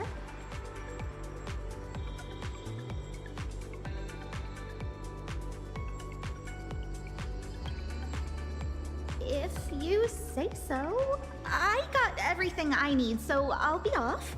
Peppy is still waiting for me to pick him up from the skate park. Come see me at the space station more often. All right. See you later.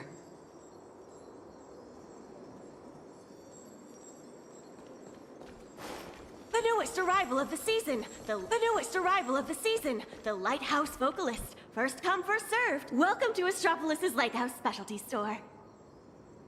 This season's leading product is the Lighthouse Vocalist Miniature. Kindly shut your mouth immediately and stop with the introductions. Huh?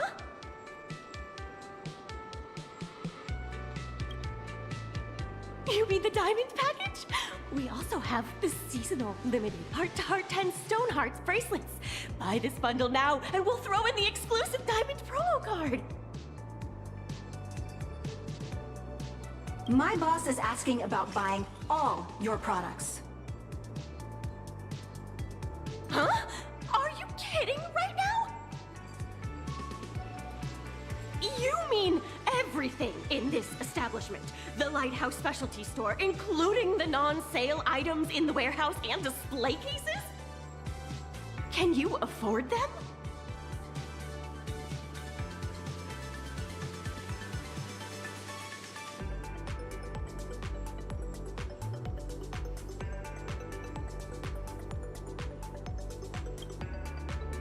Huh? I don't know what to do. How do I pack them? Please, wait a moment.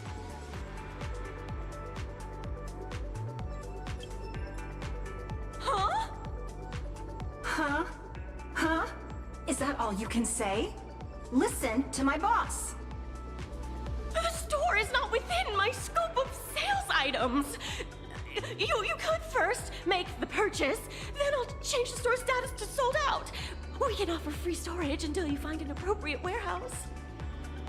It can't be free. It's not free! Not free! As for the store acquisition, I'll submit your application at once. Take this seriously. Right!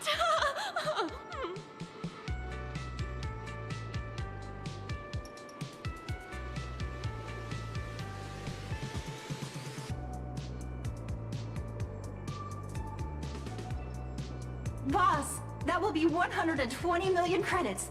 Please pay. That price is daylight robbery. Luckily, I'm the one being robbed. Beep. Your payment was successful.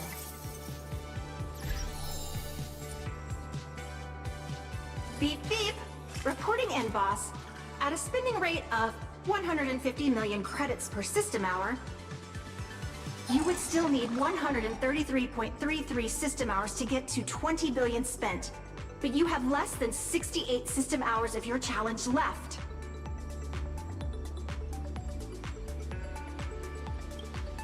The spending rate is inefficient. I know it's not your fault. It's just the upper limit for brick-and-mortar businesses.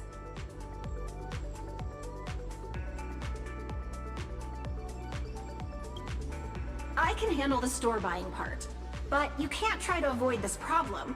Stores are limited. You have to actively find better ways to spend money. Oh, I have a plan. Boss, please come with me. Boss, I think I've seen an advertisement. La la la la la la. Look, these online advertising spots are not for regular brands. They're very, very carefully tailored consumer traps just for you, boss. We have to believe that even if we run out of physical spending options, there will always be online shopping platforms to turn to.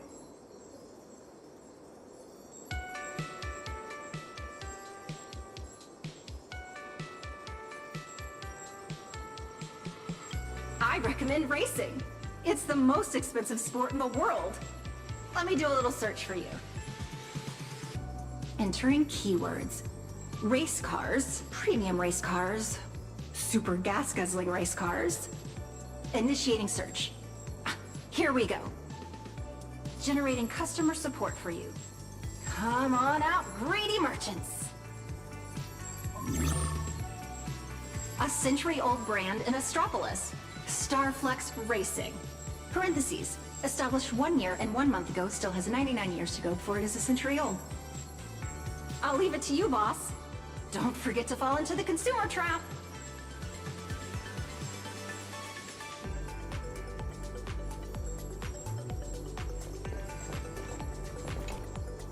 Customer service desk number 24 is happy to serve you today. One moment, please. Please allow me to recommend the Universe Conqueror package for our esteemed guests. A 7-day doomsday racing tour of Jadlovin.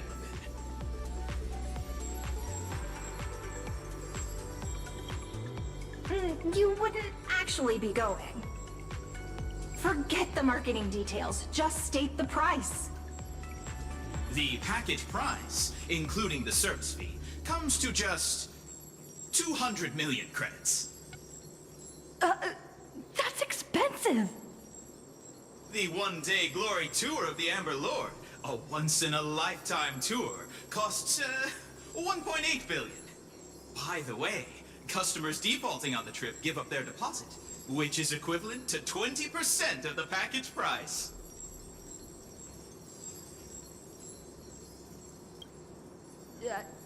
I want both Jadlovin and the Amber Lord. You're from the Interastral Trade and Pricing Bureau, aren't you? Nice try. I see right through your trap. Aren't you a bit too wary for someone who puts people into spending traps? Who puts people in spending traps? Why don't you pay a deposit and show me what you got? Boss, please pay the full amount. Really? You'll really pay? We actually offer a discount for full payments. The system reminds me to introduce the non-standard investment opportunity, Wishful Venture, to you. A promising team under Starflux Racing urgently needs a change of ownership due to shifting business focus. The chairman is looking for an outstanding investor such as yourself to take the opportunity to join the ranks of this legendary competition. The team has ranked last for the past 5 seasons, and all its signed racers have quit. The team is one step away from bankruptcy. The entire team is available for 500 million. If you find it pricey,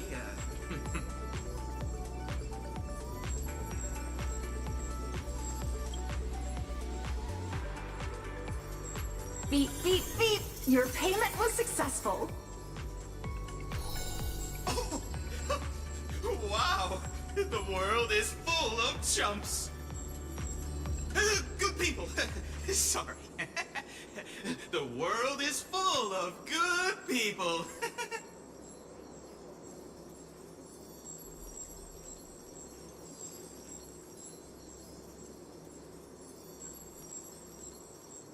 Good news! While you were buying the team, I finalized the mall booth acquisition agreement. Take a look, please. This is your empire.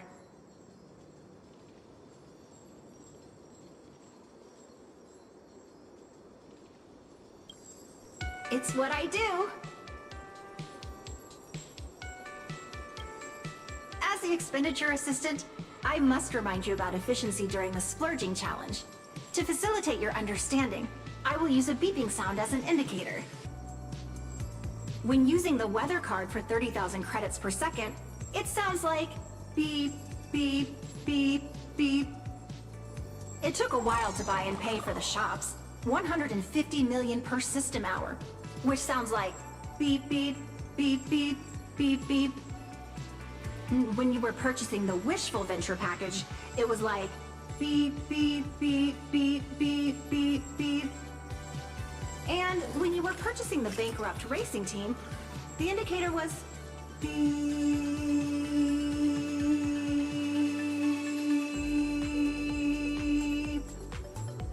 Did your heart just stop? Still alive. To increase the beep rate, we should seek out investments in projects with poorly defined requirements and unreasonably high costs. My unrivaled boss! Next, I'm going to help the boss recruit dreamers online and host an investment event. In order to improve payment efficiency, offered password-free payment for transactions under 10 million, and facial recognition payment for transactions over 10 million. I hope you'll invest a lot.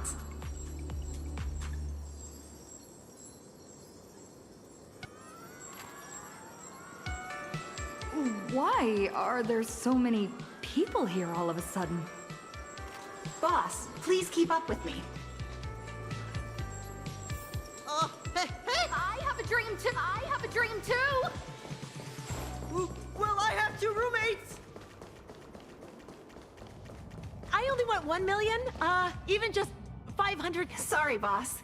This is all we could recruit for the time being. Now, time to hear them out. Boss, please be patient. Don't scare them away with big numbers, and don't let anyone think you're a scammer.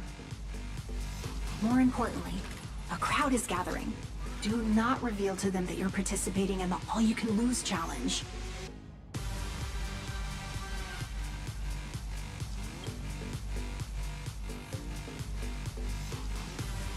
Greetings, Angel Investor. I intend to collect the most dissonant sounds of the entire universe dismantle them until they are stripped of meaning, then reconstruct them into a symphony of auditory symbolic violence that evokes a form of structural injustice embedded in the collective unconscious. Noise pollution perfectly captures the essence of this glamorous era. What will the family say? They have no objections. My goal is to secure 5 million credits.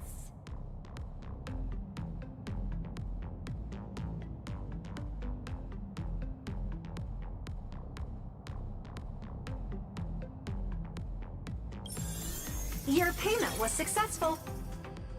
Angel! I have seen an angel! Madam, I have penned a masterpiece of philosophy titled Credits, the Root of All Evil. But every publishing house has refused to defy the IPC and publish it. Unless they receive 6 million credits in compensation. The 10 million?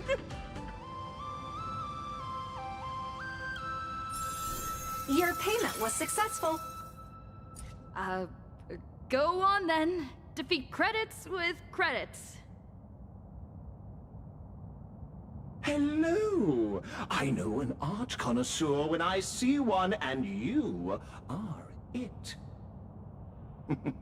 I'm preparing to do a year-long performance art piece where I freeze myself into a block placed in the middle of Astropolis. The piece symbolizes the indifference of modern humans, and all it costs is 1 million.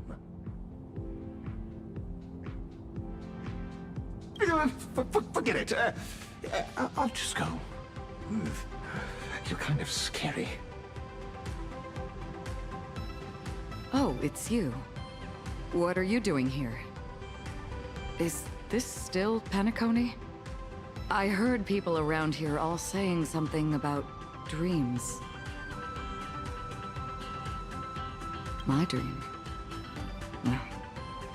It has nothing to do with wealth, unfortunately.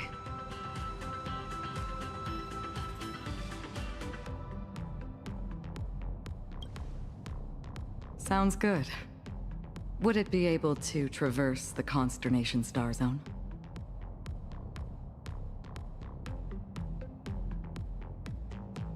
Thanks for your kindness. Just always take care. I will continue my search.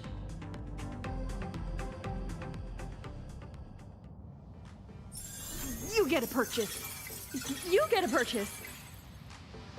You get a purchase. You get a purchase. Don't forget about me. Yep, coming. Oh, me too. Buy whatever you want. It's on me. I'll even buy Astropolis and change its name to Raccoon City. That's not possible, I fear. Yikes! Time to go! Astropolis City Management is here! I've just received a report from the antitrust regulator regarding a mysterious buyer purchasing a large number of shops. And now I see an investor destabilizing the market. Could you offer some clarity on this?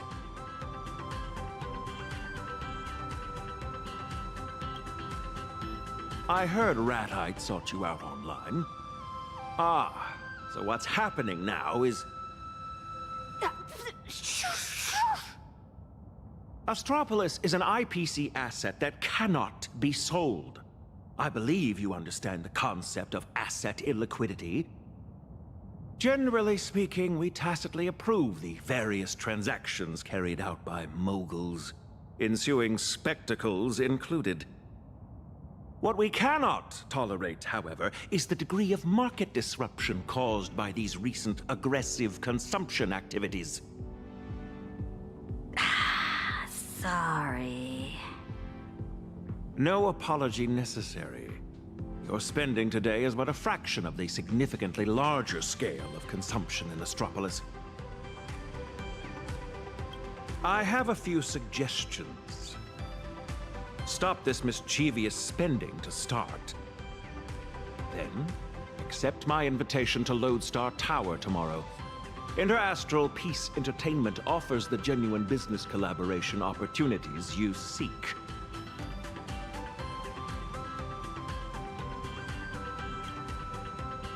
You cannot buy the whole city. Instead, you may purchase a 10-square-foot memorial plot in the city for 1.5 billion, granting you an Astropolitan title of nobility.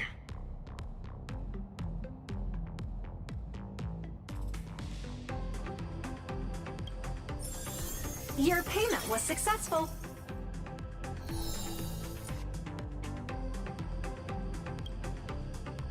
Until tomorrow, then, Lady Trailblazer.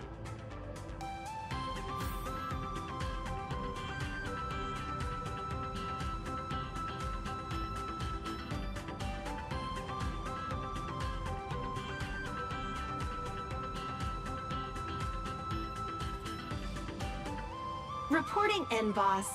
Your results just came in. Your total spending today was 8.816 billion credits. A number of stores in Astropolis now belong to you. So, as you continue to spend, you'll just be pulling money from your left pocket and pushing it into the right. Starting tomorrow, you will have fewer and fewer ideal spending opportunities. The real test is approaching, boss.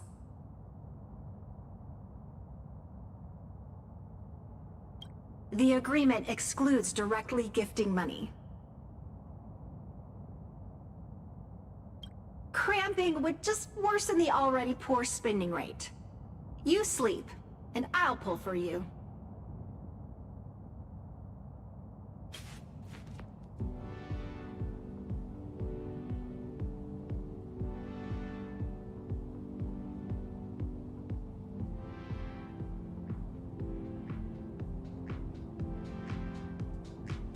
Yeah. Good night, Astropolis. The daily throughput volume of a standard merchant port is approximately 40,000 standard containers at 4 to 6 billion in revenue. Isn't that something? So she really spent 8.8 billion. She did better than the port. But did all that money really just end up down the drain? We'll have to wait for tomorrow to find out.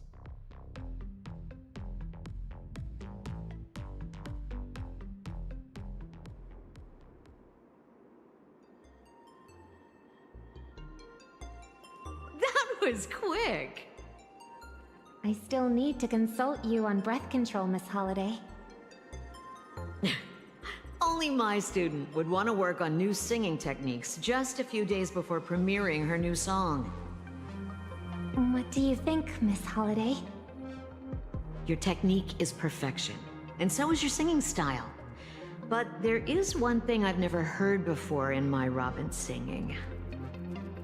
Self-doubt. Nothing ever escapes your ears. Let your teacher guess. The family is behind this?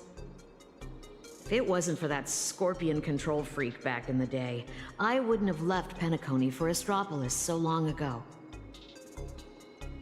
I thought that returning to Penacony and taking on this responsibility would turn into a new symphonic movement. Only to find that the score was already written, and that I was only a long-awaited note in it. I cannot speak carelessly about the harmony, but I have some thoughts about your singing. Remember when you joined my composition class? I worried that you wouldn't know where to start, so I introduced a random melody to lead you in. It would be a foundation, and when your own song took shape in your mind, it had fulfilled its duty. The family has handed you a score. But if it clashes with the melody inside you, you can write some new notes for it. Enough about that. Here, I almost forgot to give you this. It's an invitation to the auction. Thank you, Miss Holiday. You've been very helpful. Oh, it's nothing. I have a few connections inside Intra-Astral Peace Entertainment. But what's the story with this ratite? It's only an invitation letter to an auction, no? Why the big deal? Is it that character who marched into the IPE headquarters and threatened to buy Astropolis? Young, but with silver gray hair? Silver gray? Ratite is a Zotska native, but his feathers shouldn't be gray. Could it be?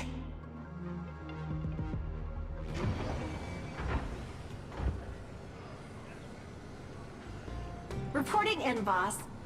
I have good and bad news. Well, they're actually the same news. Boss, you've made money. Uh-huh? The money you threw at, invested in everyone yesterday triggered huge spending in the mall. You own most of those stores, so... as of waking, you have earned another 250 million credits.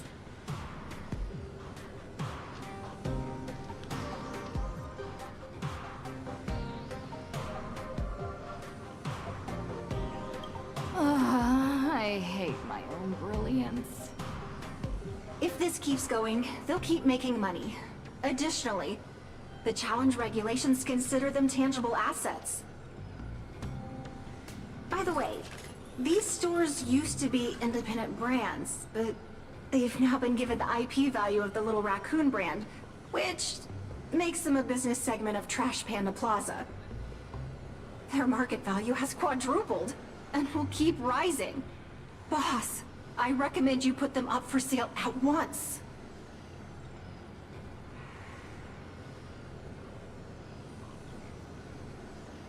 Your transaction is being processed. Ding, ding, ding. Transaction complete. All physical assets have now been sold, except the racing team you bought, which has no takers yet. Current balance, 19.2 billion credits.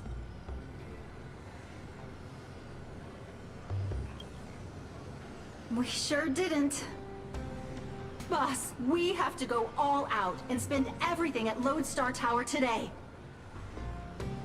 Reporting in, boss. The head of business for Inter-Astral Peace Entertainment is waiting for you. On your way to work?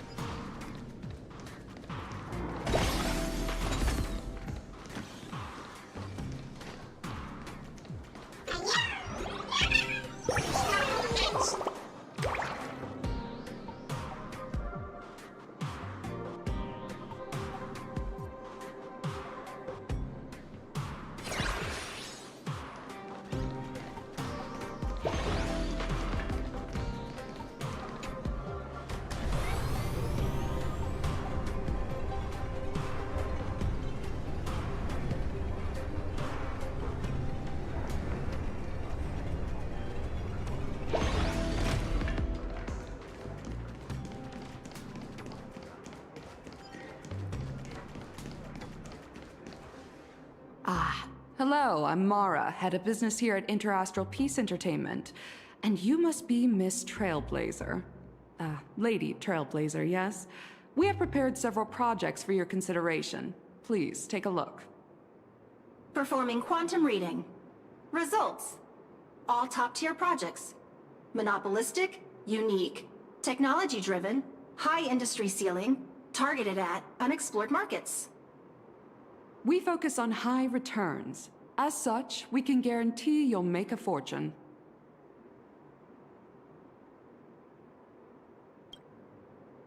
Excuse me?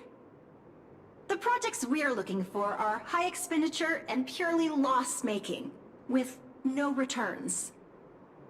Do you have some misgivings?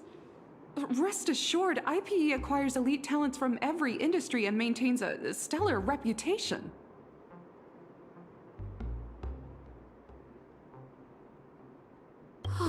There are so many employees! The annual salaries for their P16 to P35 employees range from 500,000 to 50 million credits. The compensation for executives and directors at P36 and above, including equity, likely already exceeds 100 million. If we can successfully poach those employees, the breach of contract fees alone would be astronomical. Boss, you are a genius! Mara, could you help send out a mass recruitment email? Through for Bobo Press. I'm afraid that's not possible.